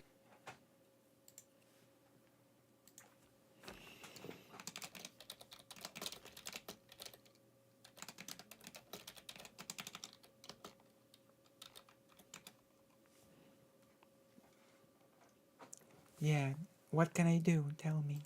and then they did a march away from the place and then did more speaking at another place in front of the White House.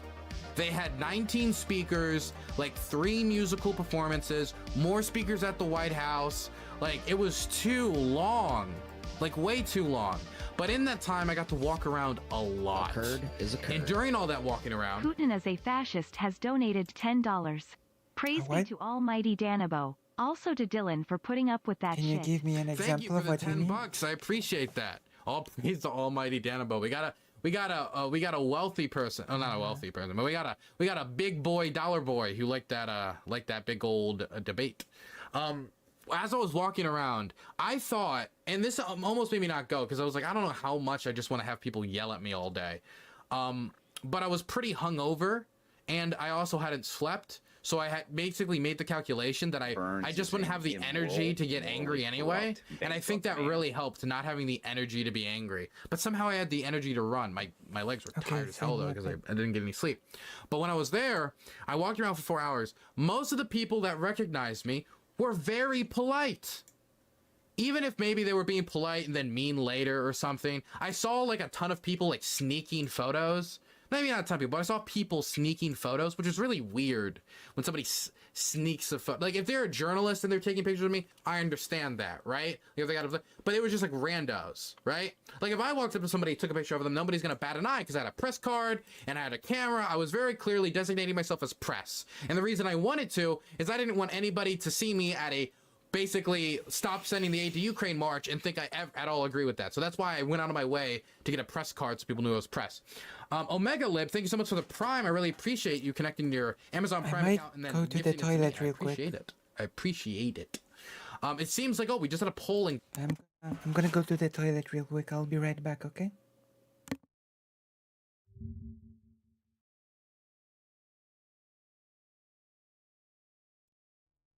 Be right back.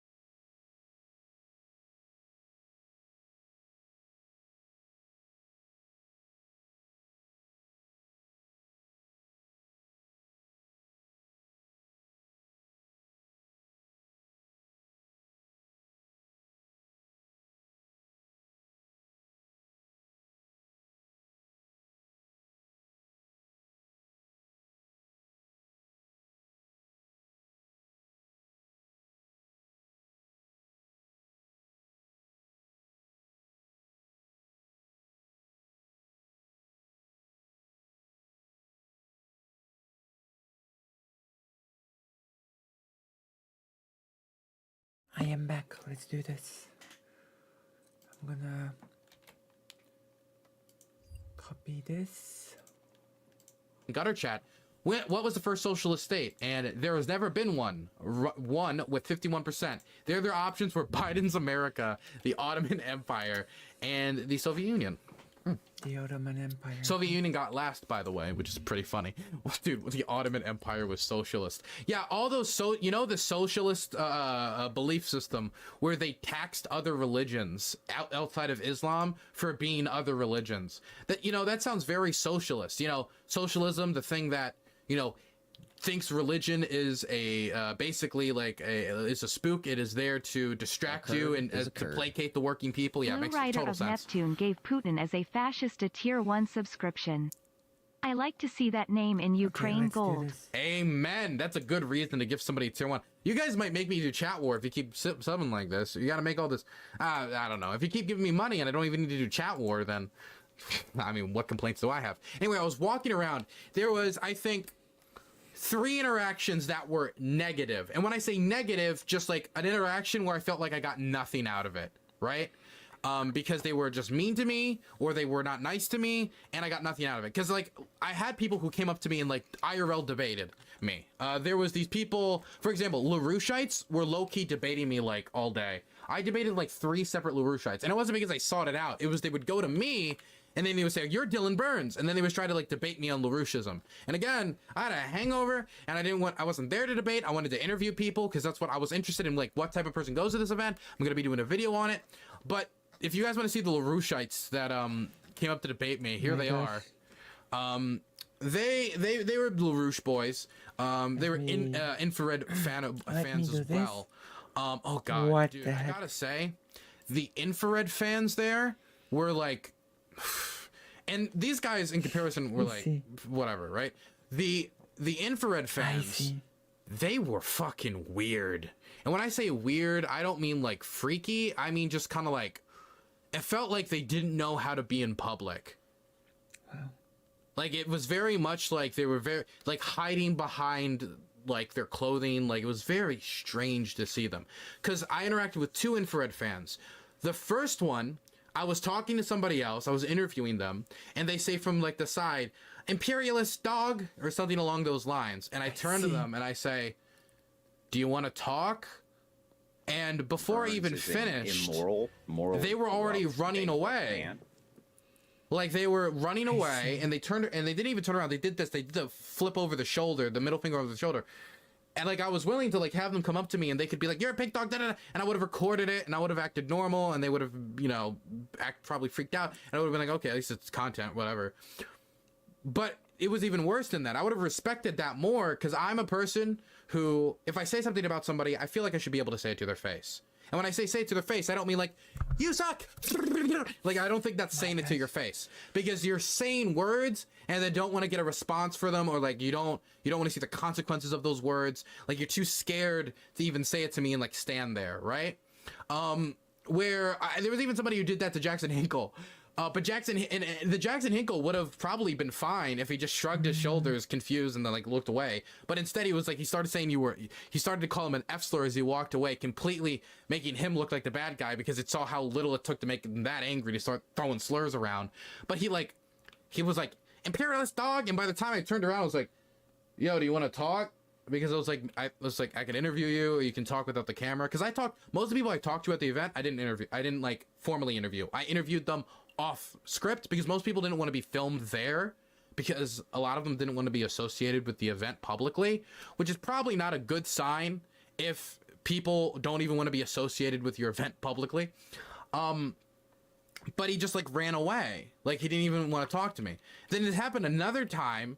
The same thing happened where they were like, and I can't hear it half the time because they say it so quickly before running away. It was like, "CIA dog," or like CIA. It was like CIA Fed, da, da, da. And I turned to them and it's like, "You want to talk?" And the same thing, just ran away. And they were all like in hoodies, like hood up, like long, like scraggly hair. And I like long hair. It was scraggly, and they were like running away. They were like tiny, scrawny motherfuckers too, right? And I don't want to attack their appearance, but like it was like the stereotypical kind of like forum scroller that you see in like all of the meme. Like, what was the Soy Jack? And I hate to say this, but it was not this Soy Jack. It was this Soy Jack right here. This was basically, I don't have a picture of them, but I don't need a picture. This is what they look like. I'm not trying to be mean, But like, if you're going to insult me and then like walk away before like even let me like talk to you, then at least I can do is give an accurate description without holding back. The last person I went to, I think it was the American Student Union. Doing very well. What's it called? The American Students Union, or something along those lines. This one, yeah, the American Student Union. Yes, this organization right here. So I was walking past all of the tables that were set up, and these guys had a table, and like while I was walking past, one of them said Dylan, and I stopped and I looked around for who called my name, and I look over and he said, "You're Dylan Burns?" And I'm like, "Yep, I'm Dylan Burns." And I was like, I was just like about to, you know, I was gonna talk to the guy at the desk, handing out stuff, and the guy behind him said, "Why don't you go back to Ukraine, Dylan?" And he just like barged in, and I looked up at him and I said, "I will in 2 weeks, actually." He's like, why would you go back? Because the neo-Nazis beat up your friends. Azov beat up your friends. And I give him the most eyes glazed over look you could possibly imagine, like completely lost about what he even means. Like, who? Like, what? Like, I don't know what is he even talking about? Then it clicks.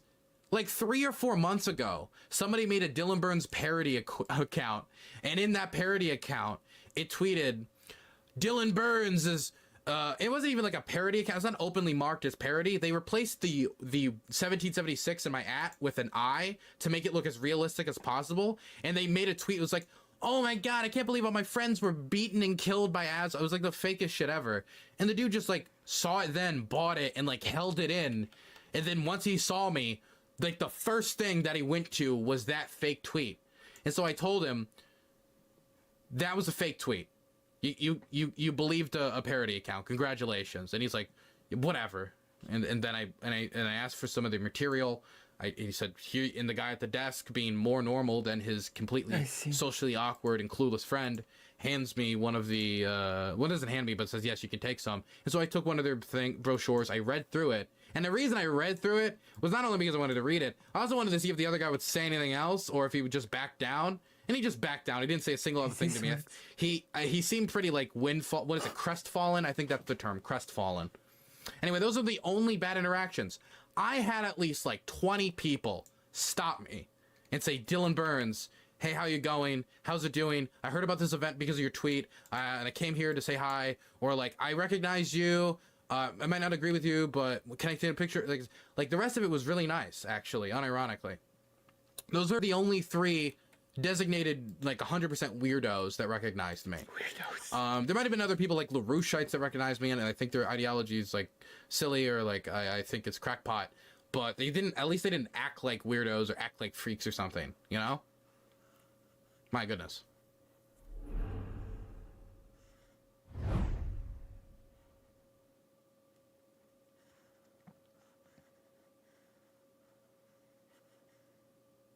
So what do you think of this video?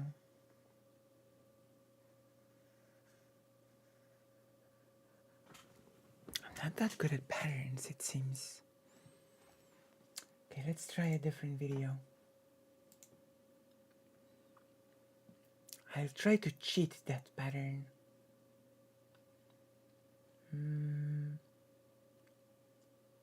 What?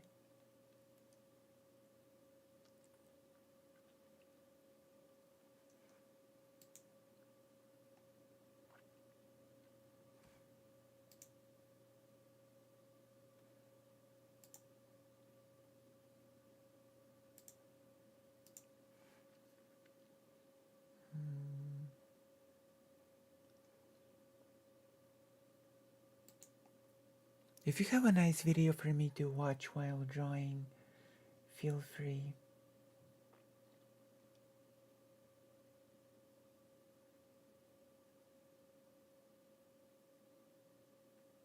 Wait. Okay, I want to look at this.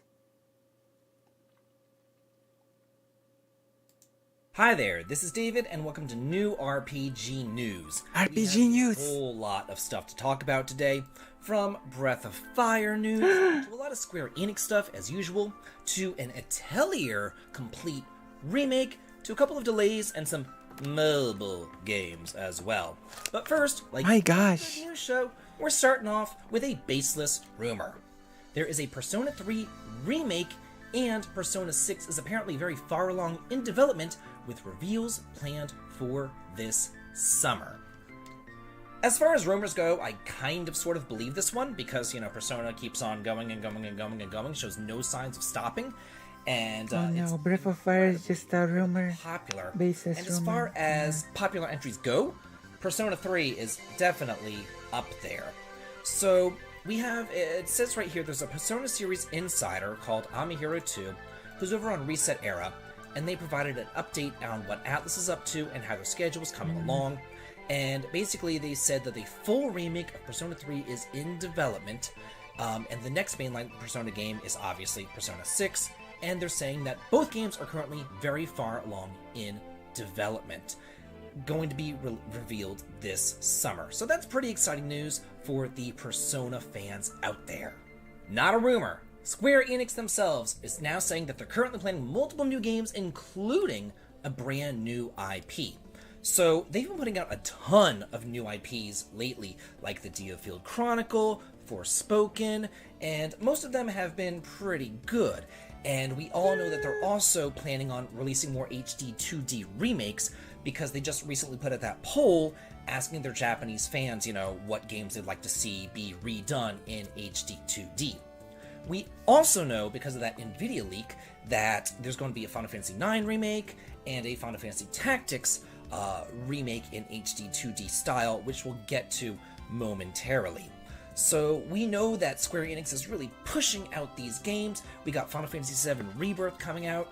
We also have Final Fantasy 16 coming out. But I am interested to know what the new IP could possibly be and what type of game it is. Hopefully, I might play Secret of Mana on stream. Turn-based JRPG with a world map and airships and multiple party members and turn-based battles. That's what I want. Again from Square Enix, one of their developers let it slip that, yeah, Final Fantasy Tactics is totally on its way. The Theatrhythm producer Ichiro Hazama said that the Tactics team is incredibly busy right now. More than likely, you know, working on the Final Fantasy Tactics remake, obviously. So I, for one, am super excited about this. This was my gateway into the tactical RPG genre. It really didn't exist back on the NES or SNES as far as I was concerned, or as far as I was exposed to it. I know that it actually did exist. Of those series back on the Sega, but I didn't have a Sega, so yeah.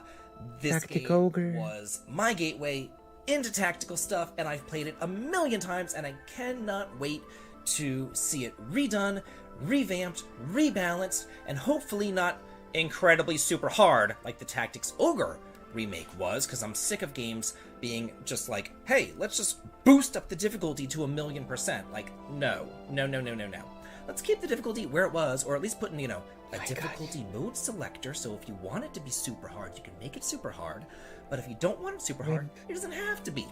Square seems to like have a love affair with super hard things nowadays. You know, we saw that Stranger of Paradise DLC, which was kind of ridiculous, but again, I'm going off on tangents here, but I'm just very excited about this news. Okay, we have some news here over on Noisy Pixel that The Legend of Heroes Kuro no Kiseki is going to get updated. So, let's just keep this clear right here. This is a Japanese game right now. It does not even have a Western release date announced. The next Legend of Heroes games that we're getting over here is Chosen to Reverie. This is the game after Chosen to Reverie. That's just how far behind we are on I so cheated with the pattern. The PlayStation 4 version over in Japan is going to get updated with the PlayStation 5 features. Something tells me that by the time that we actually get this game here in America, there's probably not even going to be a PS4 version. It's probably just going to be PS5. But I thought that I would bring this up. It's going to add an archive function to the title screen, a high-speed mode, which I'm shocked it didn't already have, the ability to change the font size, so it's not just me complaining about font sizes, apparently. There's a little bug fix, some typos, and other bug fixes it says were applied. So, yeah, it's just so crummy how far behind we are on these Legend of Heroes games. They take a very long time to localize, I understand that. However, I also understand that it has already been localized into both Korean and Chinese. So, yeah, we're just, I guess, last on the list here as far as this series is concerned. Breath of Fire 3 will return in a Teppen deck. Not entirely sure what a Teppen deck is. I'm assuming it's some sort of collectible card game some sort, but I think it's very suspect that Capcom is actually revisiting Breath of Fire and releasing these characters in this deck, along with characters from Monster Hunter Riders as well as Mega Man X. I see. But the most important thing that I see here in these photographs that I'm looking at is that this isn't just Breath of Fire. This is Breath of Fire 3. We obviously have Gar, who's a Breath of Fire 3 character, but then we have the Breath of Fire 3 designs of Nina and Ryu as well as Dees. So it just is very telling to me that of all the games that they want to revisit, that they're revisiting this one in particular, which happens to be a fan favorite as well. So I'm wondering if they might be testing the waters to see maybe a remake, maybe something HD 2D. Maybe, porting them or remastering them in some way. That would be sweet. I am always, always, always open to more Breath of Fire. One of my favorite series of all time. And it began back on the SNES. It ended on the PS2. And it was just kind of unfortunate how it ended. The mobile game does not exist, so don't come at me. And, I just really, really, really want more Breath of Fire in our life, so hopefully this is a good sign of things to come. There is a second trailer out for the Grand Blue Fantasy Relink, introducing some gameplay, some new details, some new characters, and some assist modes as well. So let's look and see what we got going on here. It's showing off a little, I guess one of the villains right here. We don't have a release date for this game quite yet. It is coming out this year. Hopefully, it's only been delayed for like 6 years now, but hopefully it's finally coming out. We have Carlotta, a new ally right there. And I'm going to totally butcher this, but another ally is... Yodarha. Yodarha. So, yeah, hopefully they might rename these people before they come out in the West, because I just can't. Oh, God, this is Narumea. Narmaya? I don't know, I guess. The Japanese is Narumea. Yes? I have no idea. I'm terrible at these pronunciations. But there's also an assist mode. And there's 2 different assist modes. And it's basically a mode for beginners or casual players who just kind of want to go through and see the story. The first assist mode allows you to perform combos automatically with one single button. It also comes with an auto heal, auto guard, and auto dash. You can automatically unleash your Skybound arts, skills, and link attacks whenever conditions are met, and there is assisted map navigation, probably like indicators on a mini-map or something like that. Then there's full assist mode down here, and it says, enjoy dynamic visuals in battle with simplified controls, and all actions are performed automatically. All you need to do is move the stick. So that to me sounds like an auto battle thing, maybe like an invincibility mode of some sort. So yeah, kind of like play the game for me sort of thing. But accessibility is always a good thing, and I for one am super stoked for this game. It's pretty good. Hey, there is an Atelier remake, and this time it's Atelier Marie, which was originally released on the PlayStation 1, and it was the very, very, very first Atelier game. So I'm waiting for this one. And it is due out this summer for the PS4, PS5, Switch, and PC. Nice. I don't know much about it because it is Atelier and it wasn't released here in America. I played the Atelier Iris on the PlayStation 2. Really do know about it is that it stars Marie, who's kind of flunking out of her class, and her professor says, hey, you know what, I'm gonna give you your own Atelier, and if you could like produce something really cool within like 5 years, then you can pass your classes. So that's essentially the plot line here. So I am totally looking forward to this one to see just the origins, the origins of the Atelier series. We have a delay. This one, I believe, was supposed to come out, I want to say in like May, and it has now been delayed to June 6th in the West, coming out 5 days after the Japanese release. This is Loop 8, Summer of the Gods, produced by the same people who did Grandia and even Lunar. So it does have some pedigree behind it. Although I'm still very, very wary about it because it seems like a lot of Groundhog Day stuff, a lot of looping in time. Look, they made Lunar. This must be good. A lot of doing the same things over and over again, and a lot of visual novel stuff, all of which I hate. So I, for one, am definitely going to hold my breath on this one.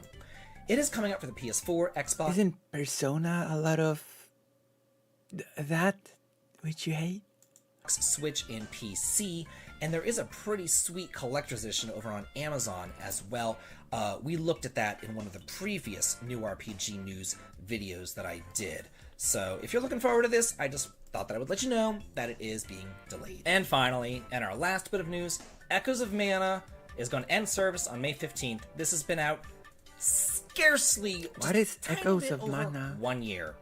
This is why I don't play mobile games, people, because the second that you get into them, they just get canceled, they just get canned. They're like, okay, we've sucked you dry, we've gotten all your money, bam, done, over, the end, we're not going to support it, you can't even play it anymore. There are games that I have back on the NES and Game Boy that I could still play right now if I wanted to, because, you know, I bought them, and they're mine, and I have ownership over them, and you don't whenever you have a crappy, shitty mobile game. And I love the Mana series, and I even kind of wanted to get into this one, and I even downloaded it.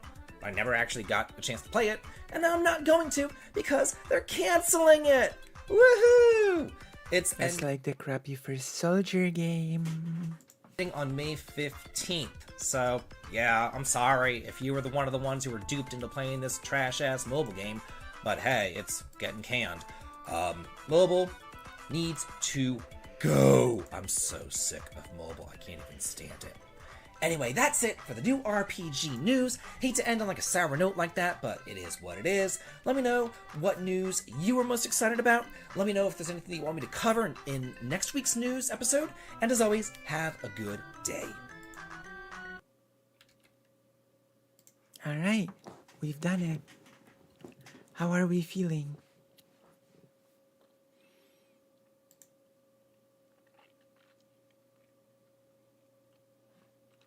We have been streaming for 4 hours, 40 minutes. True. True.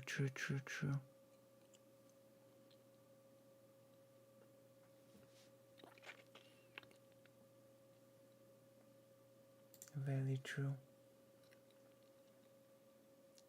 The real game we're waiting for is the Eiyuden Chronicle, right? Eiyuden Chronicle.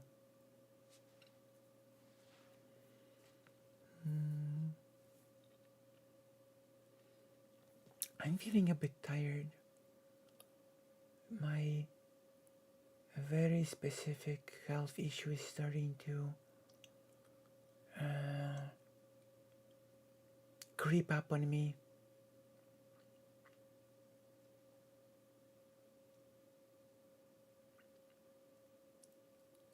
There's apparently some Polish Twitch streamer who ran over their dog.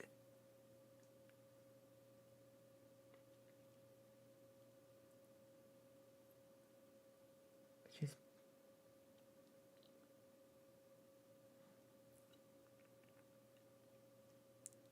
it might be time for a rest, but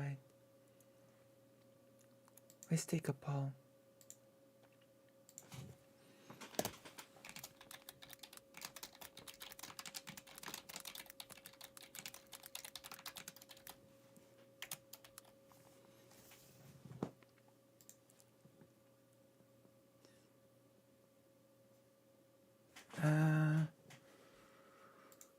We have done actually 2 pieces today. This one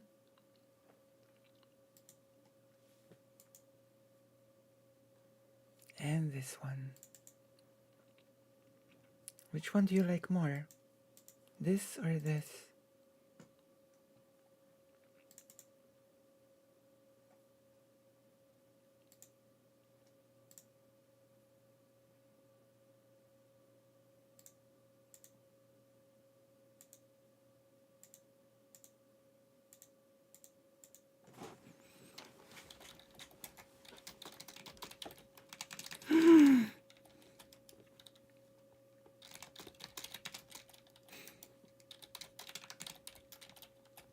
I just got confirmation that Demon Mama got her painting. Very nice.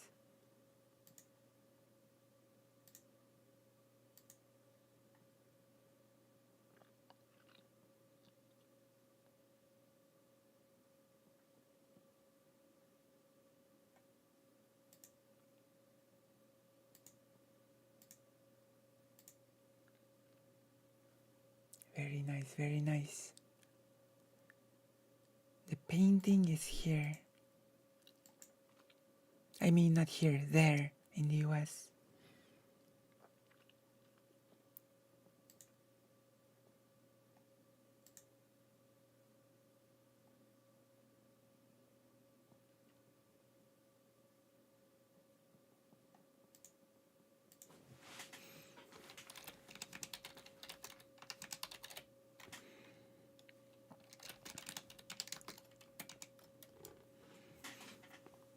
Very nice. Okay, I will take a rest. But then last news for today is that Demon Mama has gotten her painting, which is nice. Alright. So I will see you tomorrow. And I wish you happy giggling. Thank you for everything. And I'll see you, okay? Bye-bye. Good night. And I will take a pain medication. Good night.